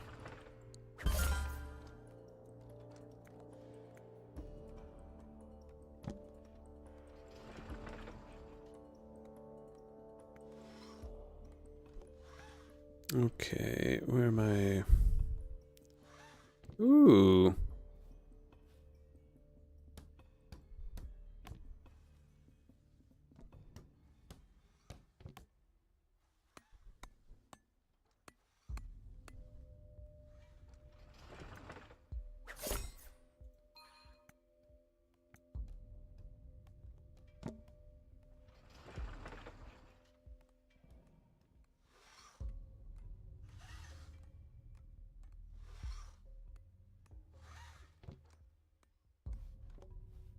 Marvelous. What? So, actually, what was that? 2715.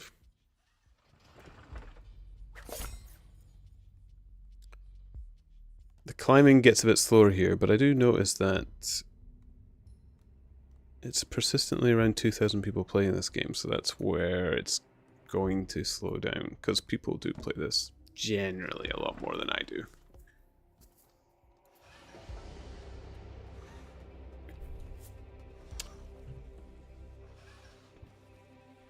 Dice Mang's leveling that bone right nice. I am not enjoying bone right. This feels like the longest 20 levels out of any skill I've done. Maybe it's because I've left it till last and I've forgotten how long it takes to get to level 20, but this feels so slow. Even compared to the blacksmith and stonesmith. My goodness me. I can't wait to get the 20 done. I remember you was wanting to level merchant, now you're here. I want to do the quests. I want to be in Chronopolis. I really do, Dice Wings. I I want to do the quests. I've got lost and found to do and forgotten things. I'm leveling up everything I need to 20 so I can at least KP a lot of it. But I have been in Chronopolis a lot more lately. I've been in Chronopolis a lot more. He just wants to level all the things. No, there are some things that I could do with never leveling again. Fishing, for a start, is not one I enjoy. Not a big fan of alchemy, or cooking for that matter.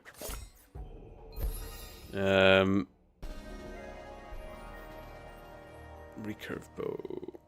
I think that was 2 for 2, so I could probably do that with the last. It's not going to get me to level 20 though.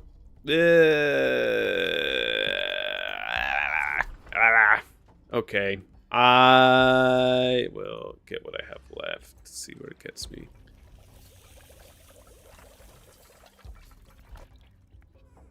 Six. I need 6 of. Oh, actually, what is it for the recurve? What is it for the recurve? Juniper. I think I have a lot of juniper. I think I do. Oh no, I don't. Oh wait, no, I used a lot of it for blacksmithing or something, I think. I used it for something else.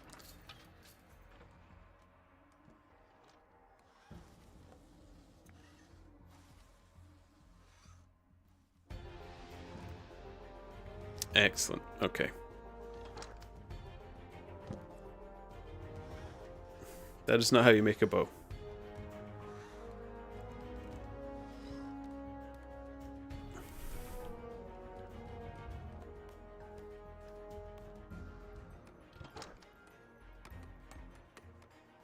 But okay. I've been in the mines mainly. Are we friends, Dice Mangs?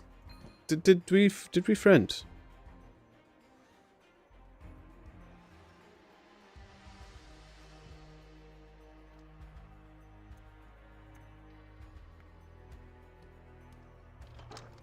Because I am trying to level up my friends as well. I'm level 59 friends. The mines are not the hip spot, Olerin.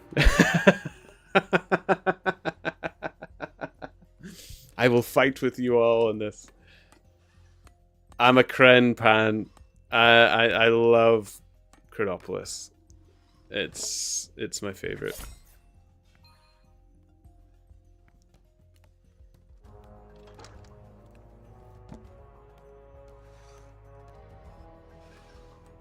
The streamers yearn for the mines. Are most of the streamers in the mines now? Tannery on top, exactly, Dimitri. North side.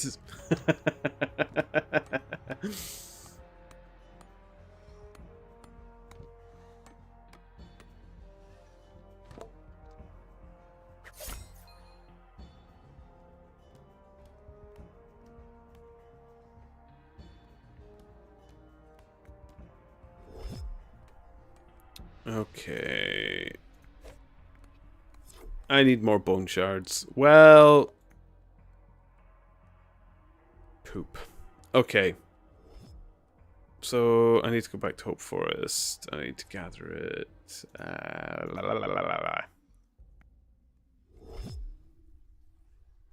Equip. Hope Forest. Teleport. Hope Forest. And then let's find out where to get bone shards. I know I can get them. Or is it the spikes? Yes, streaky bone spikes.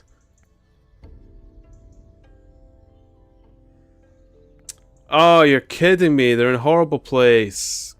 Oh, but there's a storage rift beside it. Oh, it's not such a bad place. Okay. Okay. I can live with that one. That's not so bad. That is not so bad. Yay. Ah.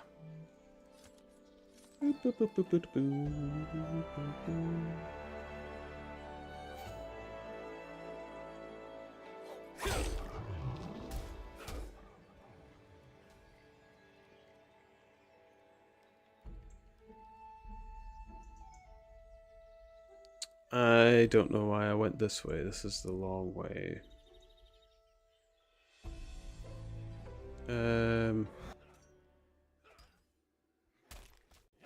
It's fine.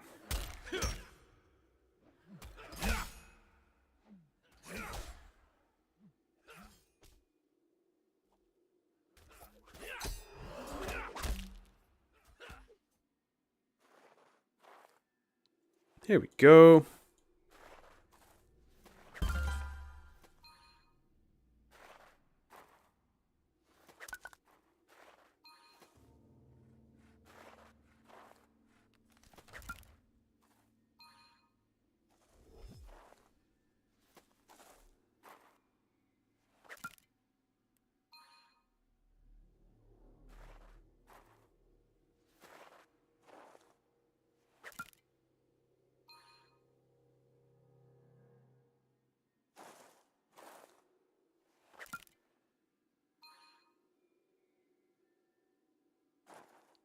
Is that all? Nope, there's one here.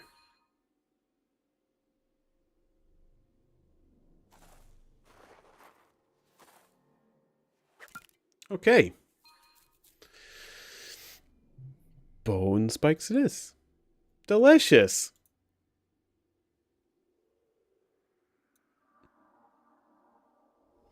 Mmm.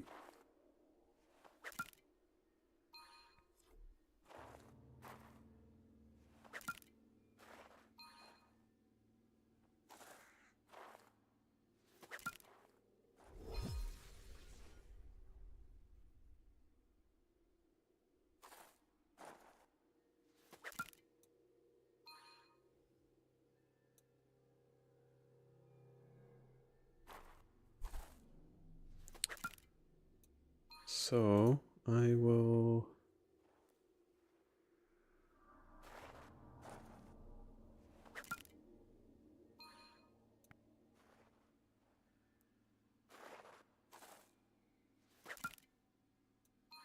Oh, that stupid pathing for that. Oh my goodness. Oh.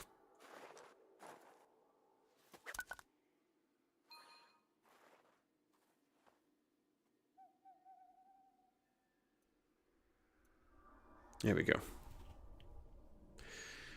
So I probably best take at least 2 inventories full, and then that must be all I need to get the 20 bone right. And then I really don't know how I want to approach it. I could get the Hope Forest skills and just be... I'm not really... Although I've got a whole bunch of wood stored up because Crimson did a lot of the yew sawing with myself. Although I don't think that it's going to give me much experience. But it's better than nothing, I suppose. Better than nothing.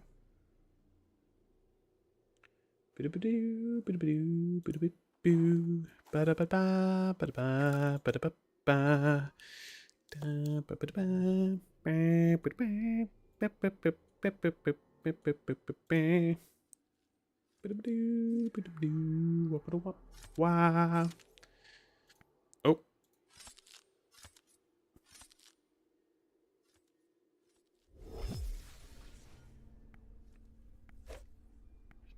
Here we go.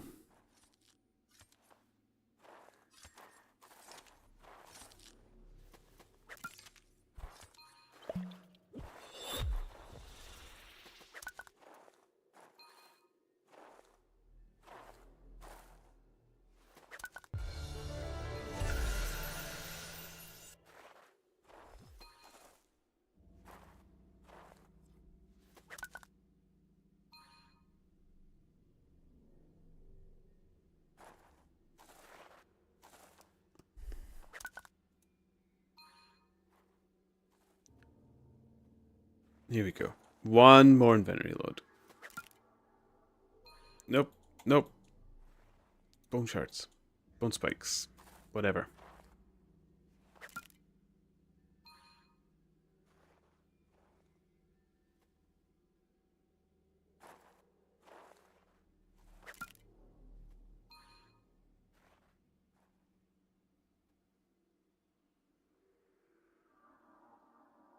Excellent.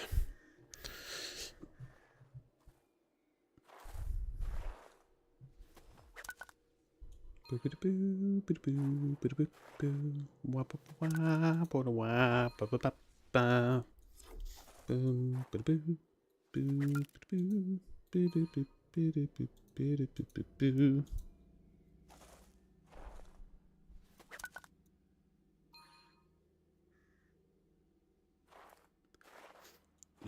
go.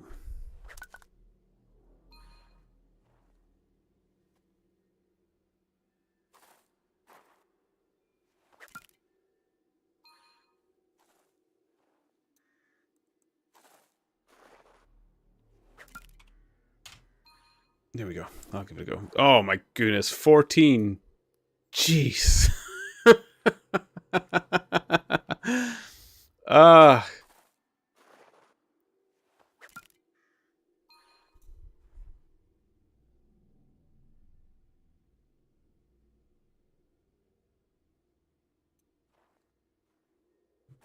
Ridiculous. Okay.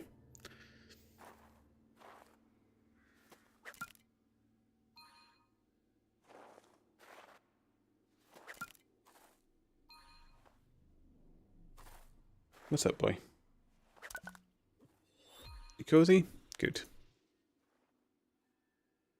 Oh, she's still sleeping at my feet. It's actually very, very cozy. Oh my goodness, it's so cold lately.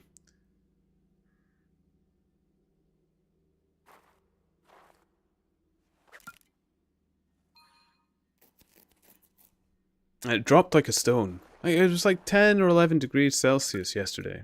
And I think it's -3 now. Jeez. Nice doggy toe blanket. He is D. He's a really good doggy toe blanket. And he's not smelling awful, which is a nice change. His breath's a bit... we've had to put him on new wet food, which has made his breath a bit smelly. So he's a bit unpleasant to have near the face if he's trying to lick your face, which he was trying earlier. But...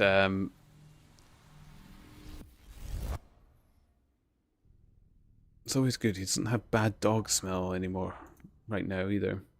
He did for a little time. He was starting to smell a bit like cheesy Doritos. I don't know how. We don't eat cheesy Doritos. It was blech. Good morning, Steady. Oh, good morning. You're 5. Oh, okay. Yeah, 3. I thought it was like really... I mean, it is morning. You're right. Hello. How are you doing, Steady?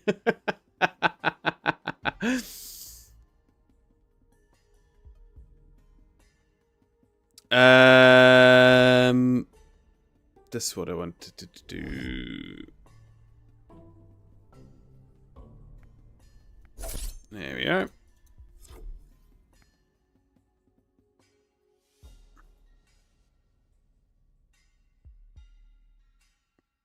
Okay, this should get us the 20 levels. So 746, doing good. You know what I should have done? I should have brought my crochet up with me. Man, I could have been doing some of that as well. I'll remember that next when I'm streaming tomorrow. I'm going to bring that up with me, you know, for the quiet moments as well. I can show everybody my incredible Pikachu, which is actually looking a lot better than the original one. The sausage Pikachu was not good, but this is working a lot better.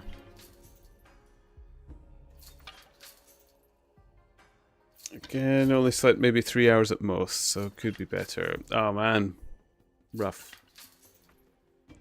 If you're watching me on a phone, put that blue light filter off, please. Save yourself. Hoot! Hi, traveler. How are you doing? Good to see you.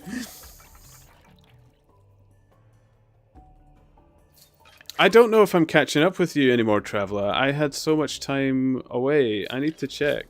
It's, Oh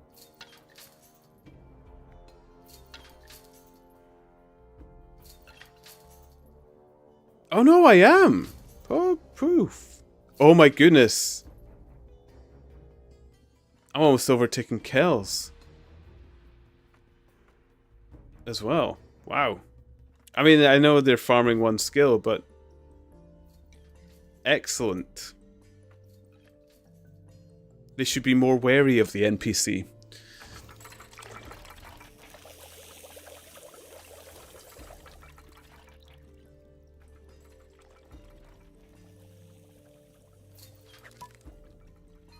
Oh, I'm feeling a little bit better about my levels now, actually.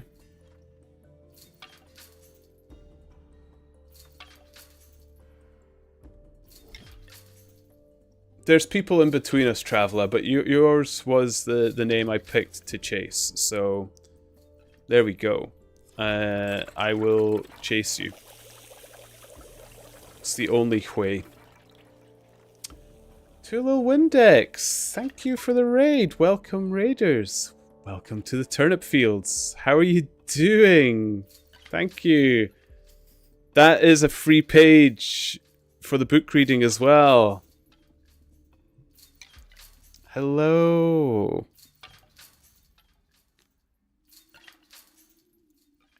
How are you doing, people? How are you doing?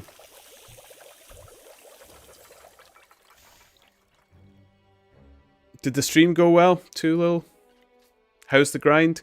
I don't like Bone Right. I'm getting it to level 20 and then I'm being done with it. I'm not a fan. It feels like the longest first 20 levels I have ever done. It really, really does. Up to 415 foraging. Oh, nice. Sweet. Are we friends? Too low. We must be. Did we? Are you still online, or?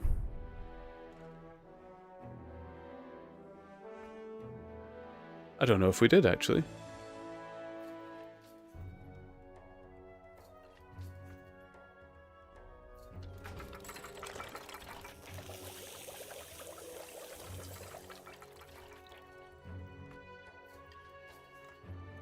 Are you the same name in game? I don't think we did.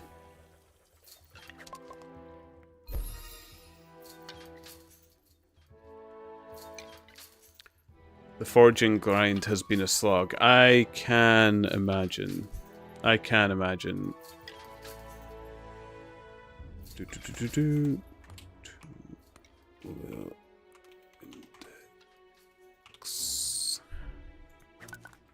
Yeah, we weren't friends. Oh my goodness, you could be my level 60 friend. I'm level 59 right now.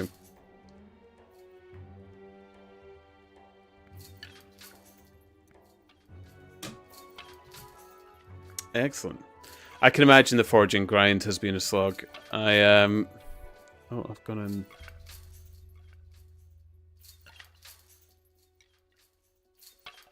Is that accidentally tapped the DPS button on the mouse?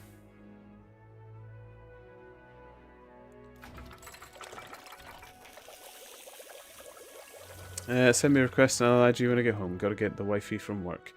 I had to do the work run today as well. No public transport or anything on the go. I feel you. Be safe. I don't know if your weather is anything like ours, but it was icy on the road for me. Must say, don't know if anybody is yay or nay for electric cars, but man, my electric car does handle the ice incredibly well. Very happy with that. There were cars on the sides of the road that I was just cruising past. It was lovely. Although, admittedly, electric cars are naturally heavy, so they sit well in the snow. But it was good. It's good just cruising along, but boy, was it cold and icy. I don't quite have all the snow that a lot of the other areas. Some people might have seen clips of Scotland snow if you watch anything like that on the old TikTok or YouTubes, but man, I've dodged it, which is annoying. I enjoy the snow. I would have liked to have seen more, but I had to drive away a bit to get it. Woe is me. Okay. Deposit. And then it was juniper. Oh, I've not actually got enough to do a whole bunch of these. I hope I've got enough for the level 20. Please. Please. Gotta love that higher coefficient of friction. Yes! Absolutely! Oh, another physics buff. It is really, really good. What I was more surprised at, Traveller, if you were talking about coefficient of friction and stuff like that as well, they always tell you that you should let out your tires a little bit for that extra grip in the snow, which is a relatively good idea if it's icy. It gives you a little bit more surface area to dance with. Electric cars tend to have high pressure tires because of the extra weight as well. So I didn't really know if I should, you know. So what I did is, in the cold weather, I know you should pump your tires back up because the cold weather, you know, reduces the pressure of your tires. As the air molecules start to slow down, the pressure in your tires decrease. So I didn't quite top it up the way to its maximum, to what the car recommends. And I think that actually really helped. It's my first year of actually having to do it. Normally I get snow, but not much ice. But we've been getting a lot of ice and not much snow this time around.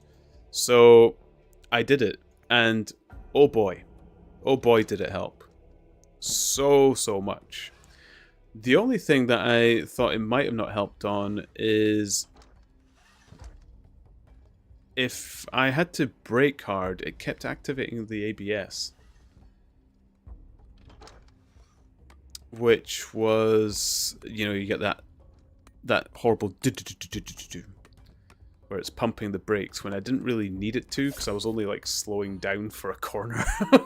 Like, even at low, I didn't have to stamp the brake, so I don't know what adjustments had changed it to, or what parameters had changed. I didn't think the tires would affect that, but I did notice a big change in that. But yeah. Engineered. Physics nerd. Engineered, but, you know, work hand in hand.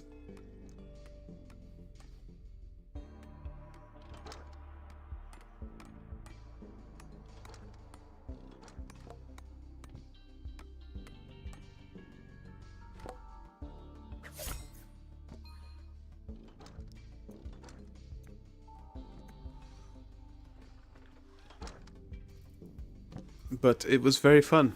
Very nice driving about in the ice.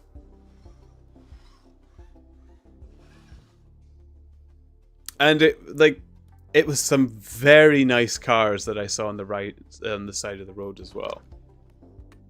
Which, I don't know why it makes you feel better. It's quite mean, but it made me feel better. Ooh, a Linky Poo to Nerdover. I do like... Book your TUI holiday. Oh, advert, but... What's the best tire pressure in snow? Oh, now we're talking. Yep. Watch later. Definitely. Oh, you nailed it, Traveller. That is right up my street. That is exactly the kind of stuff I watch.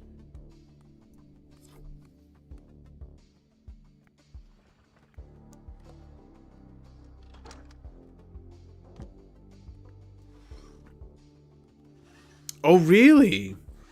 Oh.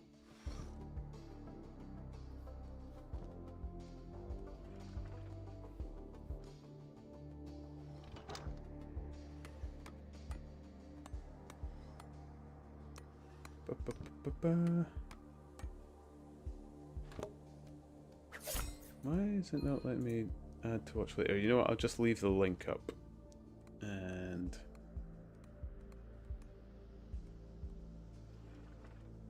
yep, I'll just leave it up and I'll watch it after stream. There we go. Sorted. Although technically I've played it now, it should be on my previously watched as well. So.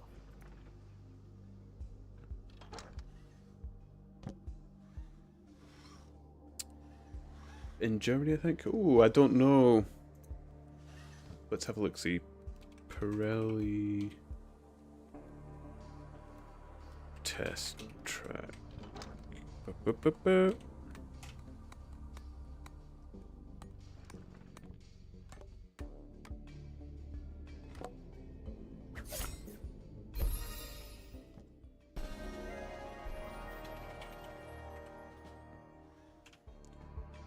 It is...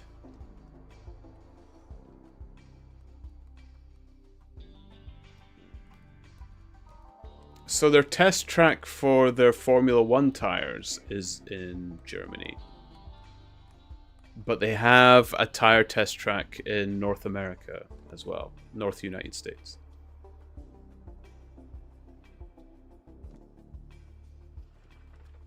So it could be one or the other. Which, I mean, might have very similar climates, actually.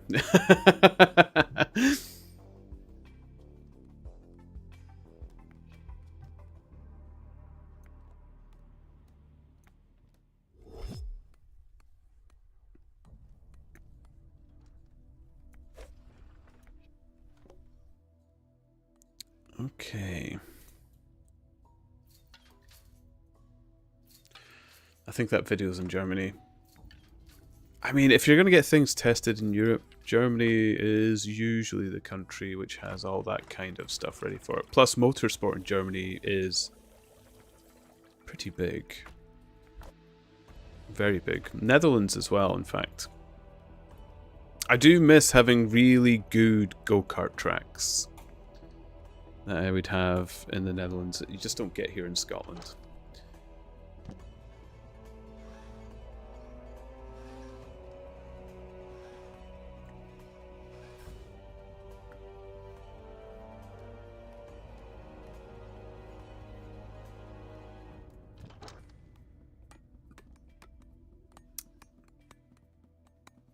But Scotland, admittedly, is mostly motorcycle racing. Like, if we do have it. Tends to be motorbikes. You know, we've got really shitty, dangerous roads. So we want to pick the perfect vehicle for that. So pick a dangerous vehicle. Actually, riding motorbikes in Scotland is brilliant fun. So good. You just have to be one of those people that doesn't mind riding in wet weather.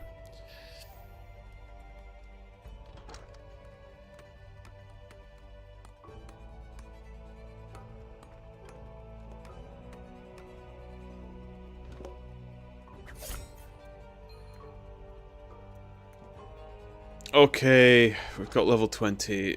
Excellent. I might actually go chill out in Chronopolis for a bit.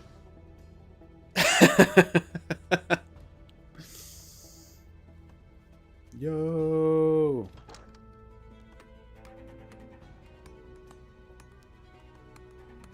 Did Pastasio? Is that supposed to be Pastasio? Did Pastasio get banned? Is that a rumor going around?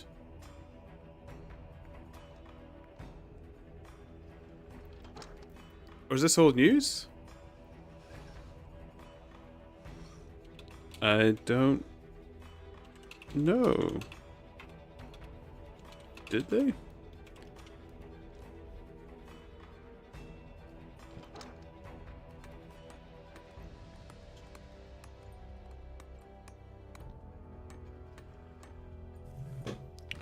I heard the top 3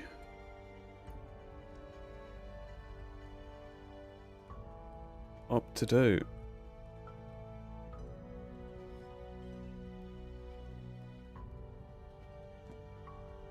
Oh, somebody sniped the #1 alchemy spot from someone.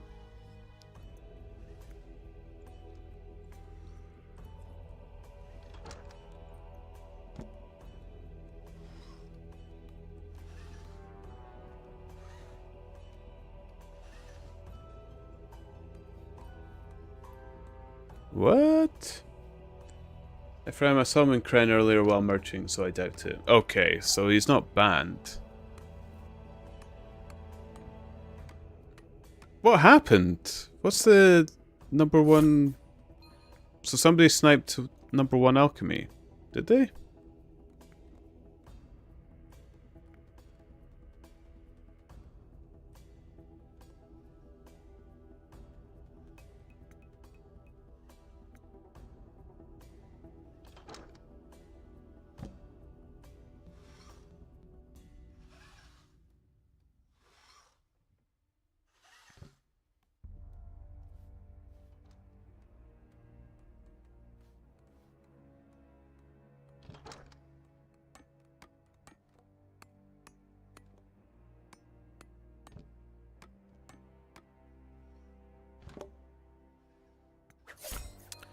Like how it is. Well, I mean, I can say I like how it is, but I'm not one racing for first place in anything. So, I don't know how I would feel if I was on top of the leaderboard for so long, put months of work into it, which a lot of these skills take, and then it's taken from you the last moment. I think that would rather pee me off, if I am very honest.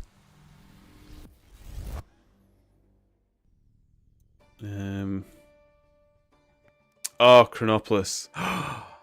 Oh, it's good to be back. Okay. We did the 20 bone right. There's no 0 skill anymore. And welcome, Ephraim. Good to see you. I hope you're well. Very rude of me. Didn't say hello seeing you there.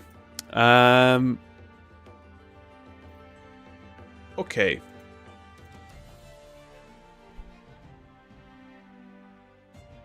So I wanted to bump up. I usually do the detective-y and the merchant together, so we'll probably go back to that. This is the wrong place.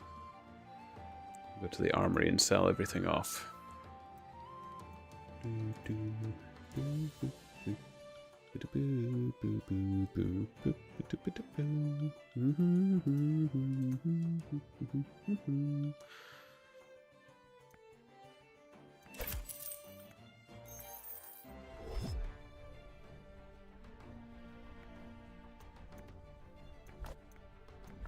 Go. Sell, sell, sell, sell, sell.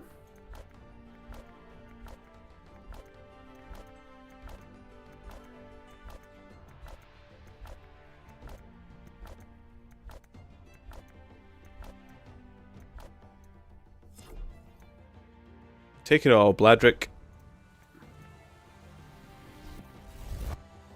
Boom. Nice. Okay.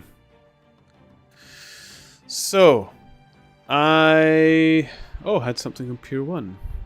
Okay. At the council's office.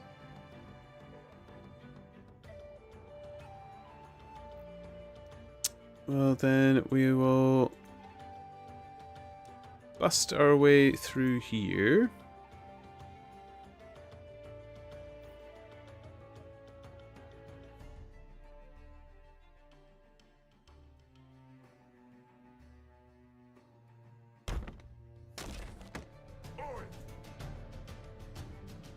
Oh, fudge. I did it again. I forgot to swap out my equipment. There we go.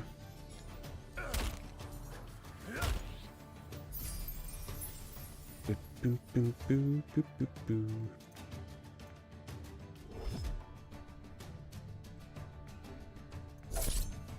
Not mine, demand, Chronopolis. Thank you. Better.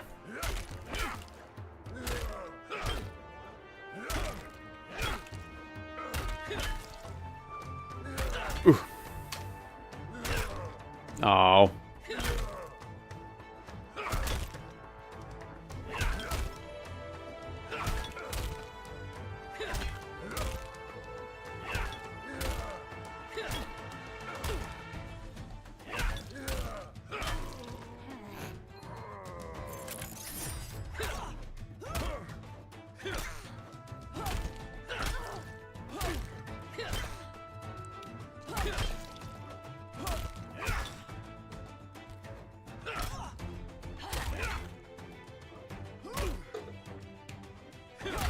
Lovely.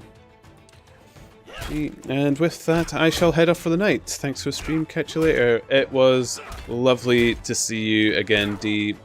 I'm glad you got home safe and sound from the holidays. And I hope to see you again soon. Take care. Lots of sleepy turnips for Dee. Boop, boop, boop, boop, boop, boop. Good night.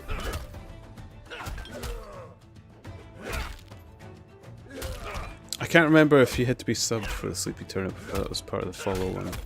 I think it's a sub.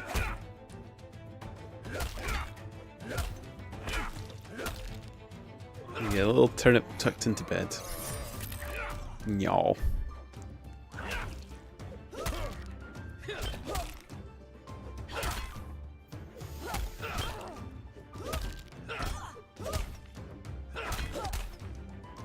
Okay.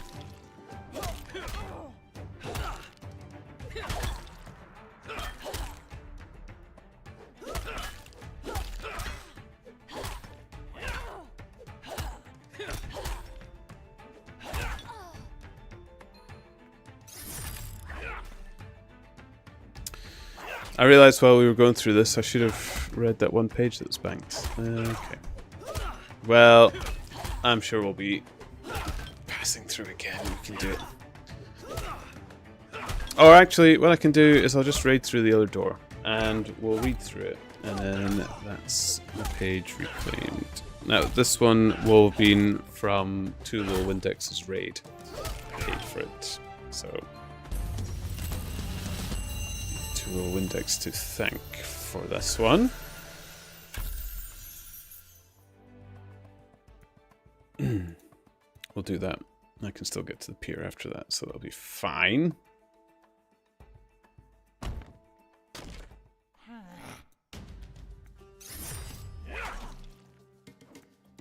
Okay, so Sherlock Holmes and Watson are investigating their first crime scene together.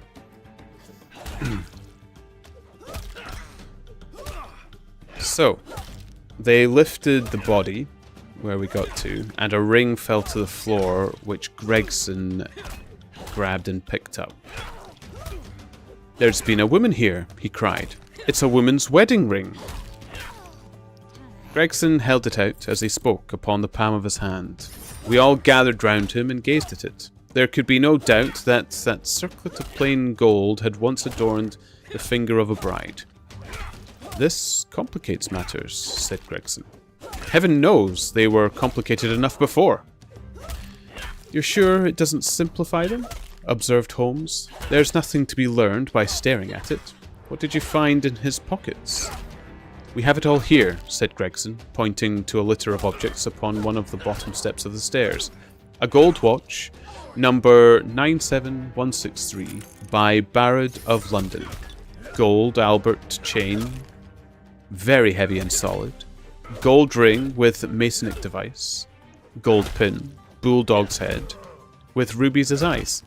Russian leather hard case with cards of Enoch J. Drebber of Cleveland, corresponding with the EJD upon the linen. No purse, but loose money to the extent of £7.13. Pocket edition of Boccaccio's Decameron, with the name of Joseph Stangerson upon the flyleaf. 2 letters, one addressed to E.J. Drebber and one to Joseph Stangerson. "At what address?" asked Sherlock Holmes. "American Exchange, Strand, to be left till called for. They are both from the Guion Steamship Company and refer to the sailing of their boats from Liverpool. It is clear that this unfortunate man was about to return to New York." "Have you made any inquiries as to this man Stangerson?" asked Holmes. "I did at once, sir," said Gregson. "I have had advertisements sent to all the newspapers, and one of my men has gone to the American Exchange, but he has not returned yet." "Have you sent to Cleveland?" asked Holmes. "We telegraphed this morning," replied Gregson. "How did you word your inquiries?" asked Holmes. "We simply detailed the circumstances, and said that we should be glad of any information which could help us." You did not ask for particulars at any point of which appeared to be crucial? Asked Holmes further. I asked about Strangerson, replied Gregson. Nothing else? Is there no circumstance on which this whole case appears to hinge? Will you not telegraph again? Pressed Holmes firmly. I have said all I have to say, said Gregson in an offended voice. Sherlock Holmes chuckled to himself and appeared to be about to make some remark, when Lestrade, who had been in the front room while we were holding this conversation in the hall, reappeared from the scene, rubbing his hands in a pompous and self-satisfied manner. Here we go. That was our page. Thank you very much, Tulo Windex. Lovely.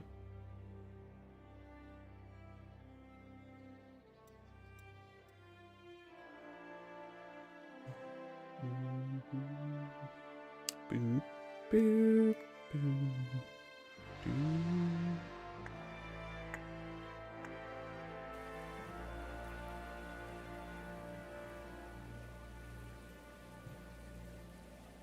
Okay, Pier 1. As a clue. Boop, boop, boop, boop.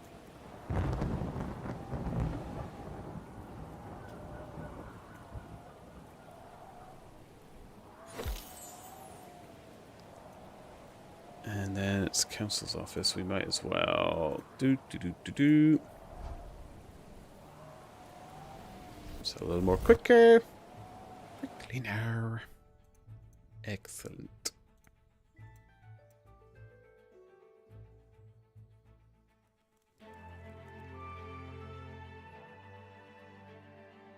Boo boo boo boo boo boo.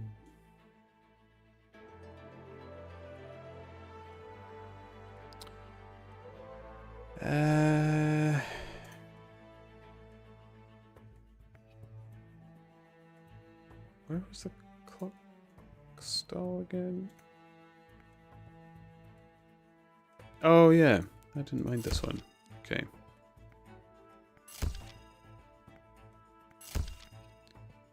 Oh, what kind of garbage though. Okay, council's office.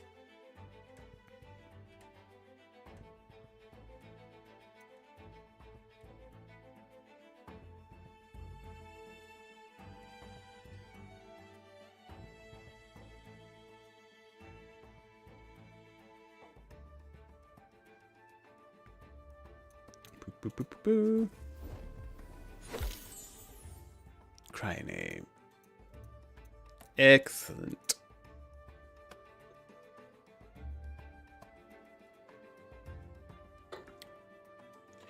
Bum bum bum bum.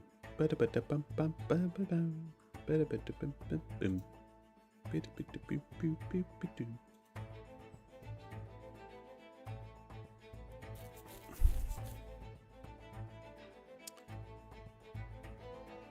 So, if we get a clue for the servant's house, that would be ideal. But grass stain, sandals, crying.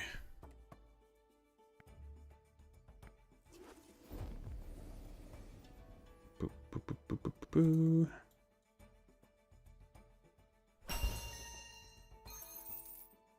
Lovely. Noob collar. Oh, rough. Vestiaire, hall, dining room.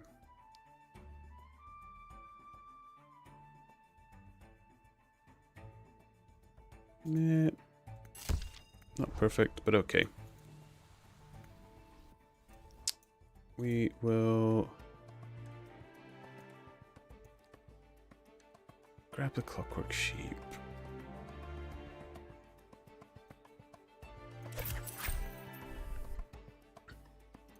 And we will grab do.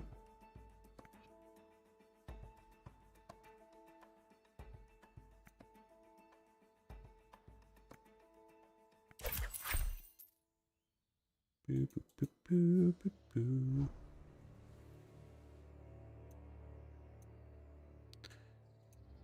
Never a thief. Oh.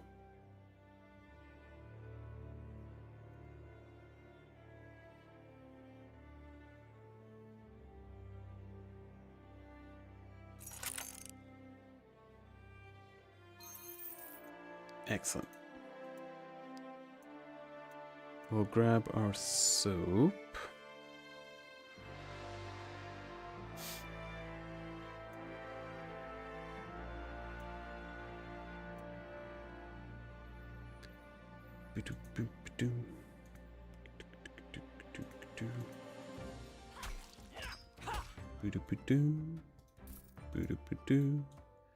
Bow, bow, bow, bow, bow, da, ba, dum. Ba, ba, ba, ba.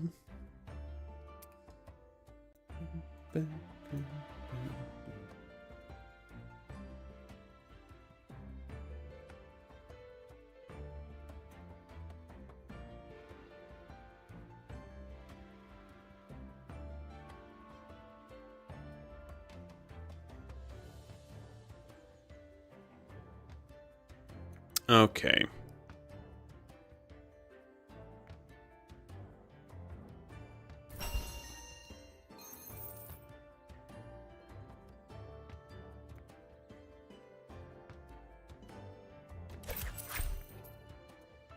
Then we will do a blast through a den.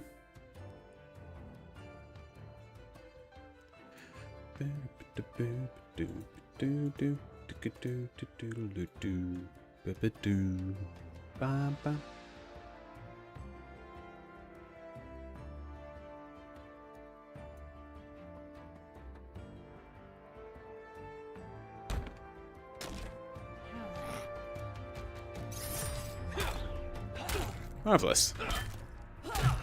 Okay.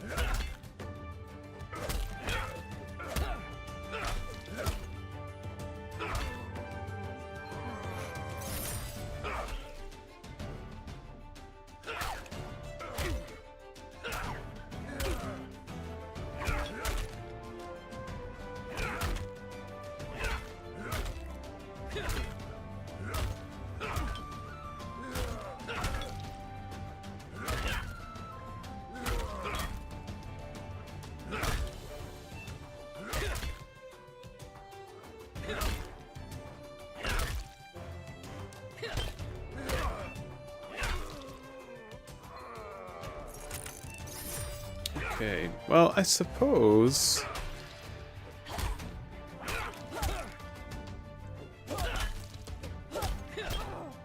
everything's going to be leveling the same speed until about level 200, I think it is. So I can probably get my first 1,000 levels at relative ease in Chronopolis, and then just feed the KP into the other ones. I think that's going to be my plan, because I just don't like the skills I need. Although the woodcutting one isn't too bad. I can't remember what I needed for the...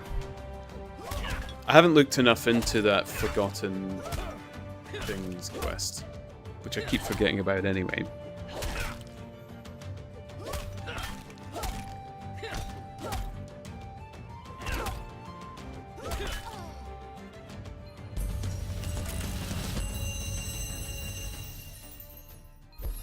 Ding, ding, ding, ding. 63 detective. Nice. Oh, level 749. Okay, one away for 750. One away for 750. Sweet. Steady, and they did add quality of life change for queuing up actions with latest update. Yes! Oh, yes, I forgot about that. I keep forgetting about that. Oh, merchant level as well. Oh, 750. Excellent. Look at me fly.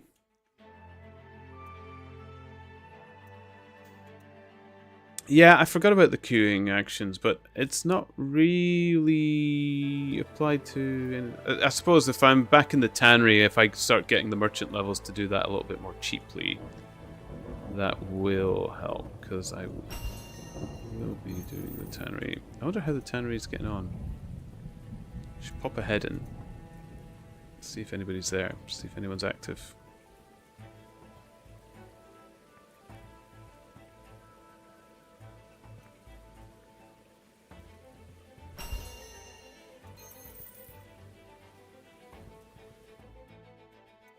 Anyone I know? No.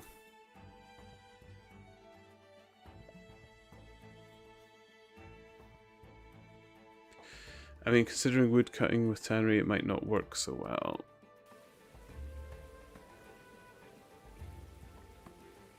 Can you not just line up the 3 pieces of equipment you would use?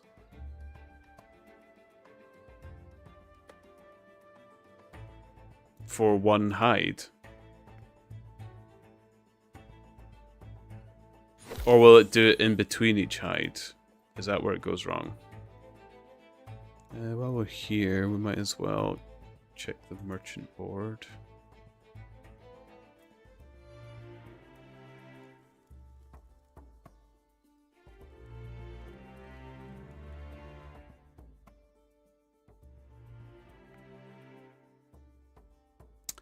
Oh man, I should have done that when I was helping Crimson earlier with the 2-manned... Ah, ooh, that's a good lineup for starters. Put your stall to the souvenir stall. I'll be going that way. Okay, that's fine.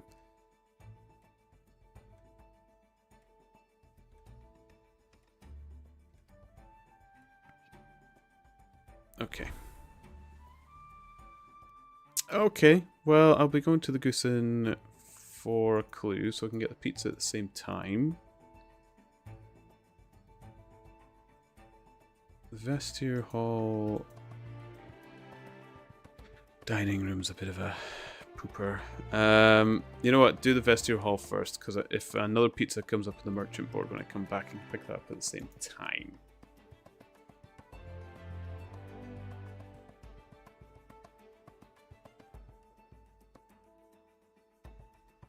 That'll be a better plan. Boop, boop, boop, boop, boop, boo. Boo, boo.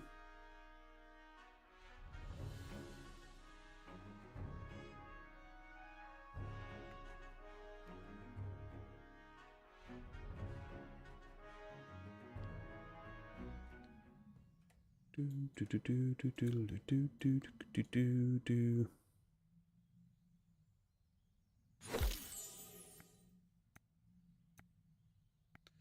Steady, I haven't tested, but I assume that since you need to pick an item you work on, and it only picks first option as queue up action, it might not only work so well, and it could also swap station after each step on the hide. Yeah, that's what was creeping into my thoughts exactly, Steady. There's only really one way to find out, but I will have to give it a go next time I'm passing by. Next time. We can do this. And... if I'm doing the souvenir stall, we can actually do this one as well, because that's on the way back up. Beautiful. Okay.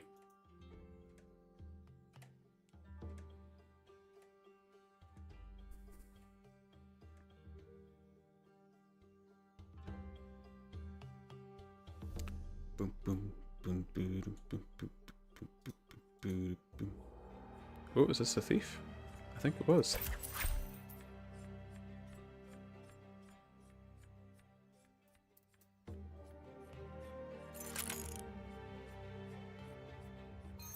Excellent. Does catching a thief scale? That seemed like it was the same amount of experience as another one as well. Does it matter where you catch thieves? Just as long as you catch them.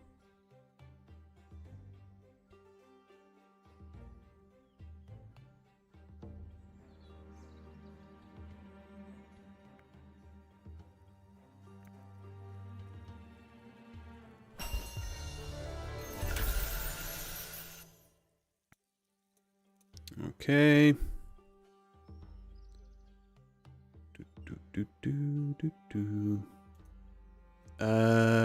Guest room 2.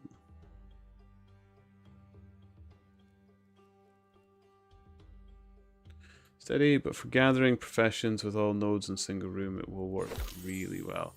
Yeah, no, I absolutely get where it's needed.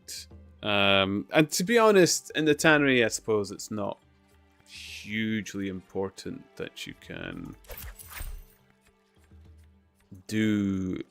stack your moves, because you'll be idle for a lot of the operation anyway.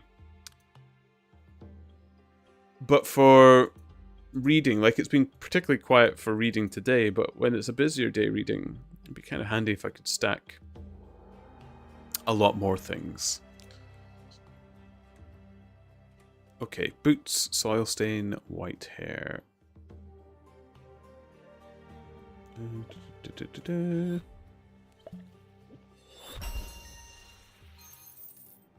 Excellent. Art thief. Hellfire's hallway. Pier 1, private road. Oh, that one's actually quite good. Okay. Private road's on the way to Hellfire's hallway. Pier 1. It's not actually ideal with the kind of merchant stuff I got, but we can make it work.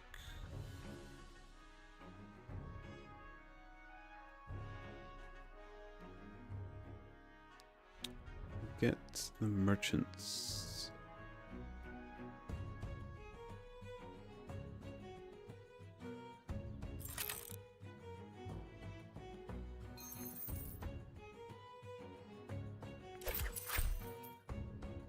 Excellent. Boo boo doo doo doo doo ba ba da ba ba ba ba ba ba ba ba ba ba ba ba da da da ba da doo doo doo doo doo doo.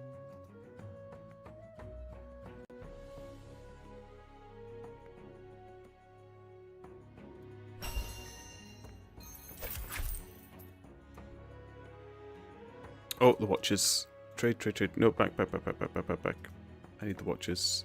Thank you. And what I can do is I will deliver the watches, then head to Hellfire's, teleport to the merchant's board, and then make my way to Pier 1 from there. Super easy. Lovely. Lovely.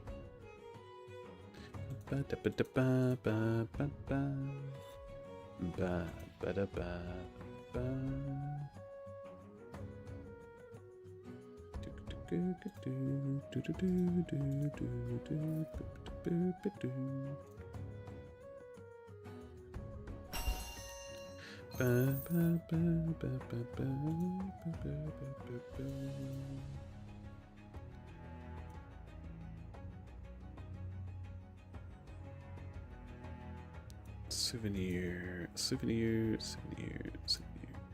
think it's here.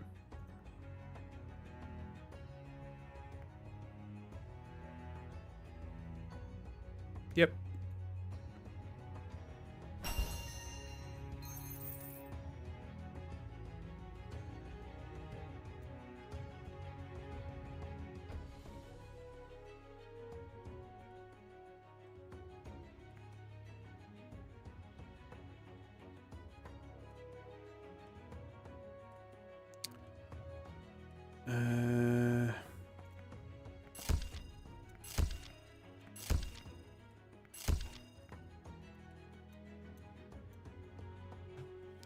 Well, if I had the power of foresight, that would have been handy for the pocket watches, but hey ho, I don't.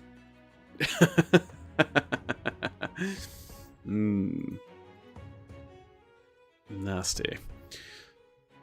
Pineapples. Do do do do do do do do do bumpa.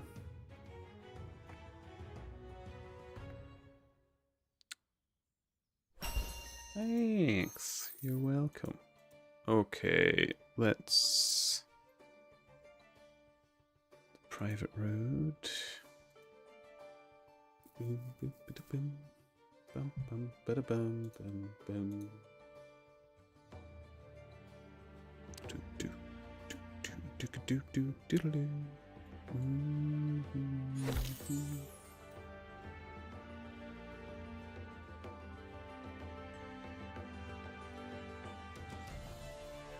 There's hallway. I smelt! Hello! Am I planning on streaming much longer? I never really give myself a deadline, so I kind of say stop when I'm tired. I don't have much happening tomorrow, so... yeah. How much longer are you needing from me? What were you hoping for? And how are you doing? It's been a little while, I smelt. Other than in passing in other streams. I hope you're well.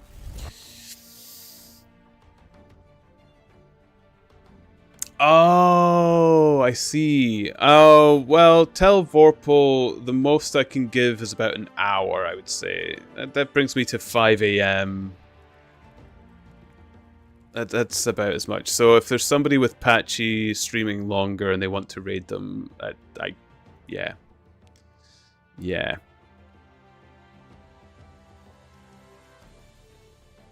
There'll be people going on far longer than me, I think. Okay, let's swap this out. Ooh. Two of these in a row. And take the bananas instead of that because it's a bit easier. Excellent. Oh, that is a lovely stack of bounties. Now we just need Pier 1. Excellent. Doing well. I've been taking breaks to do other stuff. Yeah, I've not been fully dedicated to this game. I've been, you know, poopling about in many other ways. So, I was playing Path of Exile 2 earlier as well. It's been fun. It's been fun.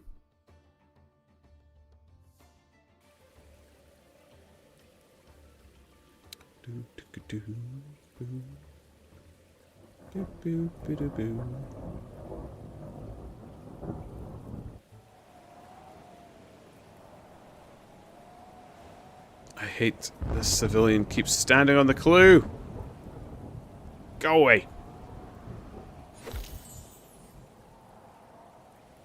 Bare feet. Okay. We will do the den on the way back.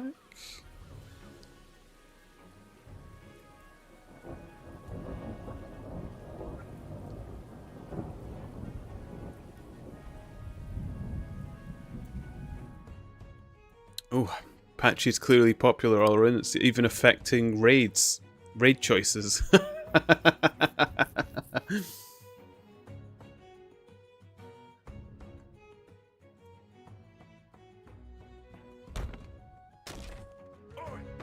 Oi.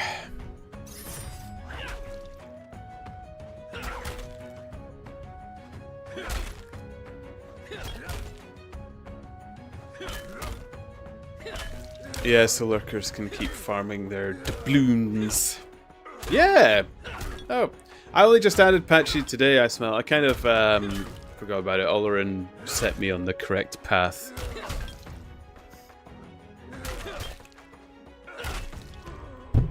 Oh, pardon me.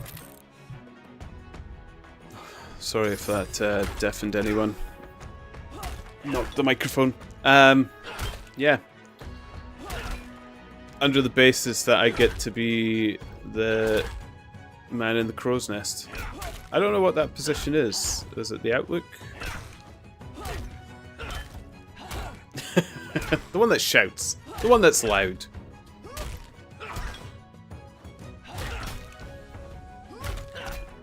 It wasn't promised to me, but I've believed it was promised to me. It was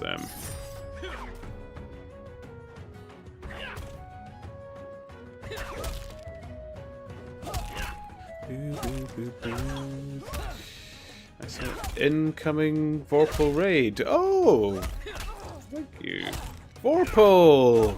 Hello, welcome to the Turnip Fields, Rangers. How are you doing? How are you doing, Vorpal? Good to see you.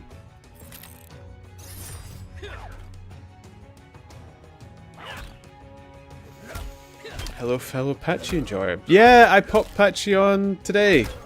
Olarin is among us. Perhaps among yourself as well. It was, pew pew pew.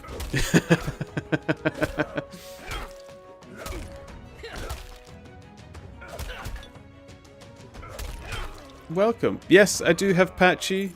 I am doing my page reading as well, if anybody has tried it or wished to hear me more. We're not reading 1984 anymore, though. We finished that book, so it's going to be A Study in Scarlet, a Sherlock Holmes book, the first Sherlock Holmes book, if people are at all interested in hearing me read. Otherwise, settle down, get comfy and collect your doubloons. Have you checked out much action queuing today? What's your thoughts on it? I have not managed to use it once. I couldn't figure out how to do it. I've been doing Bone Right, and its uses in there have been non-existent because I couldn't queue crafting another weapon or item, and I haven't done any other tests that required it, other than I did do a bit of Gatherer, and I completely forgot about it. I'm so used to clicking on the screen, so I don't know. I really don't know.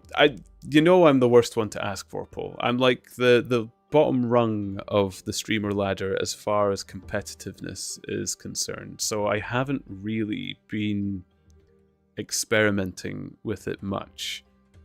People go to me if they need a voice to listen to whilst they are using the action queue.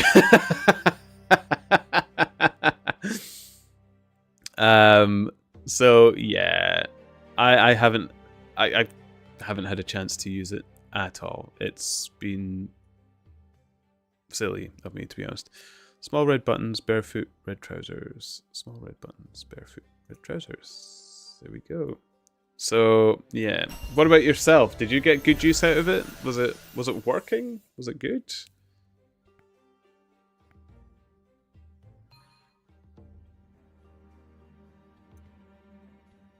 Okay, I didn't actually grab the pizza, but we've got a goose and bar one here.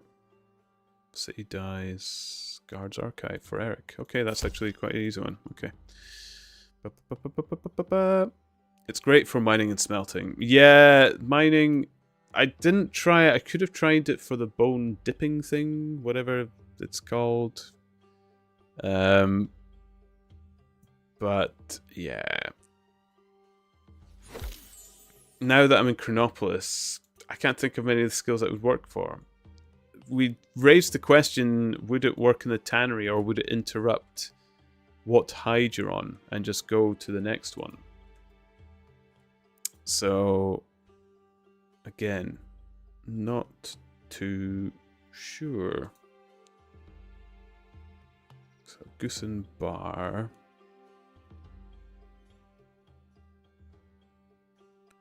Oh yeah, I've had my feet on the desk all day, full recline. Nice!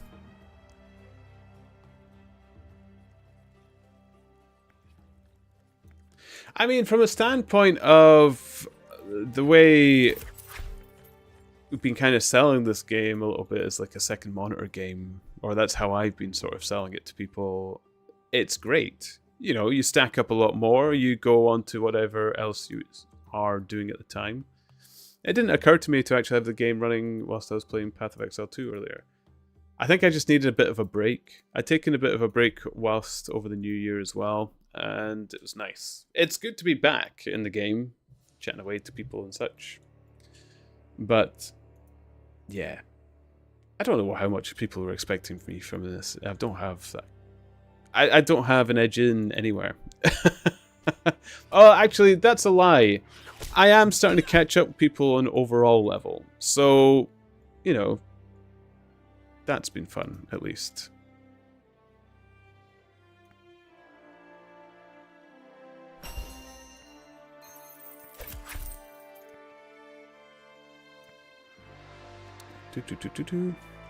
Can't think of many uses in Chronopolis as in any. Yeah, I can't think of anywhere in Chronopolis that I would exercise it. It's...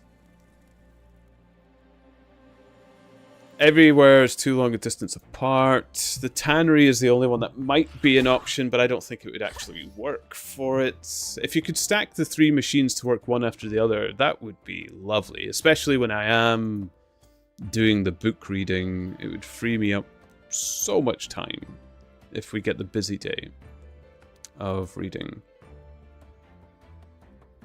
Greengrocer. I forgot the greengrocer. Poop, poop, poop, poop, poop.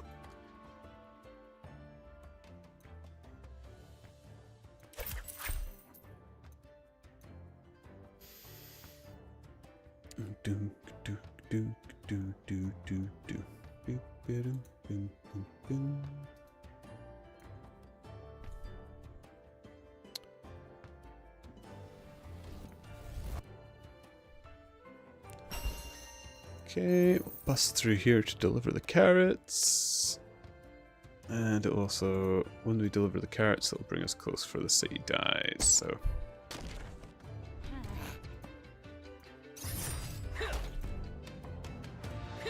there we go.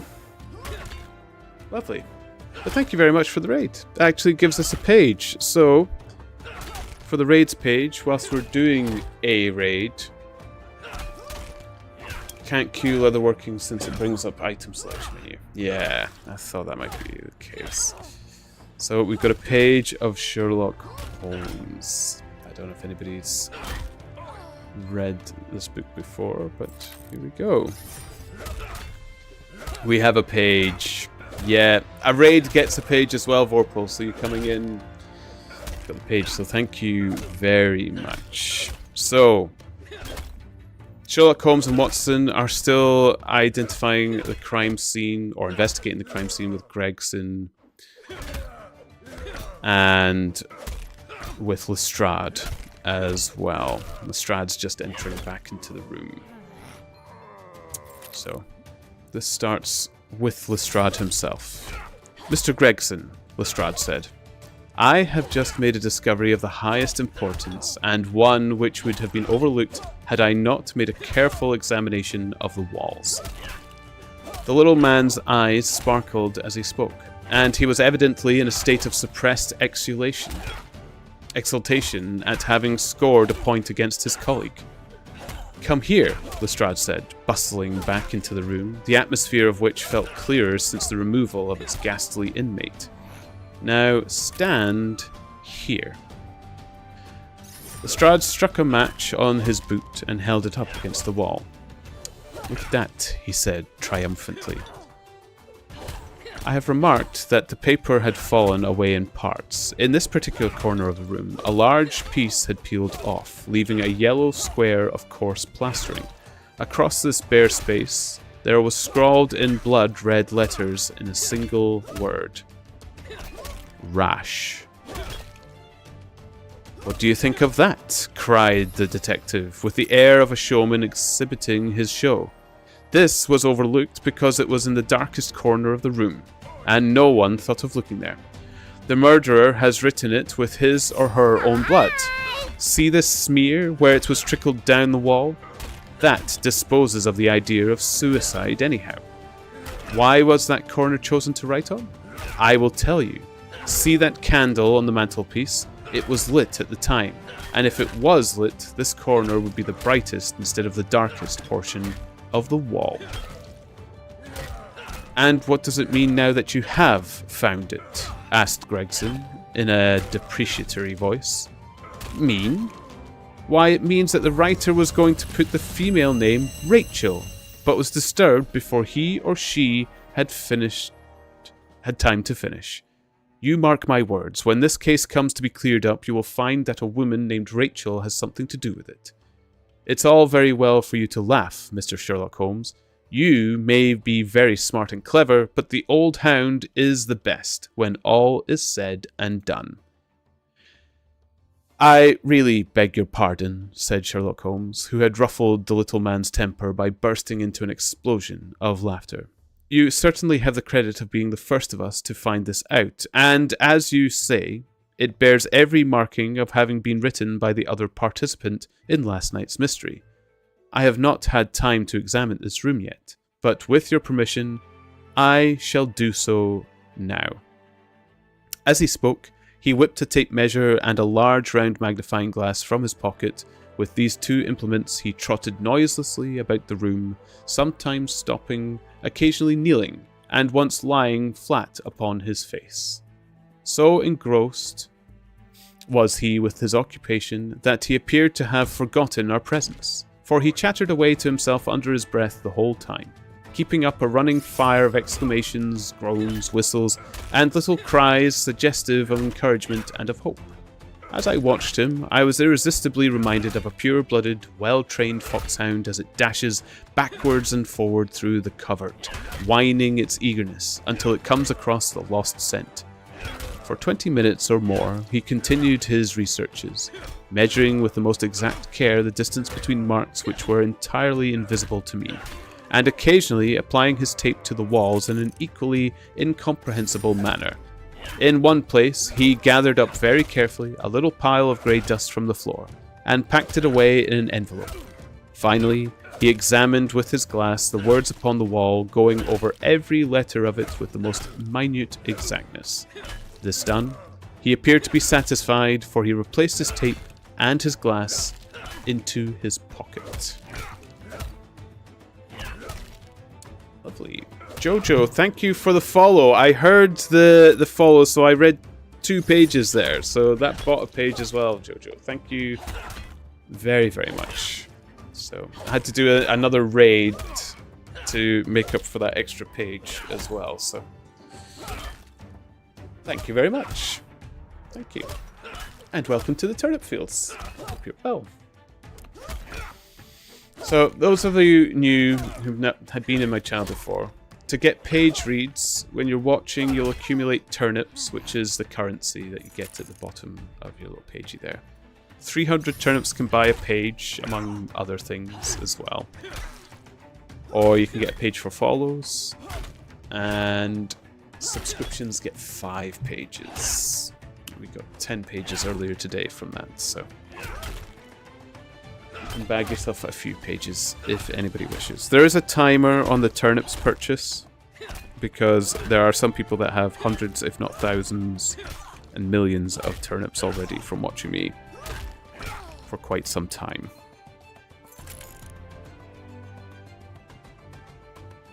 Rather cheekily.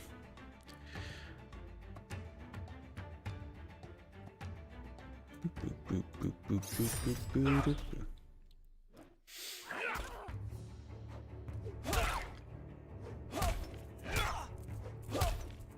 118,000 over here with steady. There we go. Perfect example.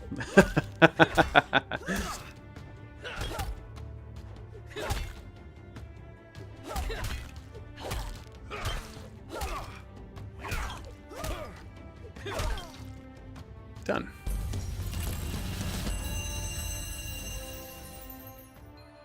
Okay.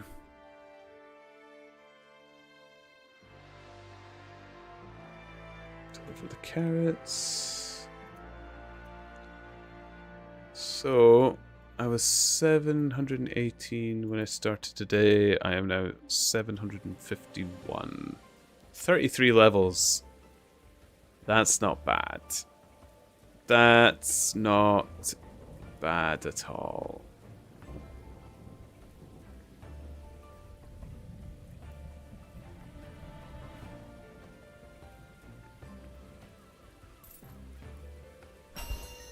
Okay, I'm gonna go into the city dies.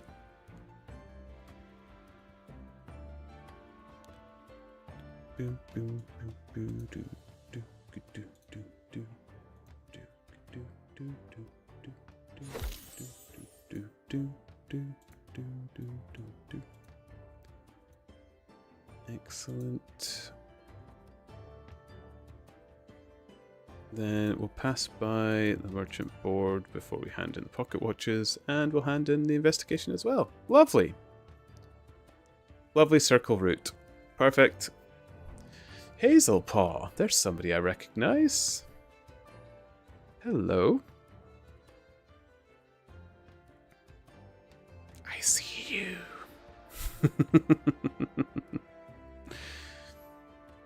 Well... Fudge. Not actually the best, but hey ho, what can you do?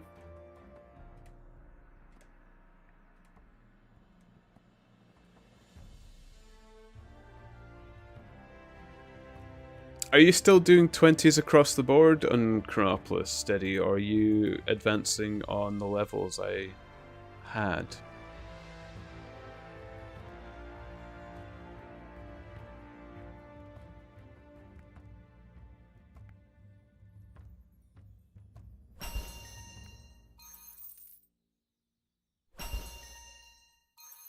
Excellent. Then we'll hand in its bounty.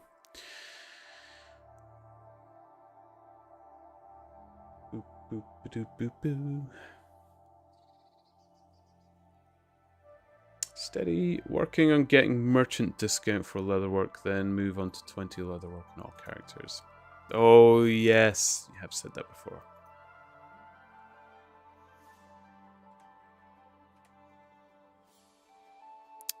Okay, chef, green trousers, Lally.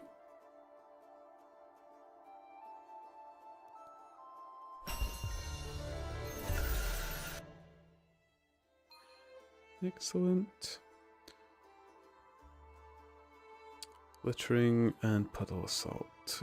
Knet's Hall. Hey, Tula Windex is back online. I don't know if they're live streaming again, but... East Courtyard Guards Archive.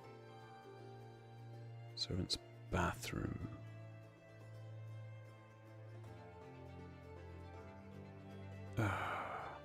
It's kind of better. Tony in the Guards Archive. Okay. I need to be quicker about which ones I'm picking.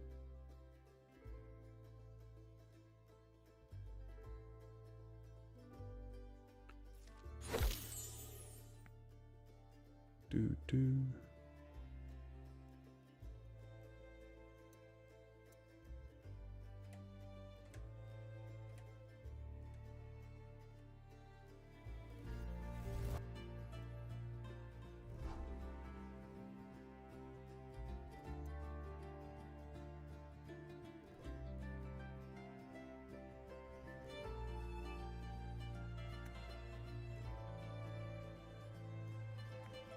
There we go.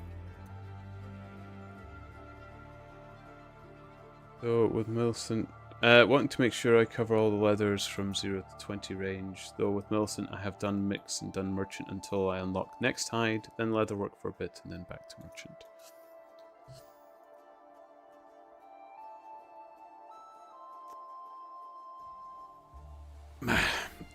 It's an incredible amount of work you've gone through, Steady, for those characters. Person.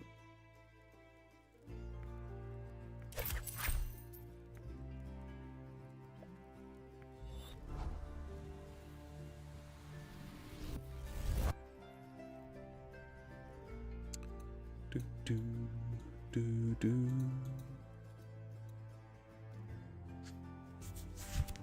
Oh. Oh. People still haven't rolled the 87. Man.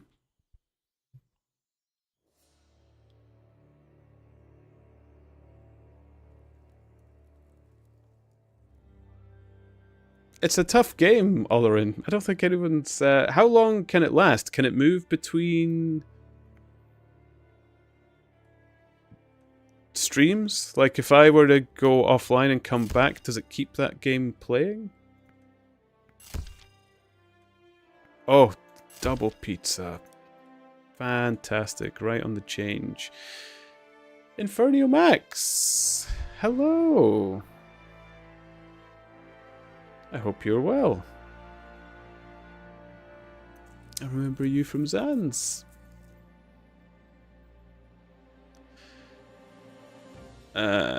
Trade.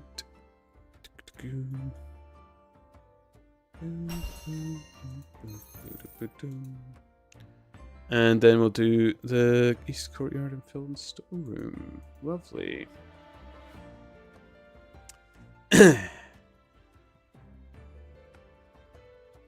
The game persists on your channel. Okay, sweet. Okay. Lurking and also hi, doing some 451 cents. No problem, Infernio. I was giving you a good hello. It's good to see you.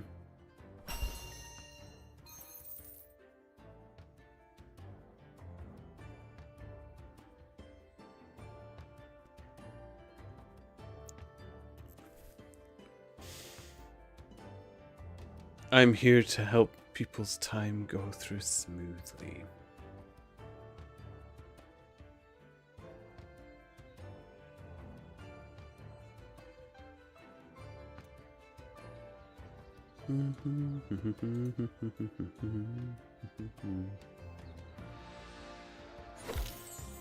Big blue buttons. Boom, boom, boom.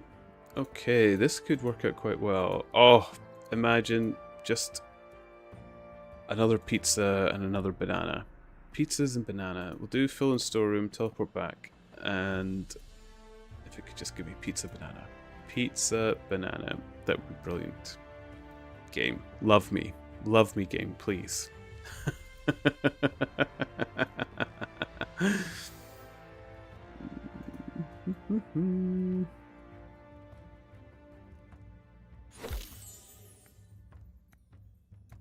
Okay, here we go. It's so difficult to get these stacks to match, but pizza banana would be great. It would be really, really great. Come on. Love me, game. Love me, please.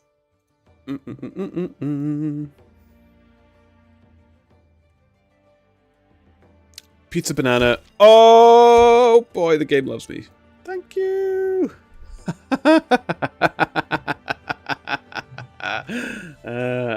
Delicious. Delicious. Delightful. It's marvelous. It's so rare to get a good stack of bounties like that, especially because I'll be heading straight that direction to head in an investigation as well. Such a smooth turn. It feels so good when Chronopolis runs in your favor like this. Ah. Feels good. Feels good. Have I ever tried bananas and pizza in real life before? No. But I have had a baba korma, which is a banana korma, the curry, which is so good. Especially because they like caramelize the banana with sugar in the tandoori oven. Oh my goodness. Heaven. Heaven. But no, not on a pizza before. Never on a pizza. I do like pineapple on pizza, though controversial as that is, but I am a pineapple pizza fan. I can't deny. Blonde hair, Blue buttons, sling.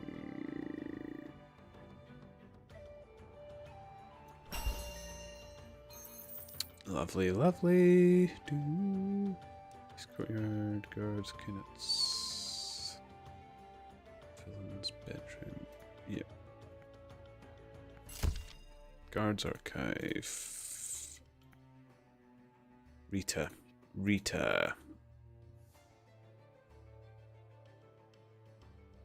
Must to smee.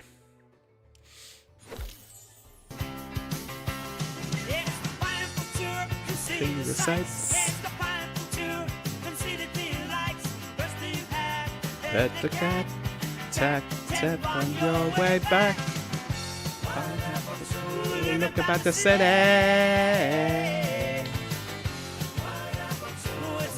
So pretty. So pretty. Look at us now.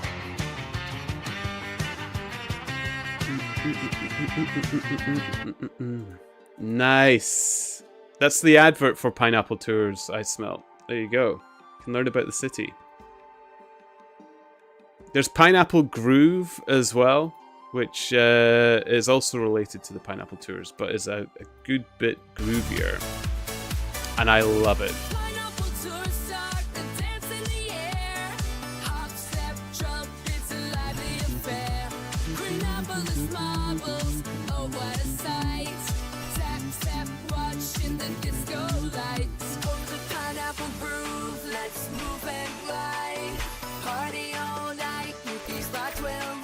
I feel like I still don't know what the Pineapple Tour is.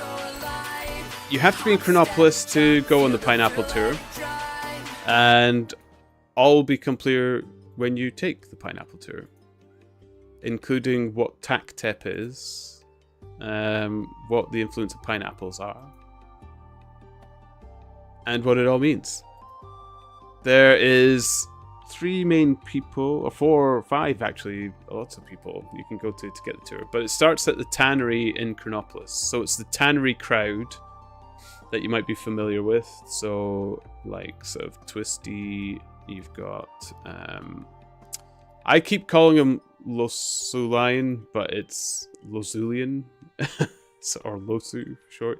You've got Graggle as well, which can help you with tours. Technically, I know the tour, so I could take you on the tour, but I have to take you on the tour. You'd have to come to me in the game. I'm not really an official body, though. I don't know what the comeuppance I would get from it, though, if they found out.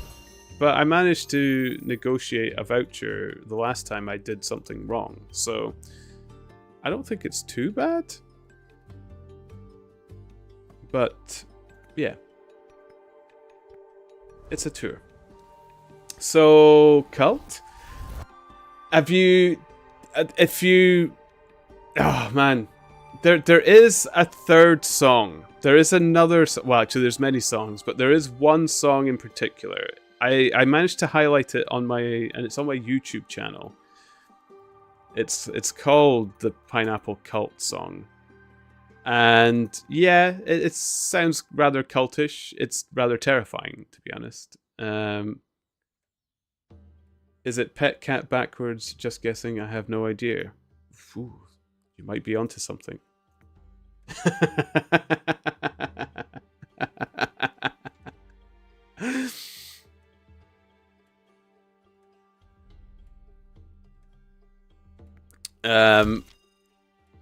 But it's lovely. Gendelers wines to the vase stall.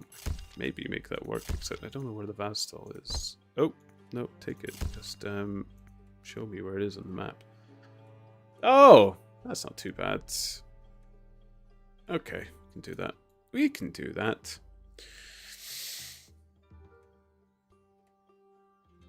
All right, I'll be ready in a few minutes or so.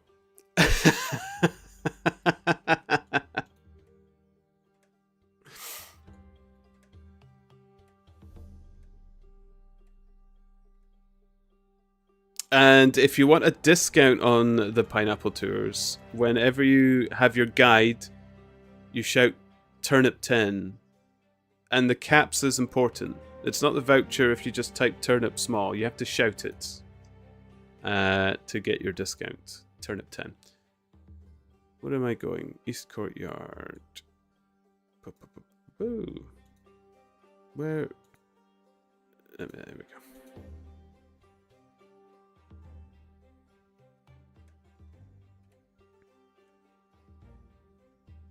But yeah, there is a cult song. Oh, it's my own channel. What am I thinking? I can link anything I want in it. Okay.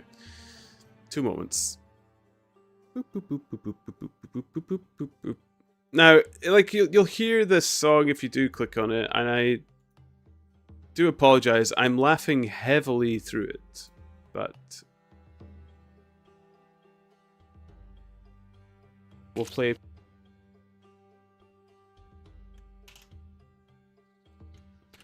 But yeah, there is another song associated with the Pineapple Tour.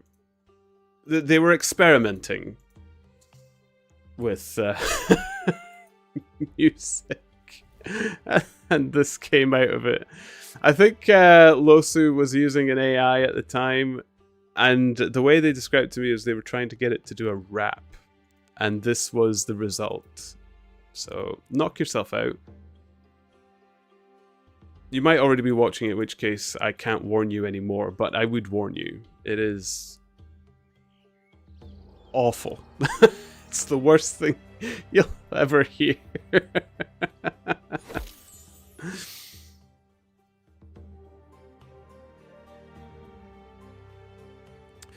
It's not for the weak at heart, no. Oh, Traveller, you were there for it, weren't you? Yeah.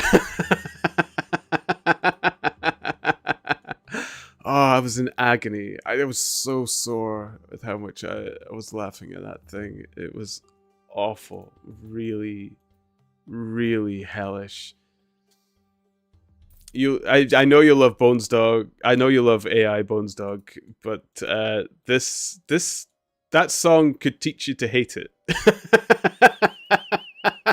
Even yourself. It could make you hate it.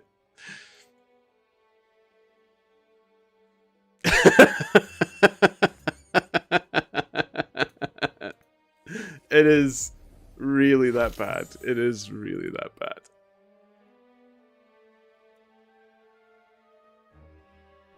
Okay, let us teleport back to the market.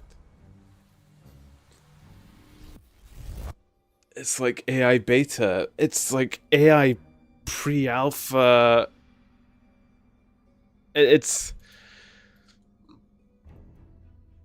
like AI if it was in the hands of Bethesda. It just works.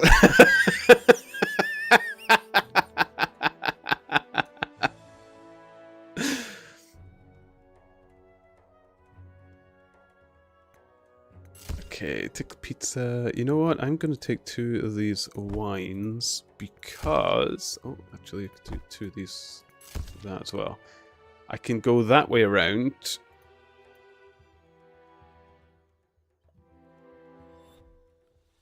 And I could do the raid to hand in the investigation. Ta-da! Oh, that's just rude comparing it to Bethesda like that. Did you listen to it, Infernio? It could be rude, but I don't know. I don't think I've laughed that hard. Well, actually, you're right. I don't think I've laughed that hard at anything Bethesda has glitched out on, so you could be onto something there. You've convinced me.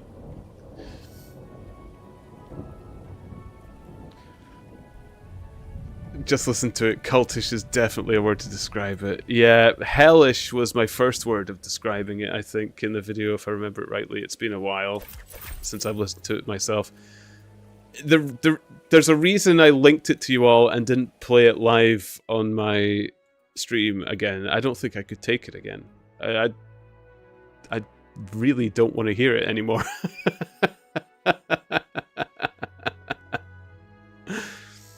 But, you know, releasing it upon yourselves, I'm perfectly fine for that. We all need nightmares when we go to bed, right?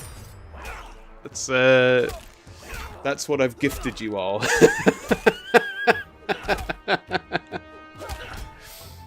Why do you think I stream till 5 in the morning? It's to stop me from going to bed and hearing that song in my nightmares.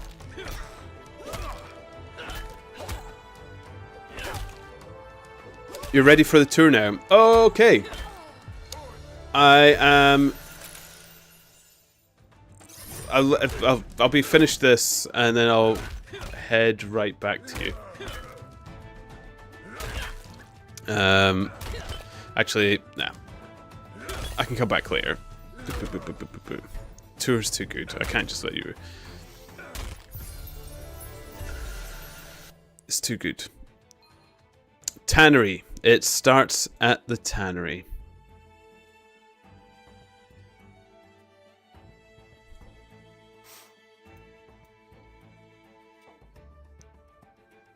Okay. Now, I probably have to tell Graggle that I did the tour, so I hope you don't mind I smelt, but I will probably have to highlight it and send it to them when it's done. But that'll be okay.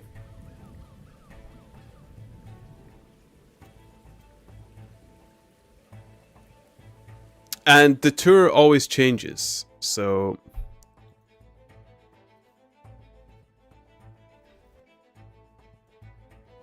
Alright, let's do this.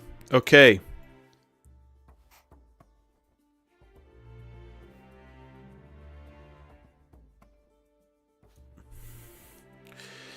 Yes. Do you have a voucher? Yes! Okay, perfect. Follow me. Okay, so we start in the tannery. This is the best place inside of Brighter Shores. You won't find a finer place than the tannery here itself.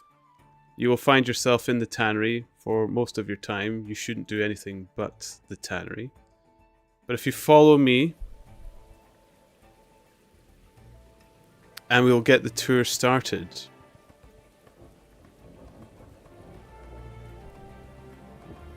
Lovely. Oh, you're doing a good job. Keep close. You wouldn't want to lose yourself in the hustle and bustle of the streets. Now, it's very important. Pet cat.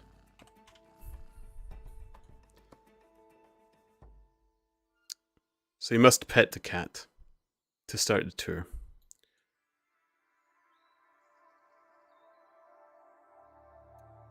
Excellent. Oh, you're a natural. Perfect. I smelt. Lovely. Let us continue. Now, you must speak to this man. He says, I hope you have a splendid day. And once it does, you reply to him, you too, sir.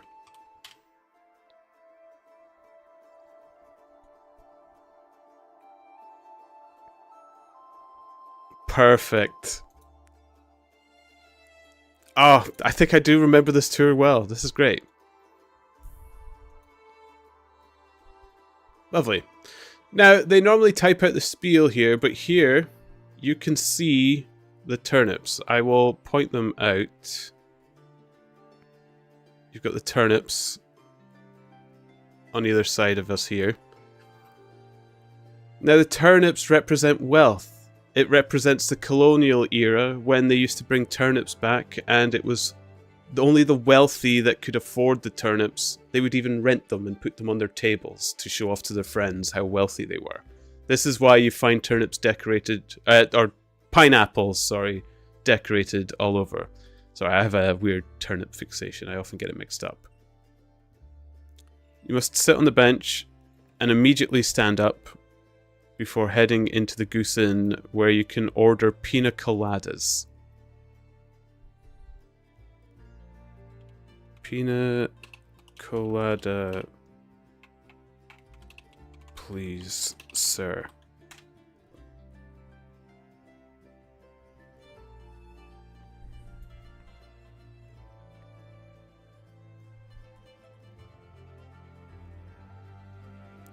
Classic pineapple tour. It's all about turnips. Yep, I'm all over it. Make that 2 on me. Oh my goodness, I've never had someone buy me the pina colada. Thank you so much.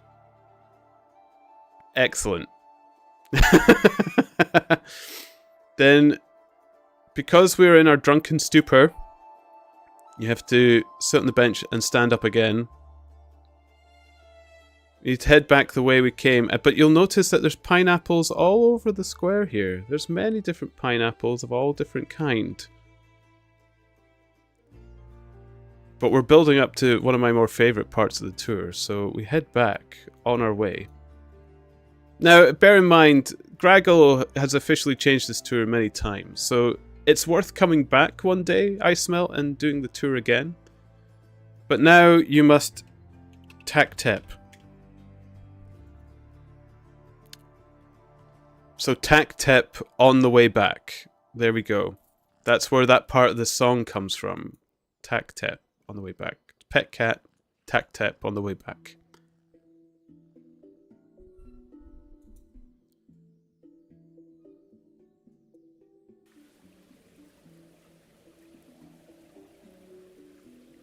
Oh, it's lovely. You're doing a wonderful job. You are the best person I've had on these tours with me. You're also the first person I've had. So you line up and you do the hopscotch. You must complete the hopscotch.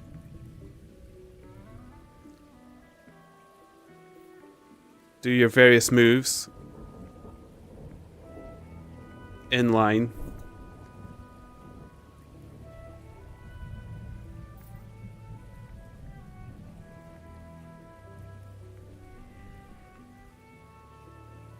And then you must cheer on anybody else doing the hopscotch when you complete.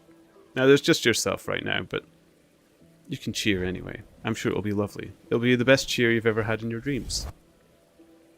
Well done. And then you return to the best place in Brighter Shores. Out of the cold, damp rain and back into the wonderful warmth that is the tannery. Dip your hands in the urine tubs and leather your skin. Wonderful. I hope you enjoyed your tour. Remember, if you come back, the tour will most likely be different. And thank you for your patronage. I don't know what the cost was, but whatever it was, you got 10% off for using the Turnip 10 voucher. You are most welcome. Please come again.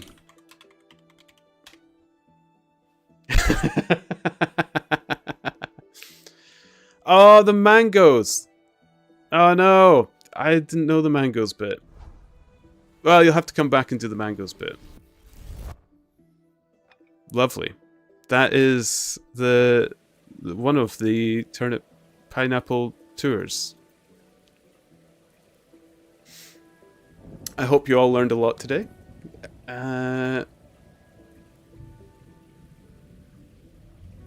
And we'll close off the tour with a little song.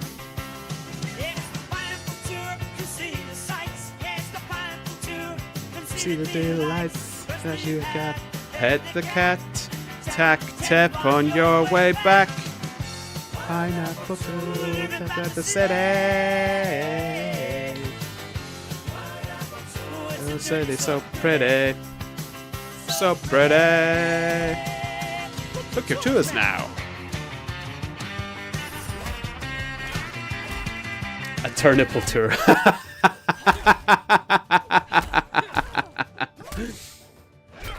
Learned the lore of the tack-tep. Yes. Now you know. Now you know. Now you know why it was such a damning insult when Kells said that the pineapple tour sucked, when clearly it didn't. It's probably the best tour any of you have ever seen. That's what started the war. And I think the tannery quite rightly defended their honor.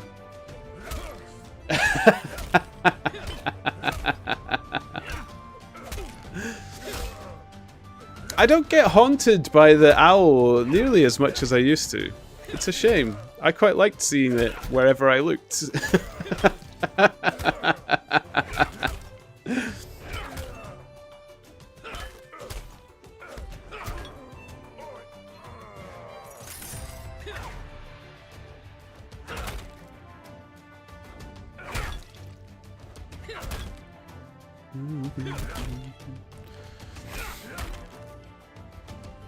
I can imagine it being turnips now instead of pineapples. There's Pet cat is good. Yes. I don't know. I could easily. I don't want to steal a franchise from them. I don't want to start another war. And I've become the face of Pineapple Tour somehow. And I can't get out of it. Contractually bound to it. Otherwise, that cultish song will haunt me wherever I roam. It does seem like a war crime to say. It was harrowing. I was there in the kitchen when it happened. And Losu and Graggle were just dancing beside me, showing me support whilst I had to drum up the courage to get through 61 levels of cooking. That's all they were doing when Kells lashed out with that heinous remark. I should have read the fine print. I was brought into a Discord and just told I was the face and voice of Pineapple Tours, and that was it. I didn't even know I'd applied. They said, "Congratulations, you got the job." There we go. I don't remember signing anything. I might have been passed out, unconscious, or drunk, one of the above. I don't drink often, but they might have caught me on a rare day. Who knows?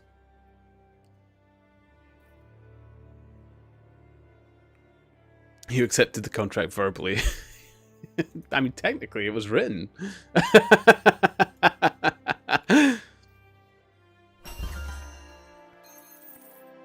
Oh, look at that. Oh, that tasty experience. Delicious. Mm-mm-mm. I'm behind an investigation. Oh, I'm 753. Where did I get 2 levels from? Or maybe it was just 1 level. Arboret. Slingstones and sandals. There we go. It all adds up perfectly. Darn right it does.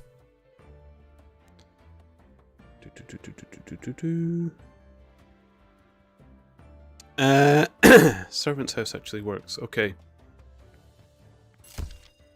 Servant's house, private road, city dies. I could grab a pizza. And then we can head down there to get the watches. And then get the servant's house.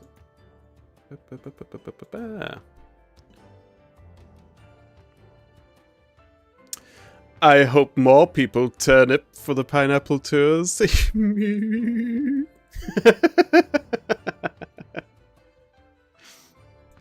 Oh my. I hope they do as well. The more people there are, the more saucier it gets. I don't know why I'm assuming that face is the dirty, when it was just a pun. I'm just dirty-minded. I can't help it. More people, more filth. That's all I think.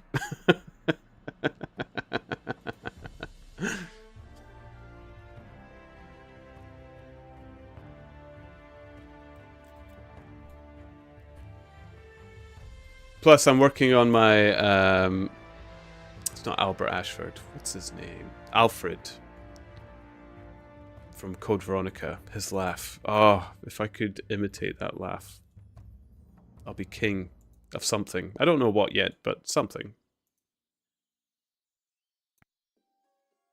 Vorpal, you know, come to think of it, kind of surprised the Pineapple Tours didn't feature the chef and his pizza. Oh, it does. You know what? It actually does, Vorpal. I forgot to take them to the kitchen. It's changed. I've been on 4 different pineapple tours. I have to be honest, not one of them was the same. And perfectly, mine was exactly different as well. So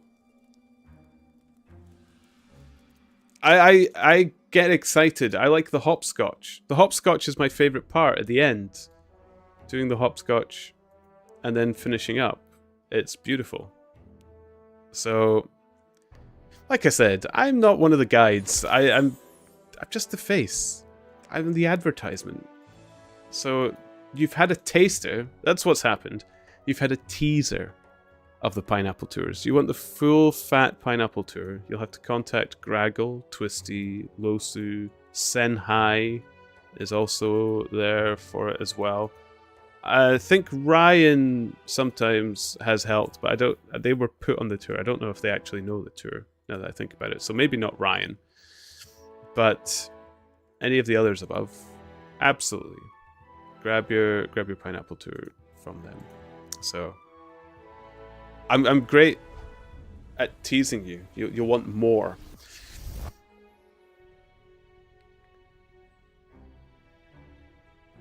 And then the chef's will dries up. Blasphemy.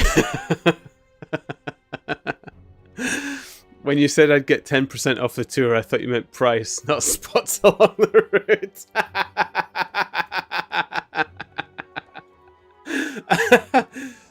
Yeah, I thought so too. You know, that's fate. Oh, congratulations, Vorpal. Well done. You got the patchy super prize.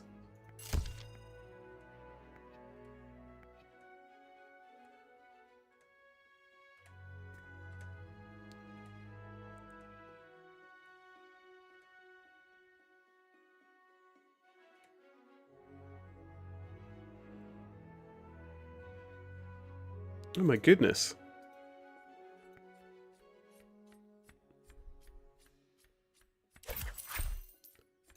So what do I do? Do I start a new game again immediately, or does it have to cool off for a minute? Or I've not had patchy for very long at all. Do we go again?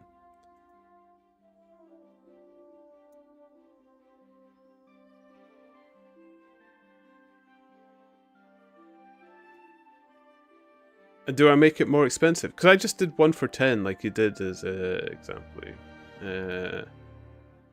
We go again. I like it. Vorpal, you're a gentle person. And then Infernio is like, we go again. I was like, if you'd like to, it's up to you. It's lovely. You go at your own pace, Turnip. You're lovely. Infernio, do it now.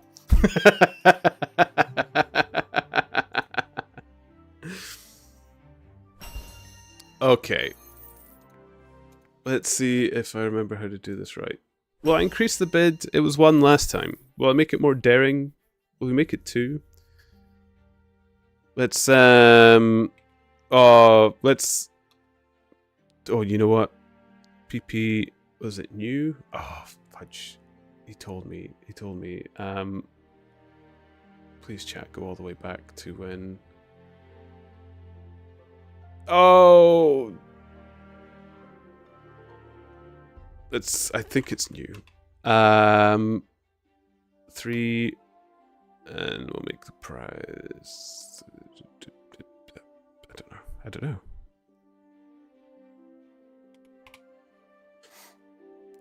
Does the prize come out of my stash? Is that how it works? I don't know how this works. Bugger it. Let's put it up to 20. I'll soon find out, won't I? I don't know if this works, if that's right. Yeah! Oh, it is mine. Okay.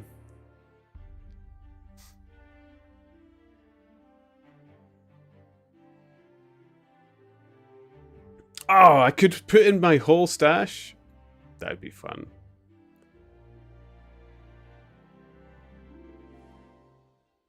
You have to roll 4. Okay. 20 comes out of your stash there. That's what the pot... Okay. Got you. So... Oh, I had hundreds. I could have put in a huge prize. Okay. Well, now I know. Now I know.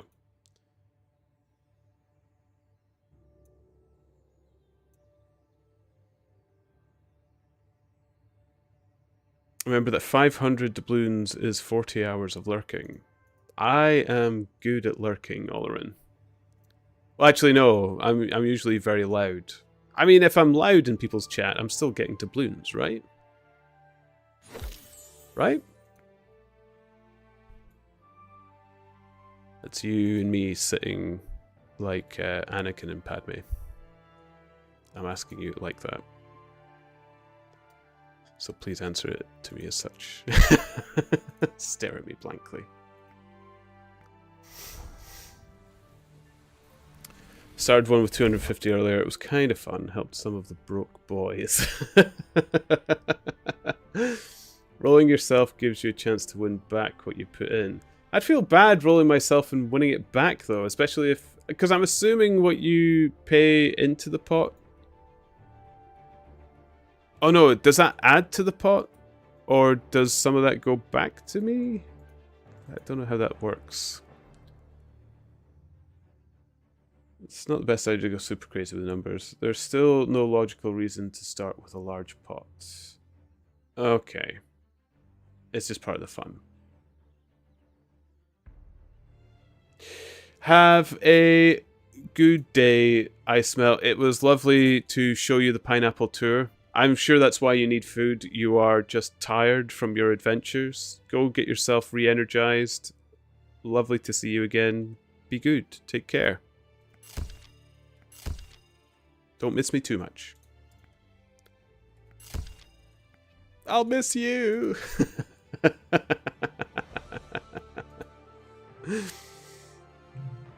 Thank you for the 9/10 of the tour. You're absolutely welcome. A professional to the very end, I think you'll agree.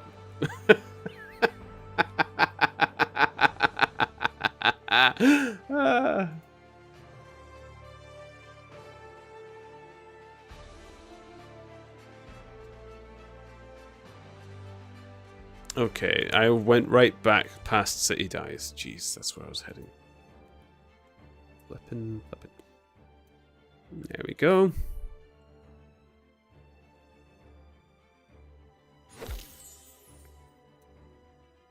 Then we will head our way back to get the pizza. Lovely.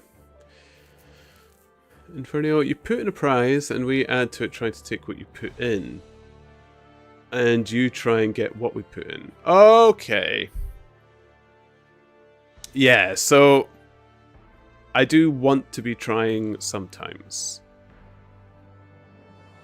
Am I not bidding to put in as well, though, then?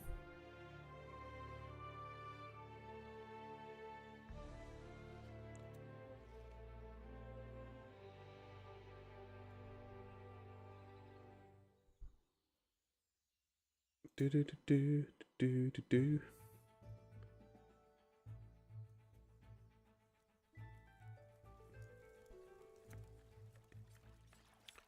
Yep, it's a big pot winner take all thing, so you gotta gamble to win. Cool. Okay.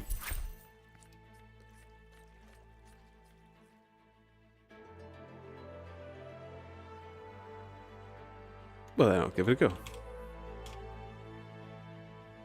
Ah, okay.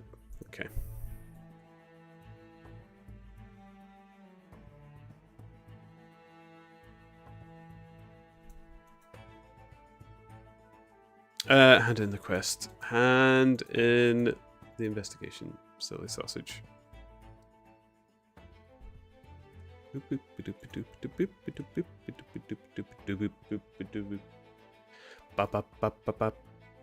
Okay, Rannon, grey hair, soil stain.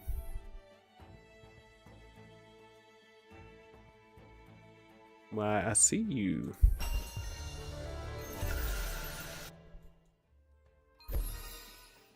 There we go. Now we're leveling. Pure one. This works actually. Oh, actually... yep, nope, can do the servant's house as well. Perfect. ROM.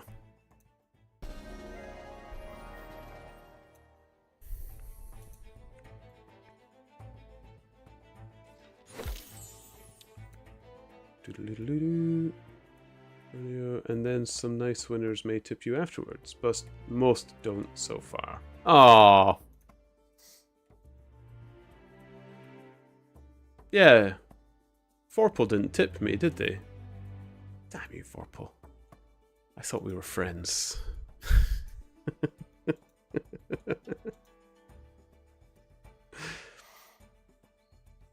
thought you said we'd be friends forever. I remember it distinctly in my imagination. Some people will wait for the pot to be a decent size first and then try to snipe it. So if it starts out bigger, it gets more action. Yeah. Yeah, I might pop it in a bit bigger next time. I'm learning. I'm learning. Even though I've been in many streams which has had patchy, I'm usually in a world of my own. So it's not that I ignored it, I just didn't learn it. That's all.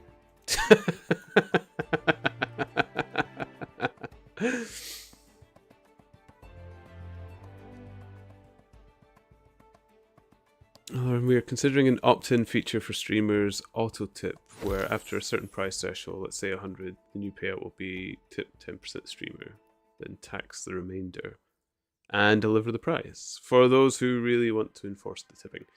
No, I wouldn't enforce the tipping. I just expect it.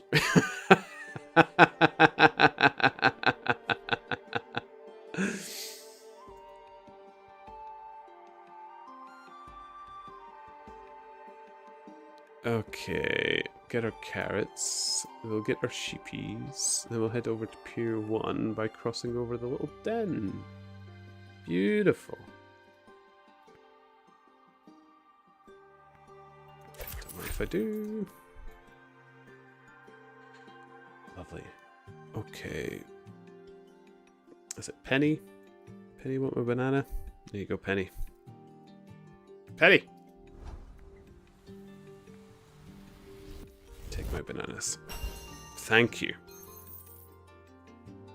Then give me some sheep. How does she turn those bananas into sheep? I just don't know.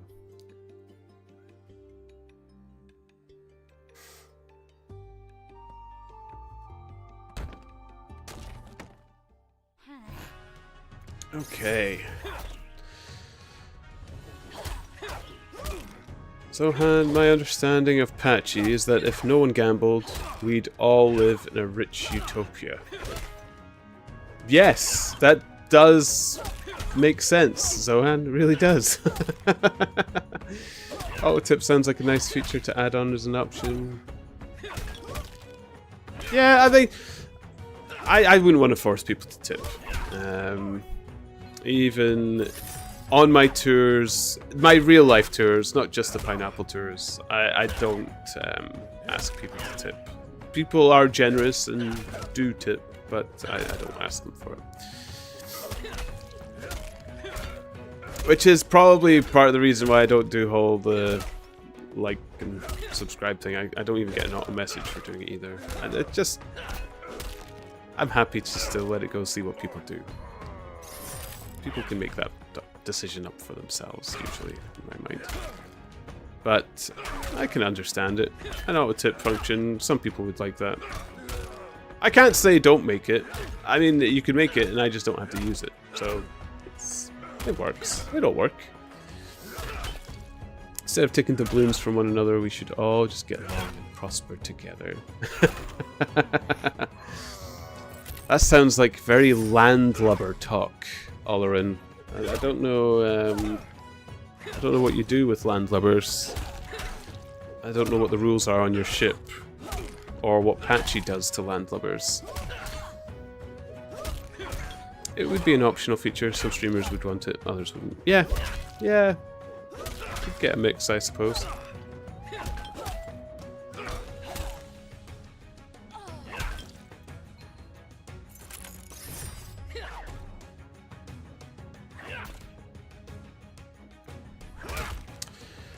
be nice for those high roller streams like Unbase earlier. So, actually, that's a good point. Whilst I'm streaming and Patchy's dropping doubloons, is Patchy adding them to my pot? Oh, it is. Yeah, because it's going up.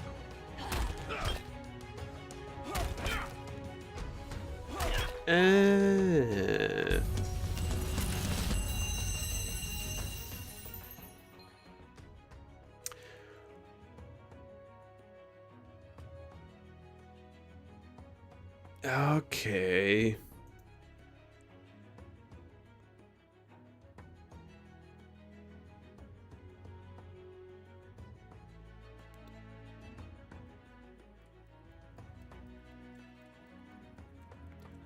Right, got you. Live streamers make double, I should have said. Yeah, yeah, no, that makes sense. Okay. Oh, well then there's good reason for me to bid more then. Make a big prize. That sounds fun. Alright. I understand. I think.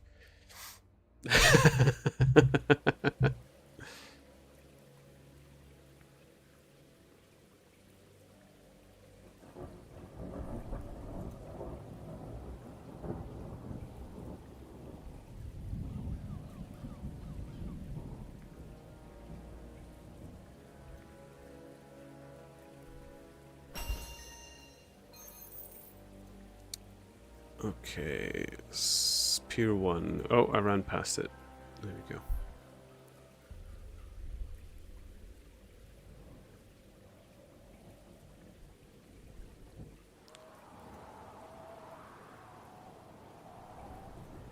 Oh my goodness, I've done the investigation and I've cleared out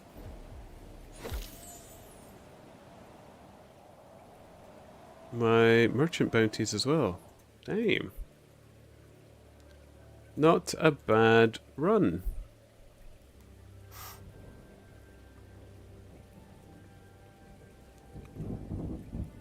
Level 754. I was 718 when I started. So 36 levels. 36 levels today. I can live with that. I can live with that.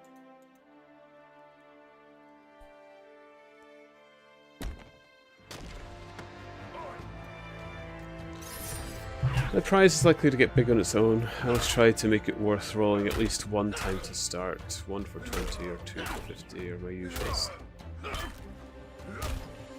Yeah, I'm making people pay 3, I think. I should have upped the prize a little bit more, but it means the prize will go up quite quickly though with people's rolls, so that is also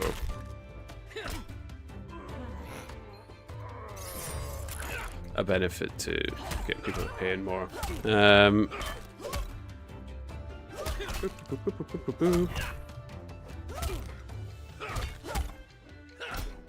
Oh. Oh, did it end? Did someone win? Oh, Inferno Max! Oh! I did not notice.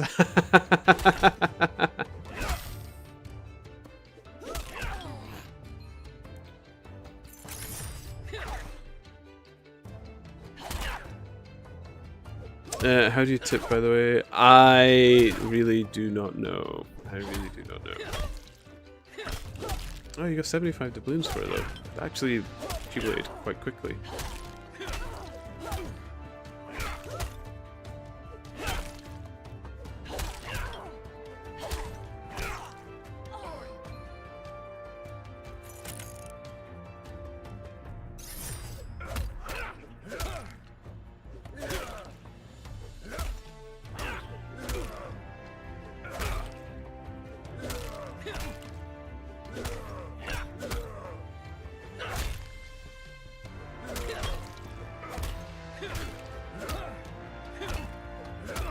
Okay. Oh, thank you, Inferno. Thank you. Okay. Okay. I think I've got this. So.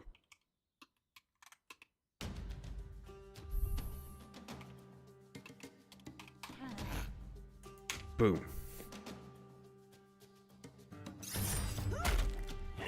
There we go.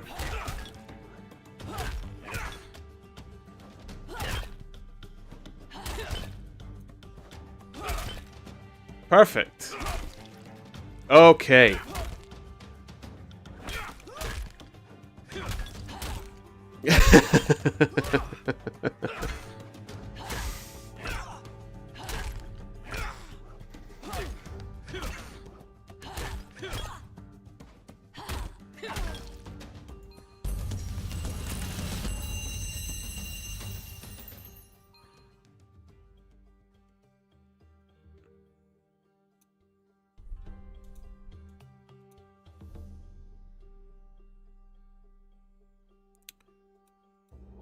Okay.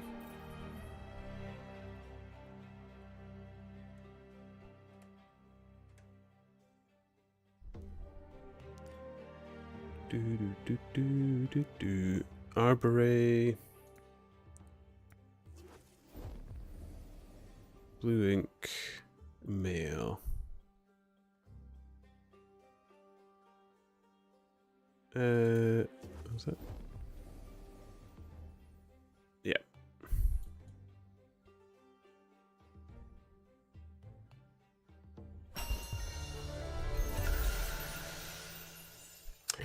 It's expensive, but there's quite a bit of that's 200 doubloons up for grabs.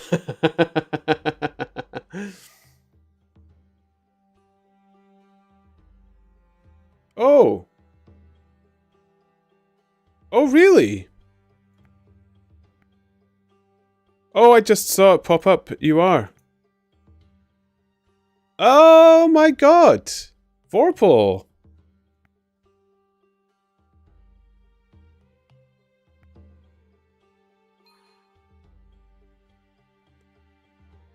What the hell? So...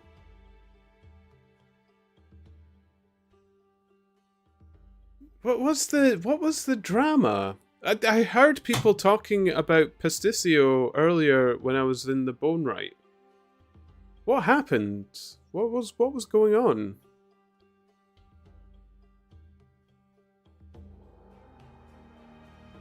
Oh, it's a protest.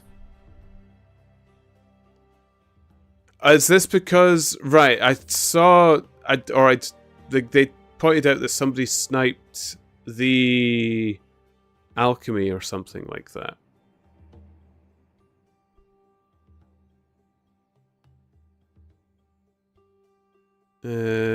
Private road, Vestier Hall.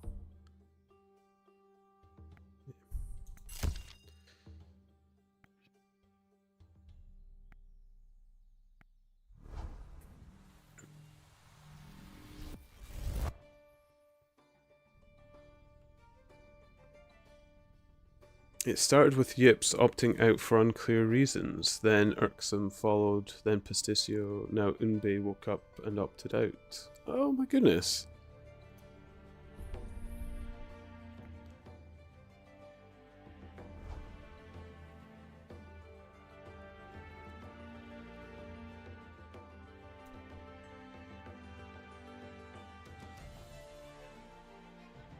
Kind of, if you can't beat them, join them. Yeah, it's starting to sound a little bit like that.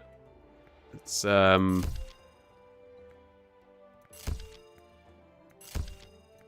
mean, I haven't got much to say on it. I am not competing in any way. I say over and over again, and then I check how I'm catching up with people. But I'm not as invested. I don't know... Or I don't have the feeling of what the stakes are because I don't know them. Is probably the better way for me to put it.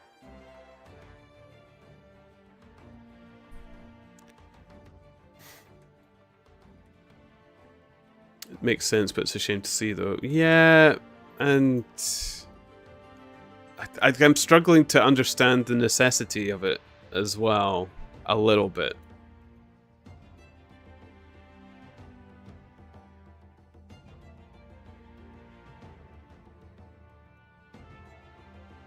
Because has it not already been said that they will put in the spots on the board, but it's just waiting to be patched.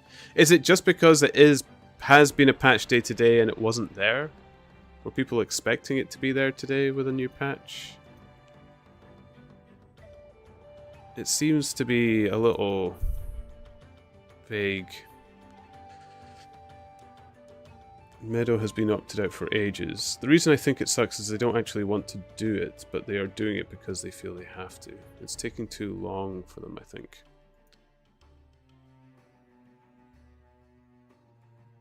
I mean, it's... yeah.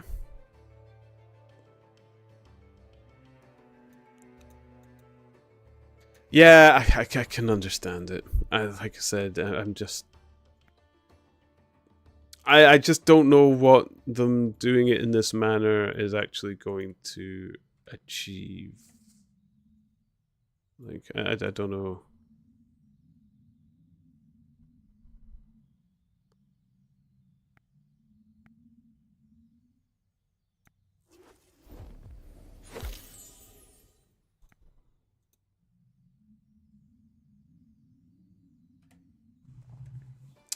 Unbe's actually messaging me about it now, asking if I want to join.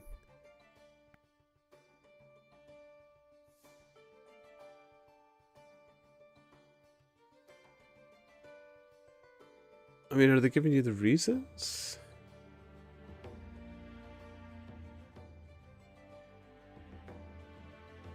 Opting out gives a 10% experience bonus. I was about to ask if that's true, but I can't believe that that's true.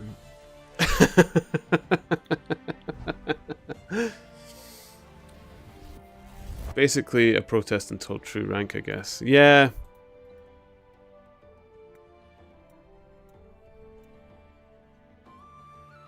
I mean, I can't blame anybody at the top for doing it. Especially if somebody did just get sniped recently. And I did mention earlier, when you've been doing it for months and months and months, and you thought you were #1, and then suddenly it's you didn't know what you were competing against. You didn't know if you should have had to speed up or slow down or whatever was required of you. It's going to be frustrating.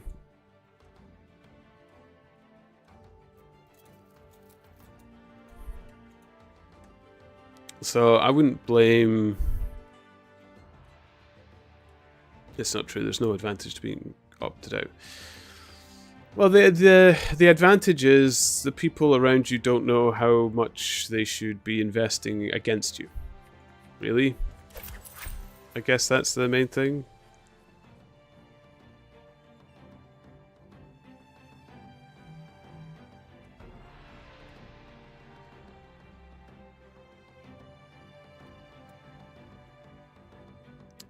I disagree with that being advantage. Play to win or don't. I've heard of some people's sleep cycles doing this, though. I mean, I'm thinking of people's health.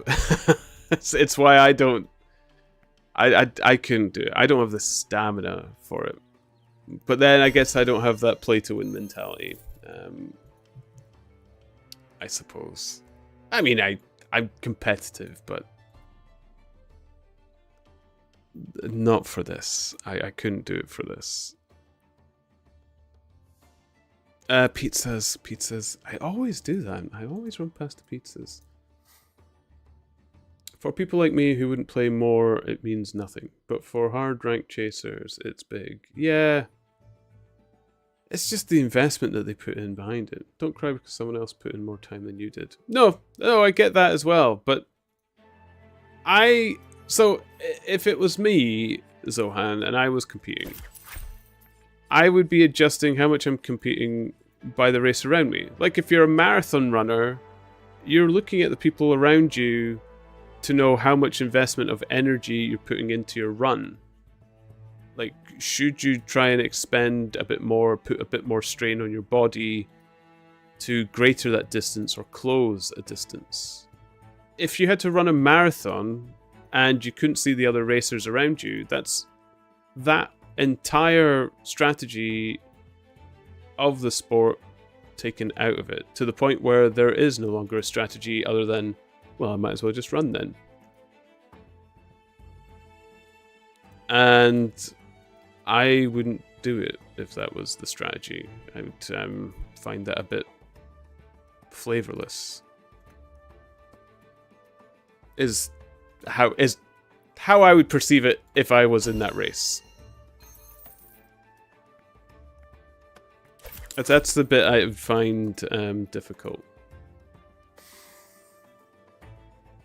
If I was competing, I would do my best and invest however much energy I feel like I need to win, regardless of who I can see or not.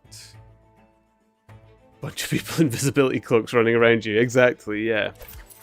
Why would I go for a 5-minute time when I see no one around me when I know that I can go for a 4-minute 20 time? For burnout. Like you can overinvest because of the unknown. Like, yes, achievable, but at cost is what I'd cry out for that. Like,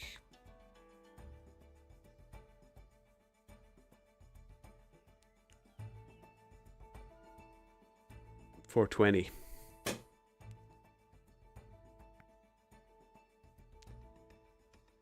I mean, I can hardly speak. Like, I'm currently sitting here streaming at 5:20 in the morning in Scotland because I just enjoy having a crowd of people that I can chat to and stuff. Technically, I should be in bed and not investing my time because I feel it benefits me on Twitch. So I'm arguing against you, Zohan. Bear in mind, I do play devil's advocate frequently. And I am definitely not listening to my own words right now.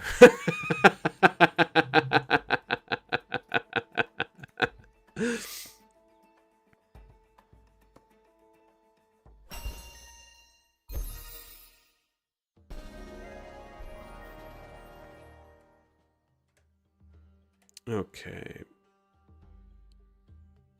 Porter, Blow Darts, Tempeste.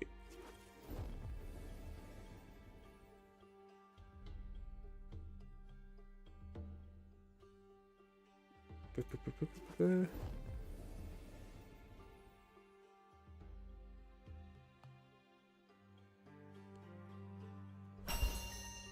we go.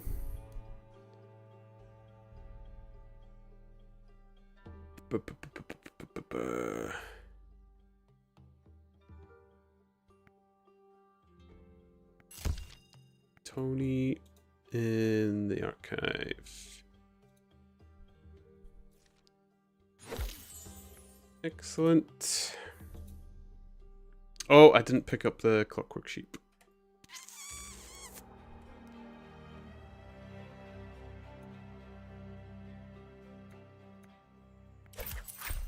Here we go. If you're going to burn out for putting time, you need to beat the invisible people, and then you're going to lose anyway, right? I don't know, I just don't get it. Yeah. But it's, yeah,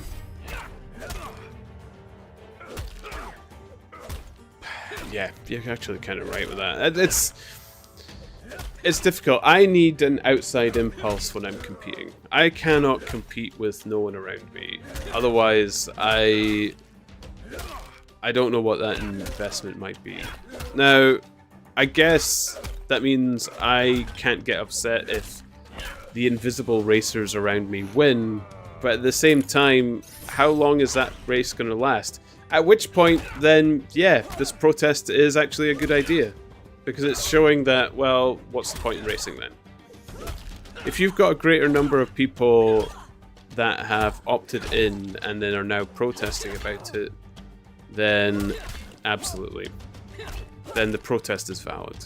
Because they're both sharing that same mentality of what's being lost together because they can't compete with an unknown. Or that unknown should have been in its own race anyway in the first place. So I guess I would be on the side of protesting if that's the case. But yeah.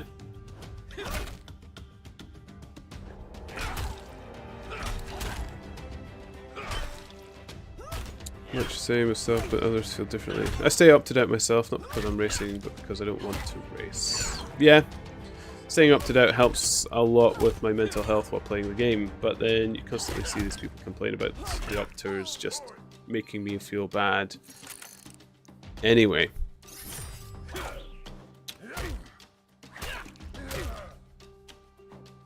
Yeah, but is the placeholder going to affect that for you? If the placeholder doesn't say who you are? I don't know.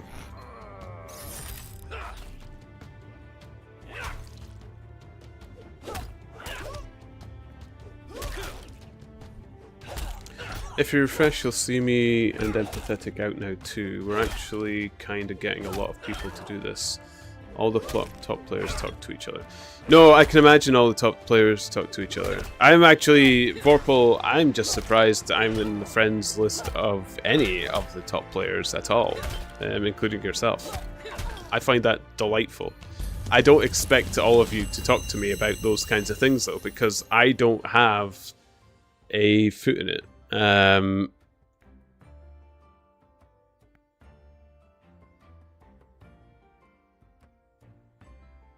so it's gone to... So now it's on Zan. Is Zan still streaming?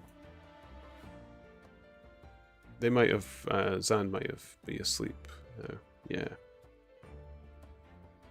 I'm actually playing into their sleepy time. That's kind of bad.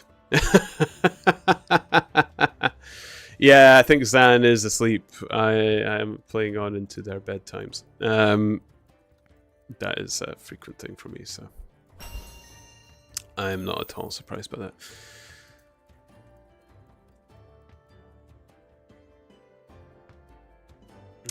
There were like 5 of the top 10 detectives there for Marethiel's 500 detective. Was cool, and you're definitely right. What we need to try and do is get enough people to opt out that I can feel #1 for just a day.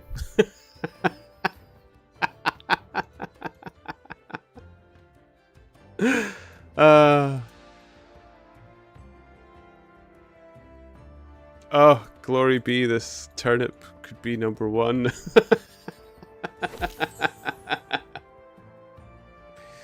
Oh man, then the pineapple tours would sell lots of tickets. Everybody would come to my stream if I was #1.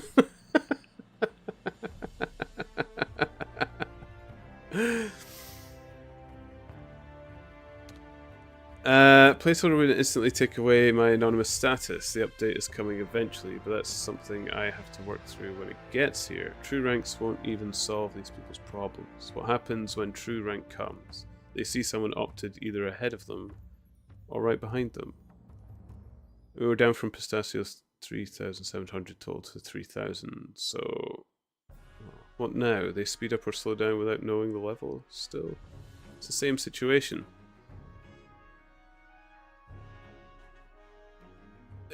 Yeah, but that placeholder is anonymous to everyone but yourself, is it not?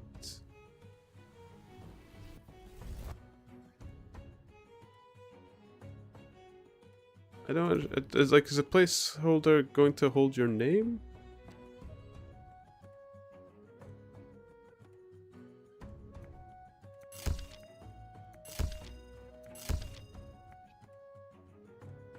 I'm not querying like Zohan, like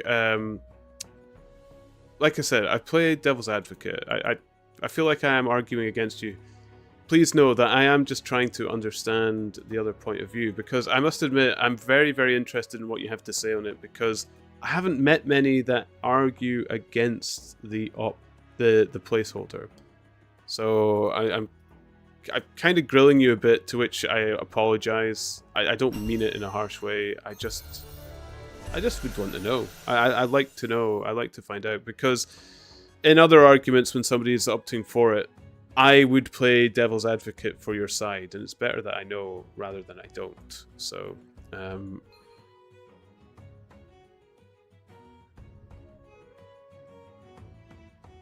absolutely take my opinion with a pinch of salt. I just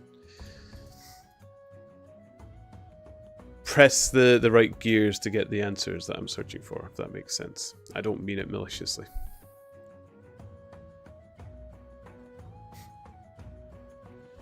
Zan's going to be upset if they miss taking a rank 1 screenshot. Yeah.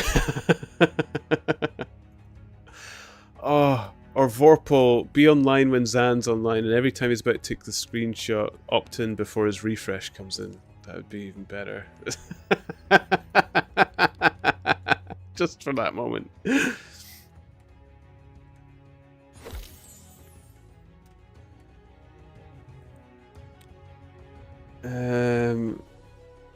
Everyone knows it's fake rank 1s, it's meaningless. Let's say placeholders... Yeah. Yeah.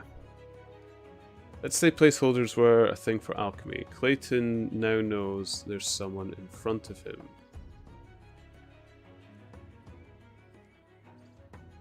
What does he do about it? Speed up to try and catch the level gap, and that's too big for him to catch anyway? The opted out player put in the time and got to 500 first regardless. Oh, yeah. No. I know the... Like, I don't want to take away the fact that somebody did get to 500 alchemy. I feel for the person racing without knowing. It's a horrible feeling. You put in that time investment and it just... I can see where it feels awful for them.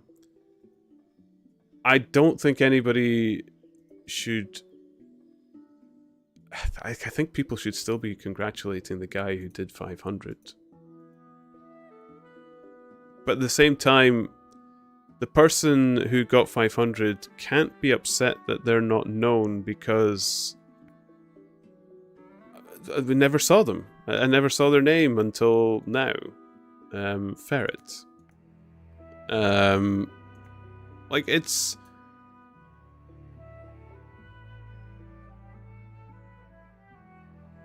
It's difficult to cheer someone you don't know the name of.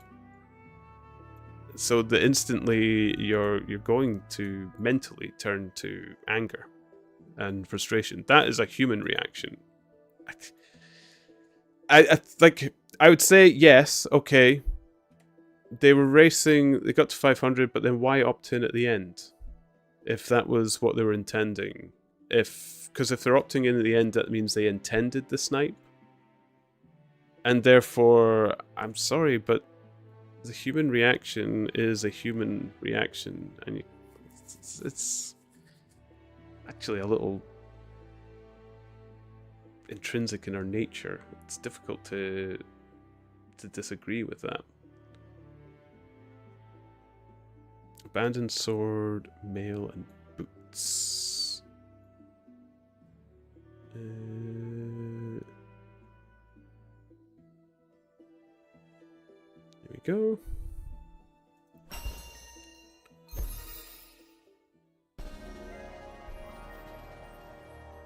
Quick patchy changeover should barely notice. And we're back. Jaywalker. Whoa! You've got nearly 4,000 doubloons? My goodness. Well, I suppose you're probably not putting them into 200 bids like me.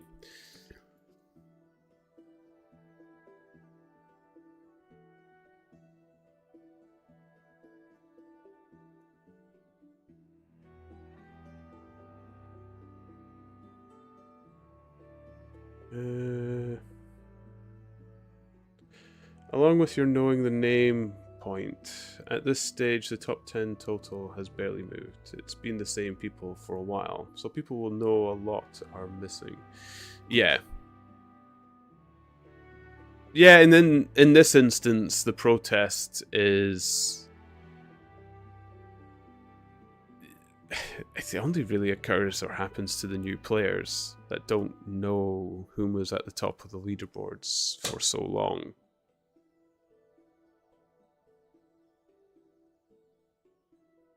I'm interested to see what the developer's reaction is going to be. Especially after what Zohan has told me. There's clearly a passion for those that decide not to opt in.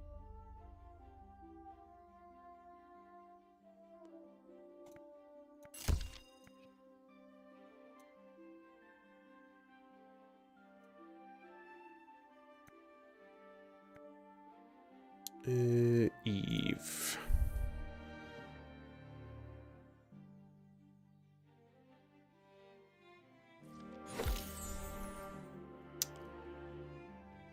Which I must admit was far more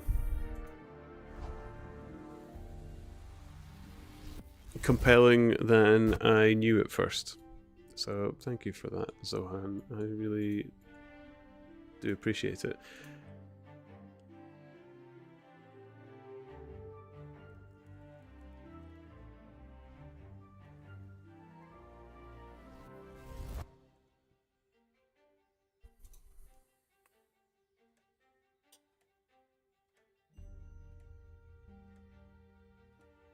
Well, in a way, this is kind of saying that some of your most committed players are unhappy. We mainly want a response, at least.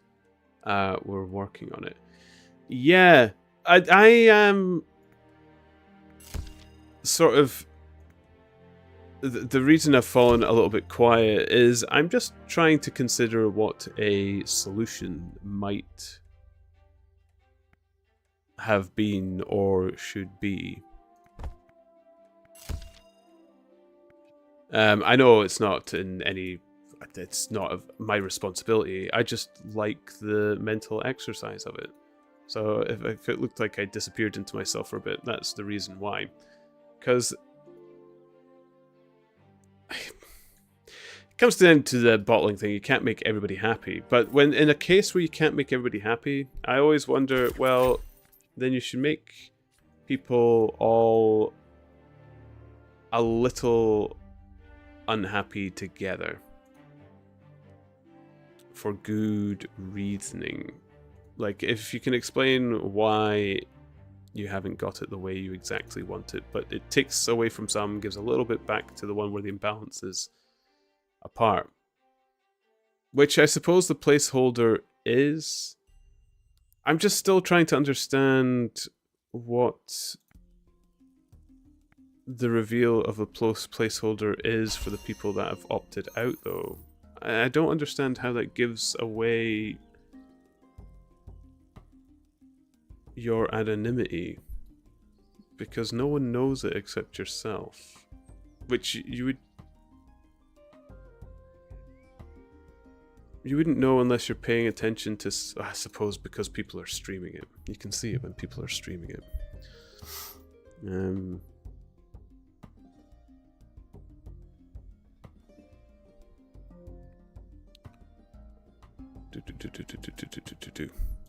As ever, streamers are the problem.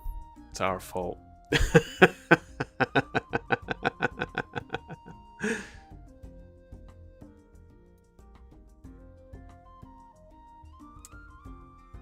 Fen Samuel suggested that opt-in should be permanent. That sounded good. Yeah.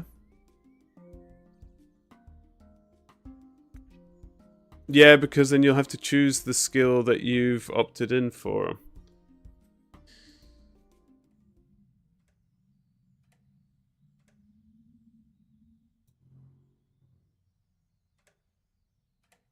Or remain silent. Just leave it as such. What I did notice, though, was I put my account on my laptop for a day, and it defaulted as opted out, and I had to change it back. So sometimes I wonder if it's even anyone's fault, like if they've noticed for a time as well.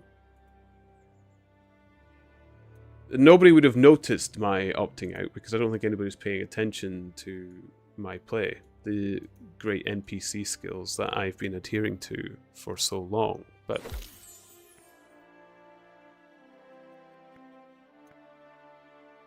not quartermaster. What am I doing? There we go. The solution was to not allow opt-out in a competition. Yeah. I think if opt-in is permanent, similar way to opt-out should be permanent, but I think that is also unpopular opinion.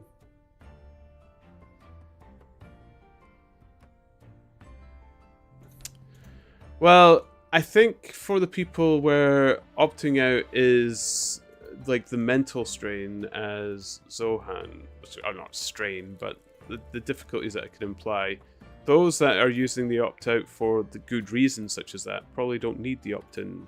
So if it was opt-out permanent, the only ones that would be allowed were the ones that were intending to snipe, in which case, I mean,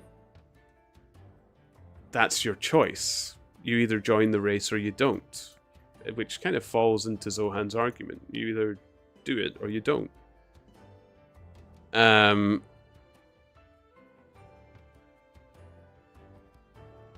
So yeah, like if it was, I think the people that it would really matter to wouldn't actually be too upset about permanent opt-out.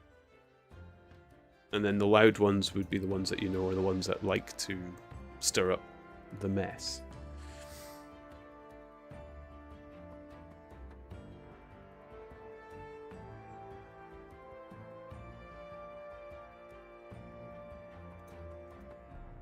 Do.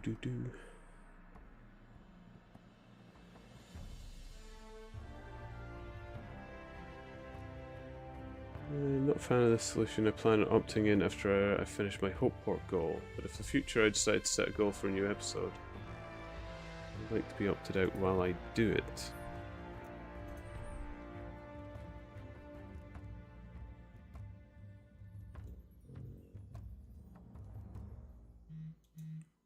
I mean, it's nice for you to have the option, but then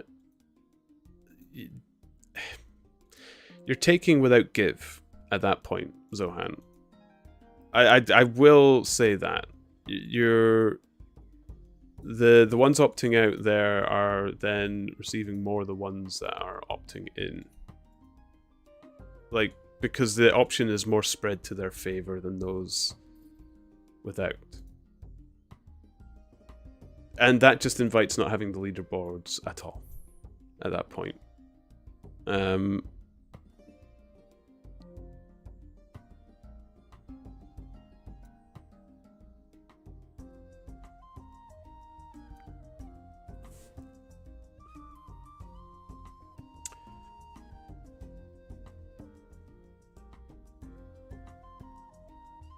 I'm not doing it to race the leaderboards. I'm doing it because I know how bad I can get with games and getting overinvested. Yeah, that's a fair point. But what is aiding you is being abused by others. And whilst that makes it fair and better for you to play the game, the abuse by others has to be reconciled. And like a solution to that would be like when you finish what you've done in Hopeport and you want to show it, is this for yourself or for others? Because then they could just have a little bit for the people that have opted out where they can see themselves for a brief moment in leaderboards, but it never gets published publicly. It keeps you hidden. You don't have to fall into the bad habits of playing a game like this, which has that heavy investment. And those that have opted in and are in that investment are a little bit are kind of left to it and none the wiser. And if you're not competing to race anyway, then there's no justifiable reason to put it beyond there, beyond that point, surely. Abandoned crossbow bolts, mail, soot stain.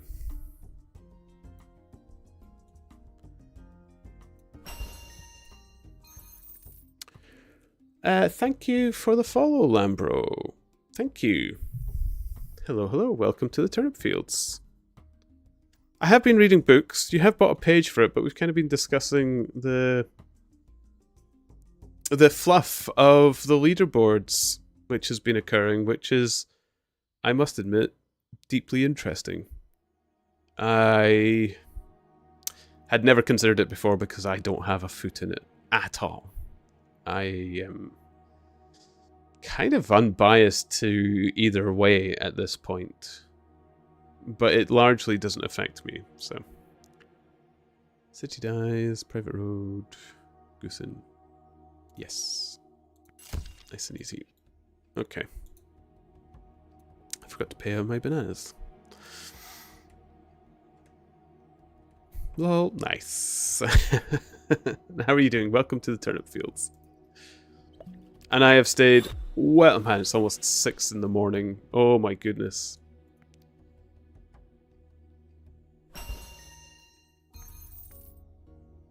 But it's been a while since I streamed, so. Good old leaderboard talk. It's a tricky one. I'm not going to lie, it's trickier than I thought it was. I thought it was a little cut and dry, but it clearly isn't.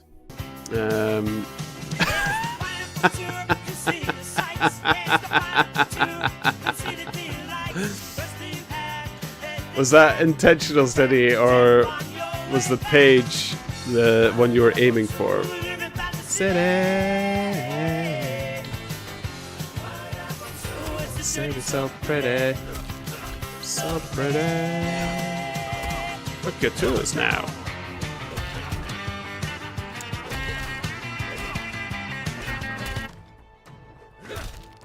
Zohan, I was not asking you to shush about it at all. Genuinely. I was being honest when I said I just wanted to know what you had to say on it. It was nothing I had ever considered, because I have to be honest, you're the first person I have spoken to that has shown that kind of support for the opting out. So I just wanted to know. I wanted to know more.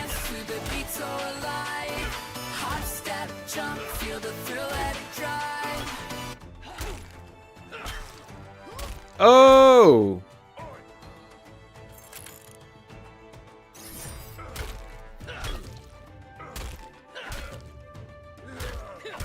Oh my goodness! It was one already. Well done, Zohan.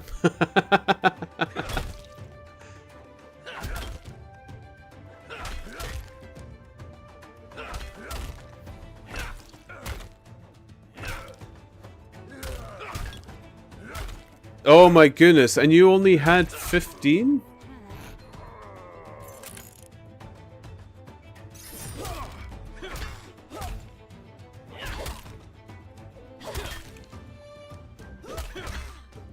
I would really keep them smaller to prevent going bankrupt.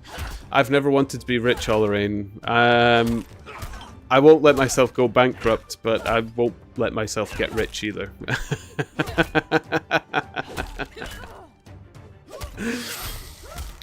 There was a reason I gave you 10 gifted subs before Christmas and stuff like that. I like to share rather than keep. I've never wanted to keep anything for myself, so it was fun. I wanted to do a big one just to see how it went.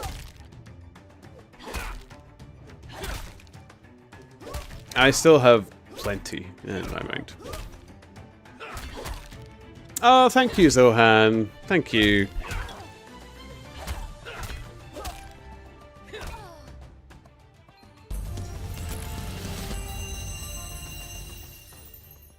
I'm more in the boat of don't hate the player, hate the game. But yeah, unfortunately, some people have kind of abused it. Obviously, not the case for everyone, though. People like Zohan. Yeah, it's come to that point where it is. Some people have abused it, and it's ruined it for those that need it. It's the story of humanity, isn't it? In a nutshell. It's weird it can transpose itself into a game of this manner, but it's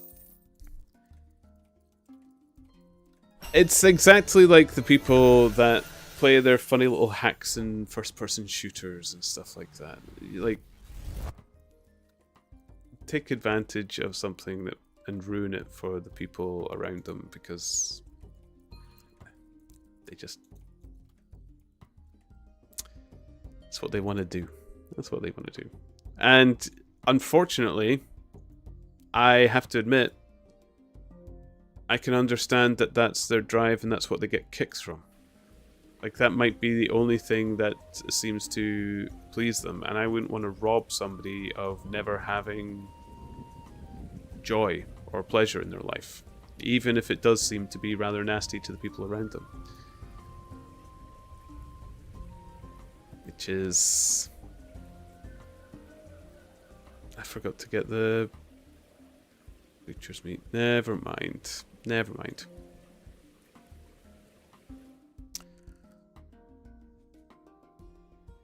This isn't a good one. I like to try and be a bankrupt patchy player. I'm sorry I gave you so many doubloons. So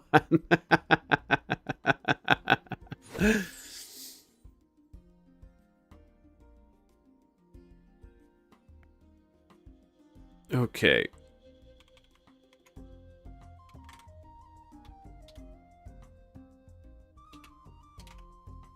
Let's make it a bit smaller again. Boop, boop, boop, boop, boop, boop. Ah, fudge. Did it wrong.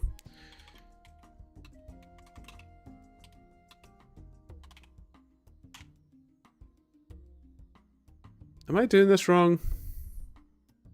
Probably. I must be. I've forgotten the command. Oh, wait. Is it not exclamation PP? That might be it. There we go. Get it in the end. Sorry, guys.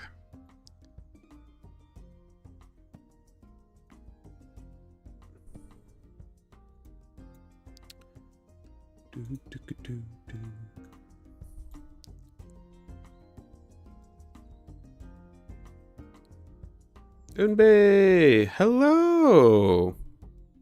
Welcome to the stream. I don't actually believe we've met.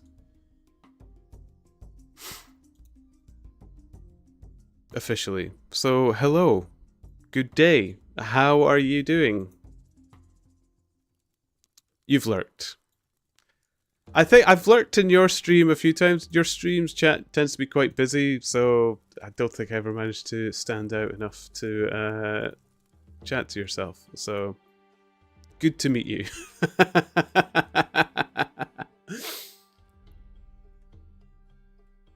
Hi!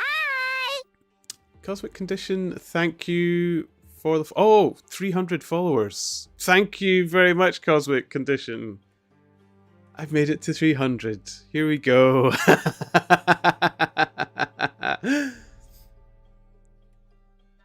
How are you doing? Welcome to the turnip field. Thank you very much. Excellent. And thank you for the follow, Zohan. Thank you. Okay, this is getting a lot of pages. We have 5 pages now. Just to double check. Yes, 5 pages. Because I have to include the whole thing. Easy 300. Yeah, it was just destiny. I just had to wait.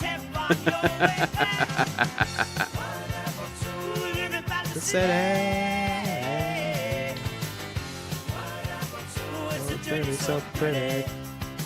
So pretty. Let's get through this now.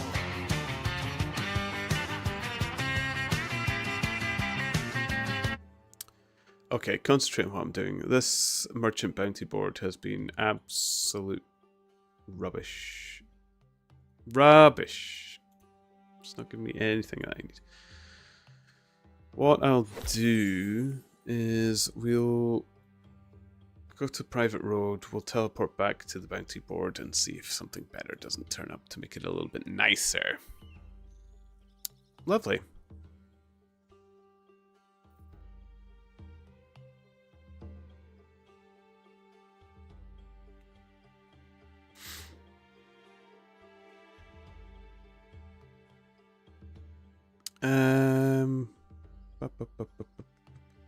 private road. There we go.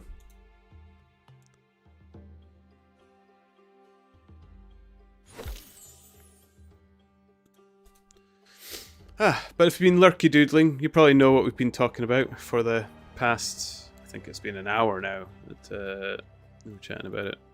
I must admit, I gave it very little focus. I've not been, I mean, I was about to say I've not been playing my part in the Brighter Shores community all that much. I think my part is exactly where I am, so I'm playing that much as need be, but it is interesting because I feel like I'm looking up at it from a world where I have absolutely no idea of its importance. I definitely have the outside looking in, and it's made all the interesting now that I've heard more from both sides. Brass buttons, brown trousers, abandoned sling. Brass, brown, sling. Boop. Damn right, all adds up. Ponder's Turnip never makes a mistake. Okay. To read some of these books, I'm probably going to have to go do some of the raids, because it's a little easier to do that. These are neither very good. Yuck. Okay, good time to do raids then, I think.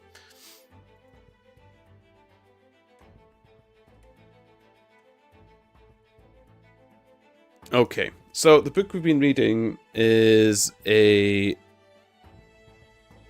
Study in Scarlet. It's the first Sherlock Holmes book.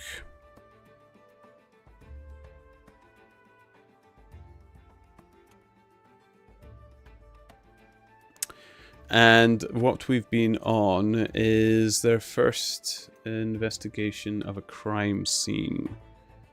And Sherlock Holmes is about to give his opinion on it. He's been whisking about the room with his instruments, his spyglass, all manners of things. So,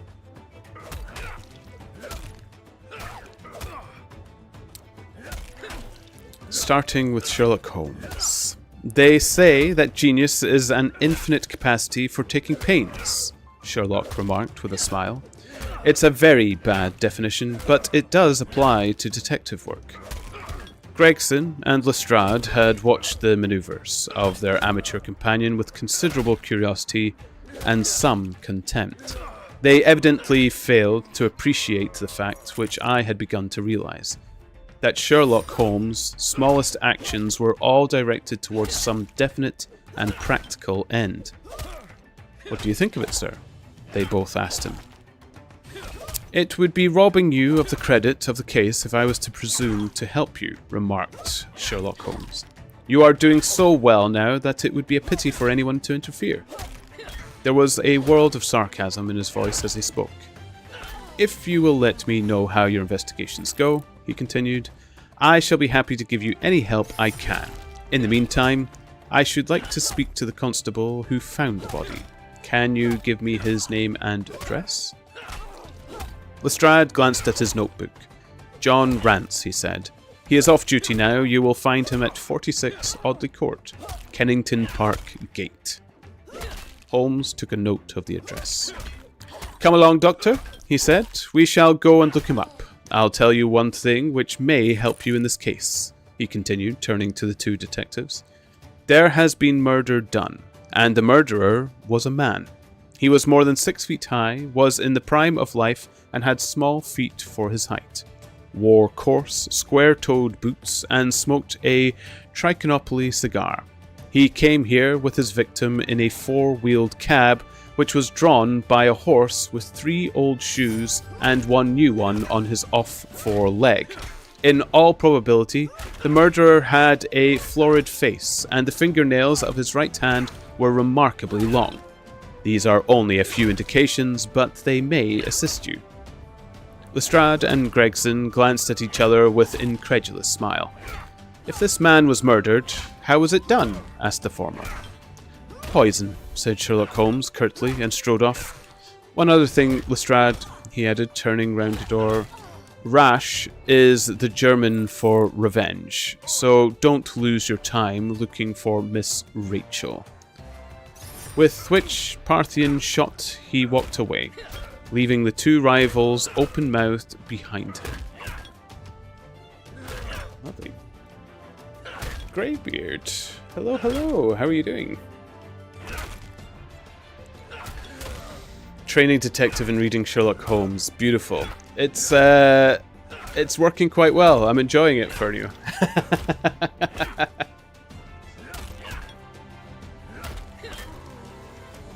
I've got 3 more pages to read. 4 more pages, actually, Infernio, because you donated another one, so...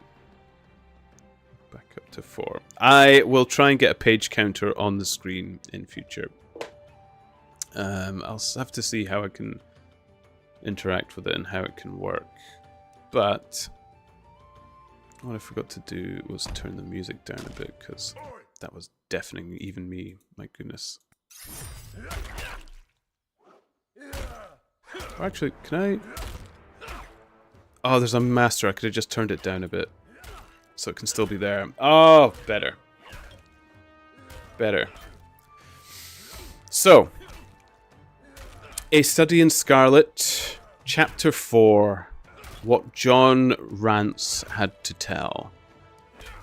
It was 1 o'clock when we left number 3, Lauriston Gardens, and Sherlock Holmes led me to the nearest telegraph office, whence he dispatched a long telegram. He then hailed a cab and ordered the driver to take us to the address given to us by Lestrade. There is nothing like first-hand evidence, Sherlock remarked. As a matter of fact, my mind is entirely made up upon the case, but still, we may as well learn all that is to be learned. You amaze me, Holmes, said I. Surely you're not as sure as you pretend to be of all those particulars which you gave. There's no room for mistake, Sherlock answered. The very first thing which I observed on arriving there was that a cab had made 2 ruts with its wheels close to the curb. Now, up to last night, we have had no rain for a week, so that those wheels which left such a deep impression must have been there during the night. There were the marks of the horse's hoofs too, the outline of one which was far more clearly cut than the other 3, showing that there was a new shoe. Since the cab was there after the rain began, and was not there at any time during the morning, I have Gregson's word for that. It follows that it must have been there during the night, and, therefore, that it brought those 2 individuals to the house. That seems simple enough, said I. But how about the other man's height? Why, the height of the man, in 9 cases out of 10, can be told from the length of his stride. It is a simple calculation enough, though there is no use my boring you with figures. I had this fellow's stride both on the clay outside and the dust within. Then, I had a way of checking my calculations. When a man writes on a wall, his instinct leads him to write about the level of his own eyes. Now, that writing was just over 6 feet from the ground. It was child's play. And his age? I asked. Well, if a man can stride 4.5 feet without the smallest effort, he can't be quite in his sere and yellow. That was the breadth of a puddle on the garden walk which he had evidently walked across. Patent leather boots had gone round, and square toes had dropped over. There is no mystery about it at all. I am simply applying to ordinary life a few of those precepts of observation and deduction which I advocated in that article. Is there anything else that puzzles you? Sherlock asked. The fingernails and the trichinopoly, I suggested. The writing on the wall was done with a man's forefinger dipped in blood. My glass allowed me to observe that the plaster was slightly scratched in doing it, which would not have been the case if the man's nail had been trimmed. I gathered up some of the scattered ash from the floor. It was dark in colour and flaky, such an ash as is only made by trichinopoly. I have made a special study of cigar ashes. In fact, I have written a monograph upon the subject. I flatter myself that I can distinguish at a glance the ash of any known brand, either of cigar or of tobacco. It is just in such details that the skilled detective differs from the Gregson and Lestrade type. Lovely. Okay. Master Volume is new, so don't feel bad. Oh, it's a great help, actually. It's got it to a nice look. Because especially when you do these raids, it comes in booming. Like, distinctly booming. Okay. 2 pages left. Here we go.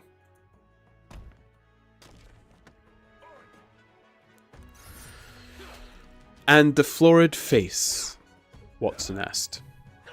Ah, that was a more daring shot, though I have no doubt that I was right.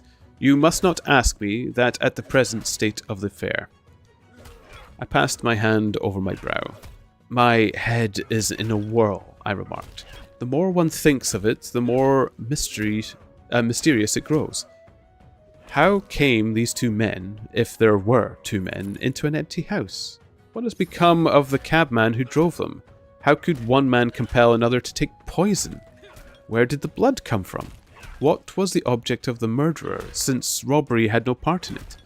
How came the woman's ring there? Above all, why should the second man write up the German word rash before decamping? I confess that I cannot see any possible way of reconciling all these facts. My companion Holmes smiled approvingly. You sum up the difficulties of the situation succinctly and well, he said. There is much that is still to obscure, though I have quite made up my mind on the main facts.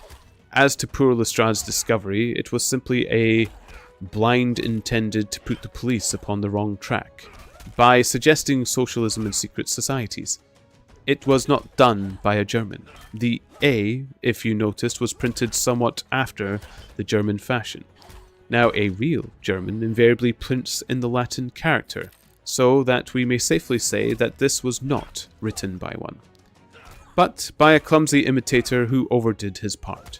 It was simply a ruse to divert inquiry into a wrong channel. I'm not going to tell you much more of the case, Doctor. You know a conjurer gets no credit when once he has explained his trick, and if I show you too much of my method of working, you will come to the conclusion that I am a very ordinary individual after all. I shall never do that, I answered. You have brought detection as near an exact science as it will ever be brought in this world. My companion flushed up with pleasure at my words and the earnest way in which I uttered them. I had already observed that he was as sensitive to flattery on the score of his art as any girl could be for her beauty. I'll tell you one other thing, Sherlock said. Patent leathers and square toes came in the same cab, and they walked down the pathway together as friendly as possible, arm in all probability. When they got inside, they walked up and down the room, or rather, Patent leathers stood still while the square toes walked up and down. I could read all that in the dust. I could read that as he walked, he grew more and more excited. That is shown by the increased length of his strides. He was talking all the while and working himself up, no doubt into a fury. Then the tragedy occurred. I've told you all I know myself now, for the rest is mere surmise and conjecture. We have a good working basis, however, on which to start. We must hurry up, for I want to go to Hall's concert to hear Norman Neruda this afternoon. Make it 3 pages. Okay, 1 more page to roll. Thank you, Steady. Thank you.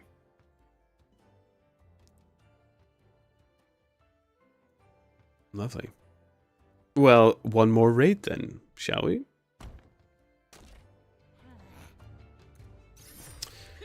This conversation had occurred while our cab had been threading its way through a long succession of dingy streets and dreary byways.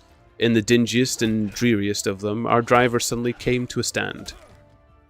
"That's oddly caught in there," he said, pointing narrow slit in this line of dead-coloured brick. "You'll find me here when you come back." Audley Court was not an attractive locality. The narrow passage led us into quadrangle paved with flags and lined by sordid dwellings.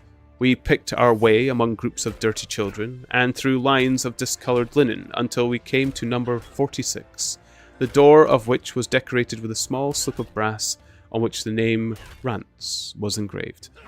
Our enquiry, we found that the constable was in bed, and we were shown into a little front parlour to await his coming. He appeared presently, looking a little irritable at being disturbed in his slumbers.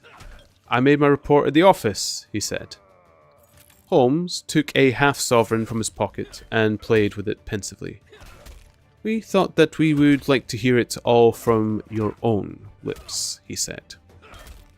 "I shall be most happy to tell you anything I can," said the constable, answered with his eyes upon the little golden disc. "Just let us hear it all in your own way, as it occurred," asked Holmes. Rance sat down on the horsehair sofa and knitted his brows as though determined not to omit anything in his narrative.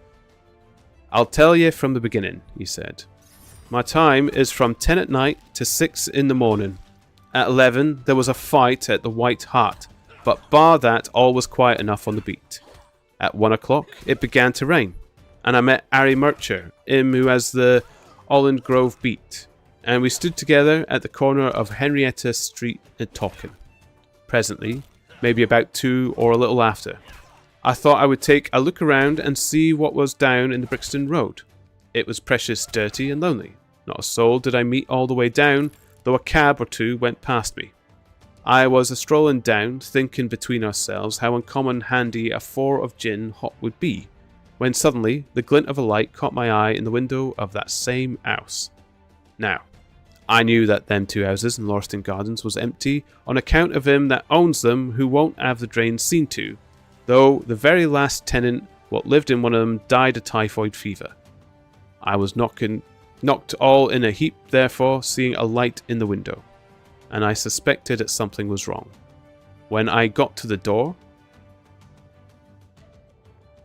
"You stopped, and then walked back to the garden gate," Sherlock interrupted.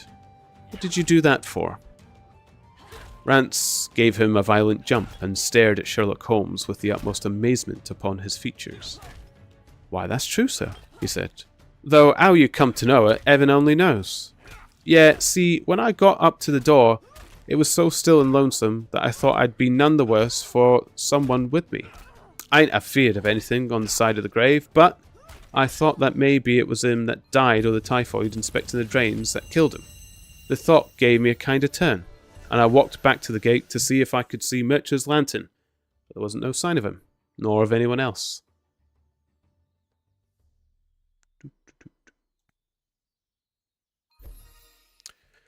"There was no one in the street?"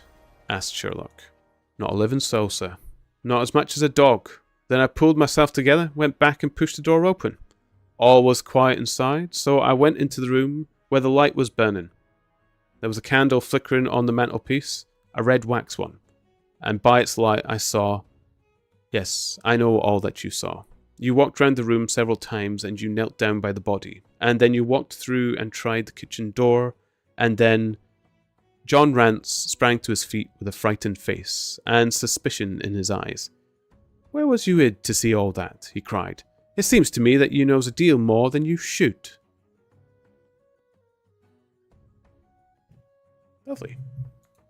Thank you, Steady, for the page.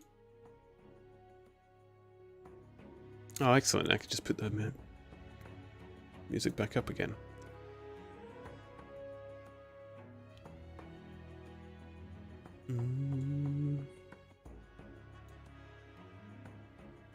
Okay, let's see if I can give it a go.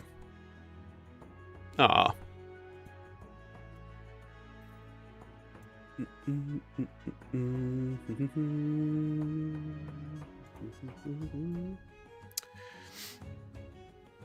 Okay. Alfred's Hallway, Pier 1, Goosen Guest Room 1. Boop, boop, boop, boop, boop, boop, boop, boop.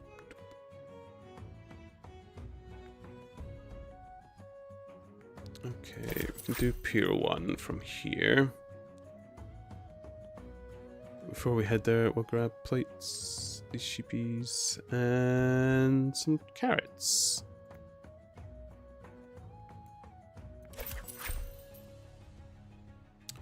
Boom, boom, boom. Boom.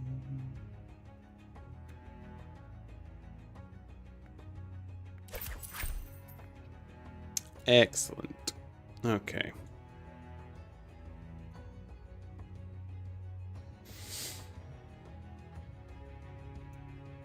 Ooh, I think that's 74 in the pot now.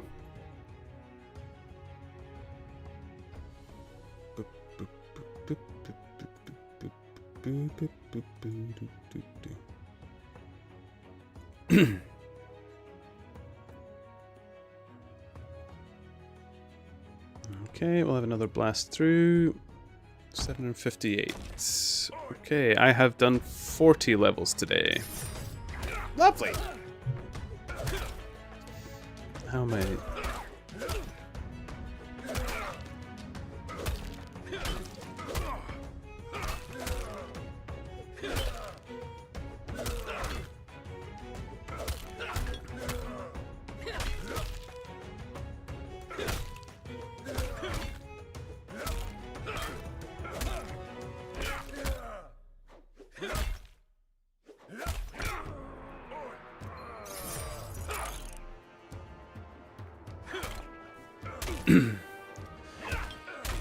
Pardon me.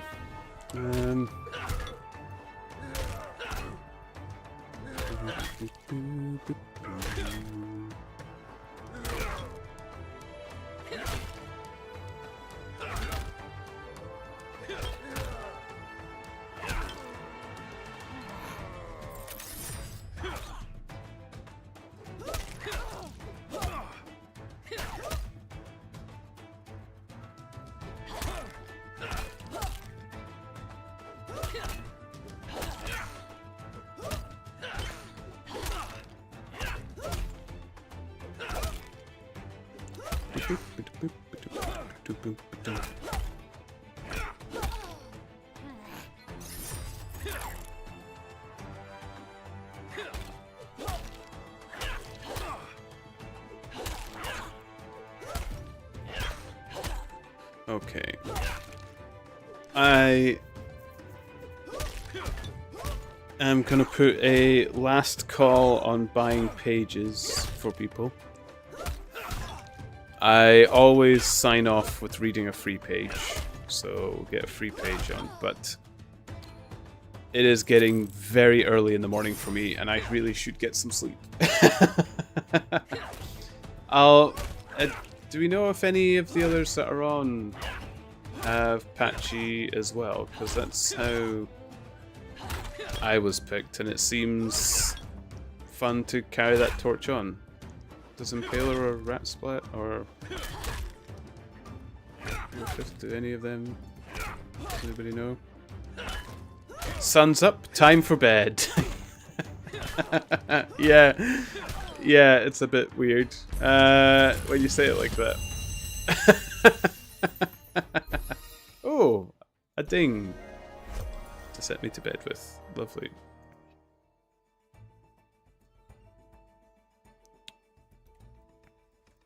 How's my merchant with that? No, it's not going to get another one, but...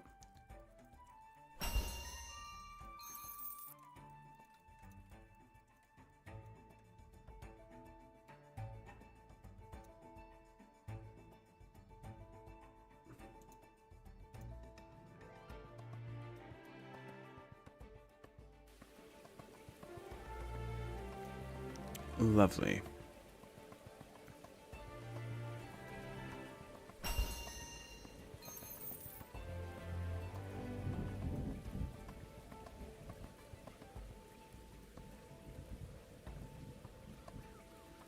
So, pay in the carrots. I am going to quickly have a little lurky poo among the others. See how they're doing. See how they're doing. If they have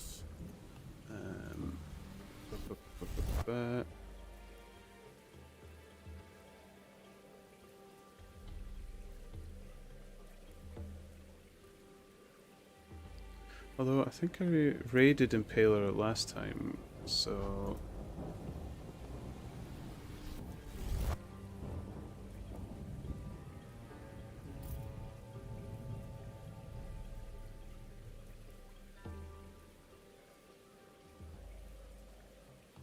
Oh man, a lot of the chats are about the leaderboards right now. It's still going on. It's the hot topic.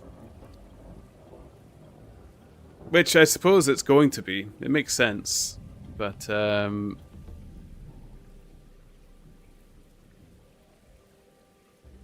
yeah. Let's see if I can steal the doubloons back one last time. No. Okay.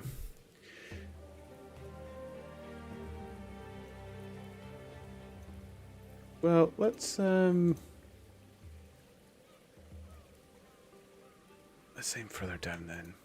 Yeah. Boop, boop, boop, boop, boop.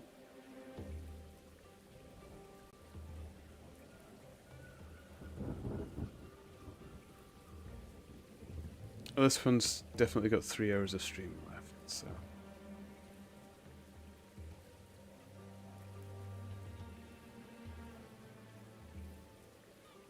Okay. Okay. We can do this. I have one last page to read. I'll do the raids while I'm doing this, so I'm not completely wasting precious experience time. And then I'll get the raid on. I will read all of my thank yous before I read the pages as well. But thank you for a wonderful night, guys. Thank you so much. It's been some really fun conversations, some interesting ones, and some deep conversations. Always a pleasure. I must admit, I've really enjoyed what we've had to talk about today. Before I read the final page, however, I would like to thank...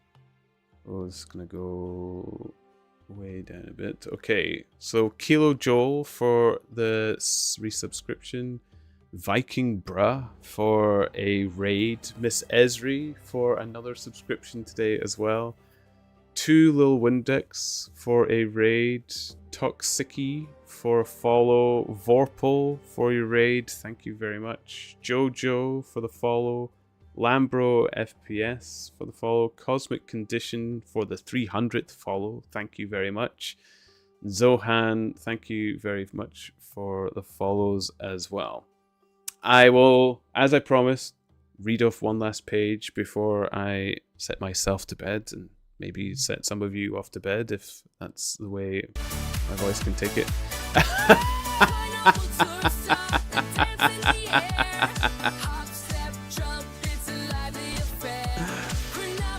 You know, I don't regret putting the music on, but sometimes I regret my longer lasting fans, Steady.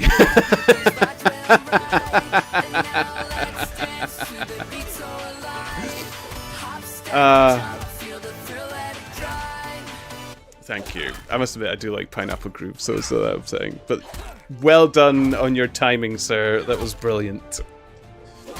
Well done. Okay, so one last page. Yeah, thanks, Steady. Okay, so John Rance is curious as to why Sherlock Holmes knows so much. Holmes laughed and threw his card across the table to the constable. "Don't get arresting me for the murder," he said. "I am one of the hounds and not the wolf. Mr. Gregson or Mr. Lestrade will answer for that. Go on, though. What did you do next?" Rance resumed his seat without, however, losing his mystified expression. "I went back to the gate and sounded my whistle. That brought Murcher and 2 more to the spot. Was the street empty then? Well, it was, as far as anybody that could be of any good goes." "What do you mean?" The constable's features broadened into a grin. "I've seen many a drunk chap in my time," he said, "but never anyone so crying drunk as that cove. He was at the gate when I came out, a leaning up against the railings and a singing at the pitch of his lungs about Columbine's newfangled banner or some such stuff. He couldn't stand far less help. What sort of man was he? Asked Sherlock Holmes. John Rance appeared to be somewhat irritated at the digression. He was an uncommon drunk sort of man, he said. He'd have found himself at the station if he hadn't been so took up. His face, his dress, didn't you notice them? Holmes broke impatiently. I should think I did notice them, seeing that I had to prop him up, me and Murcher, between us. He was a long chap with a red face, the lower part muffled round. That will do, cried Holmes. What became of him? We'd enough to do without looking for him, the policeman said in an aggrieved voice. I'll wager he found his way home all right. How was he dressed? Asked Sherlock. A brown overcoat. Had he a whip in his hand? A whip? No. He must have left it behind, muttered my companion. You didn't happen to see or hear a cab after that? No. There's a half-sovereign for you, my companion said, standing up and taking his hat. I'm afraid, Rance, that you will never rise in the force. That head of yours should be for use as well as an ornament. You might have gained your sergeant's stripes last night. The man whom you held in your hands is the man who holds the clue to this mystery, and whom we are seeking. There is no use of arguing about it now. I tell you that it is so. Come along, Doctor. We started off for the cab together, leaving our information incredulous, but obviously uncomfortable. The blundering fool, Holmes said bitterly as he drove back to our lodgings. Just to think of this having such an incomparable bit of good luck and not taking advantage of it. I am rather in the dark still. It is true that the description of this man tallies with your idea of the second party in the mystery, Holmes. But why should he come back to the house after leaving it? That's not the way of criminals. The ring, man. The ring. That was what he came back for. If we have no other way of catching him, we have always bait our line with the ring. I shall have him, Doctor. I'll lay you 2-1 that I have him. I must thank you for it all. I might not have gone but for you, and so have missed the finest study ever come across. A study in scarlet, eh? Why shouldn't we use a little art jargon? There's the scarlet thread of murder running through the colourless skein of life, and our duty is to unravel it, and isolate it, and expose every inch of it. And now for lunch. And then for Norman Neruda. Her attack and her bowing are splendid. What's that little thing of Chopin she plays so magnificently? Tra-la-la, lira, lira-lay.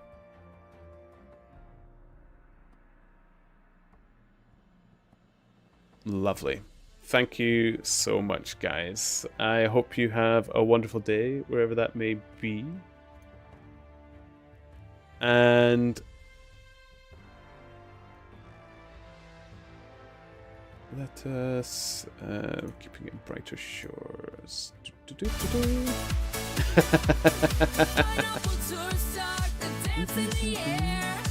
Thank you.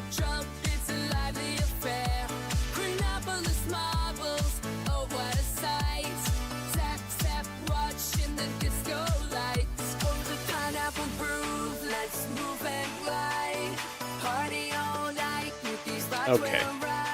Hero Fifth. I don't know them particularly well. They caught my eye. They're playing Brighter Shores. I think we'll go with that. Again, thank you so much, guys, for joining me. It's been a blast today. I hope you are all well and keep well in the days ahead of you. And I'll see you all again very, very soon. Be good. Love you all. Toodles.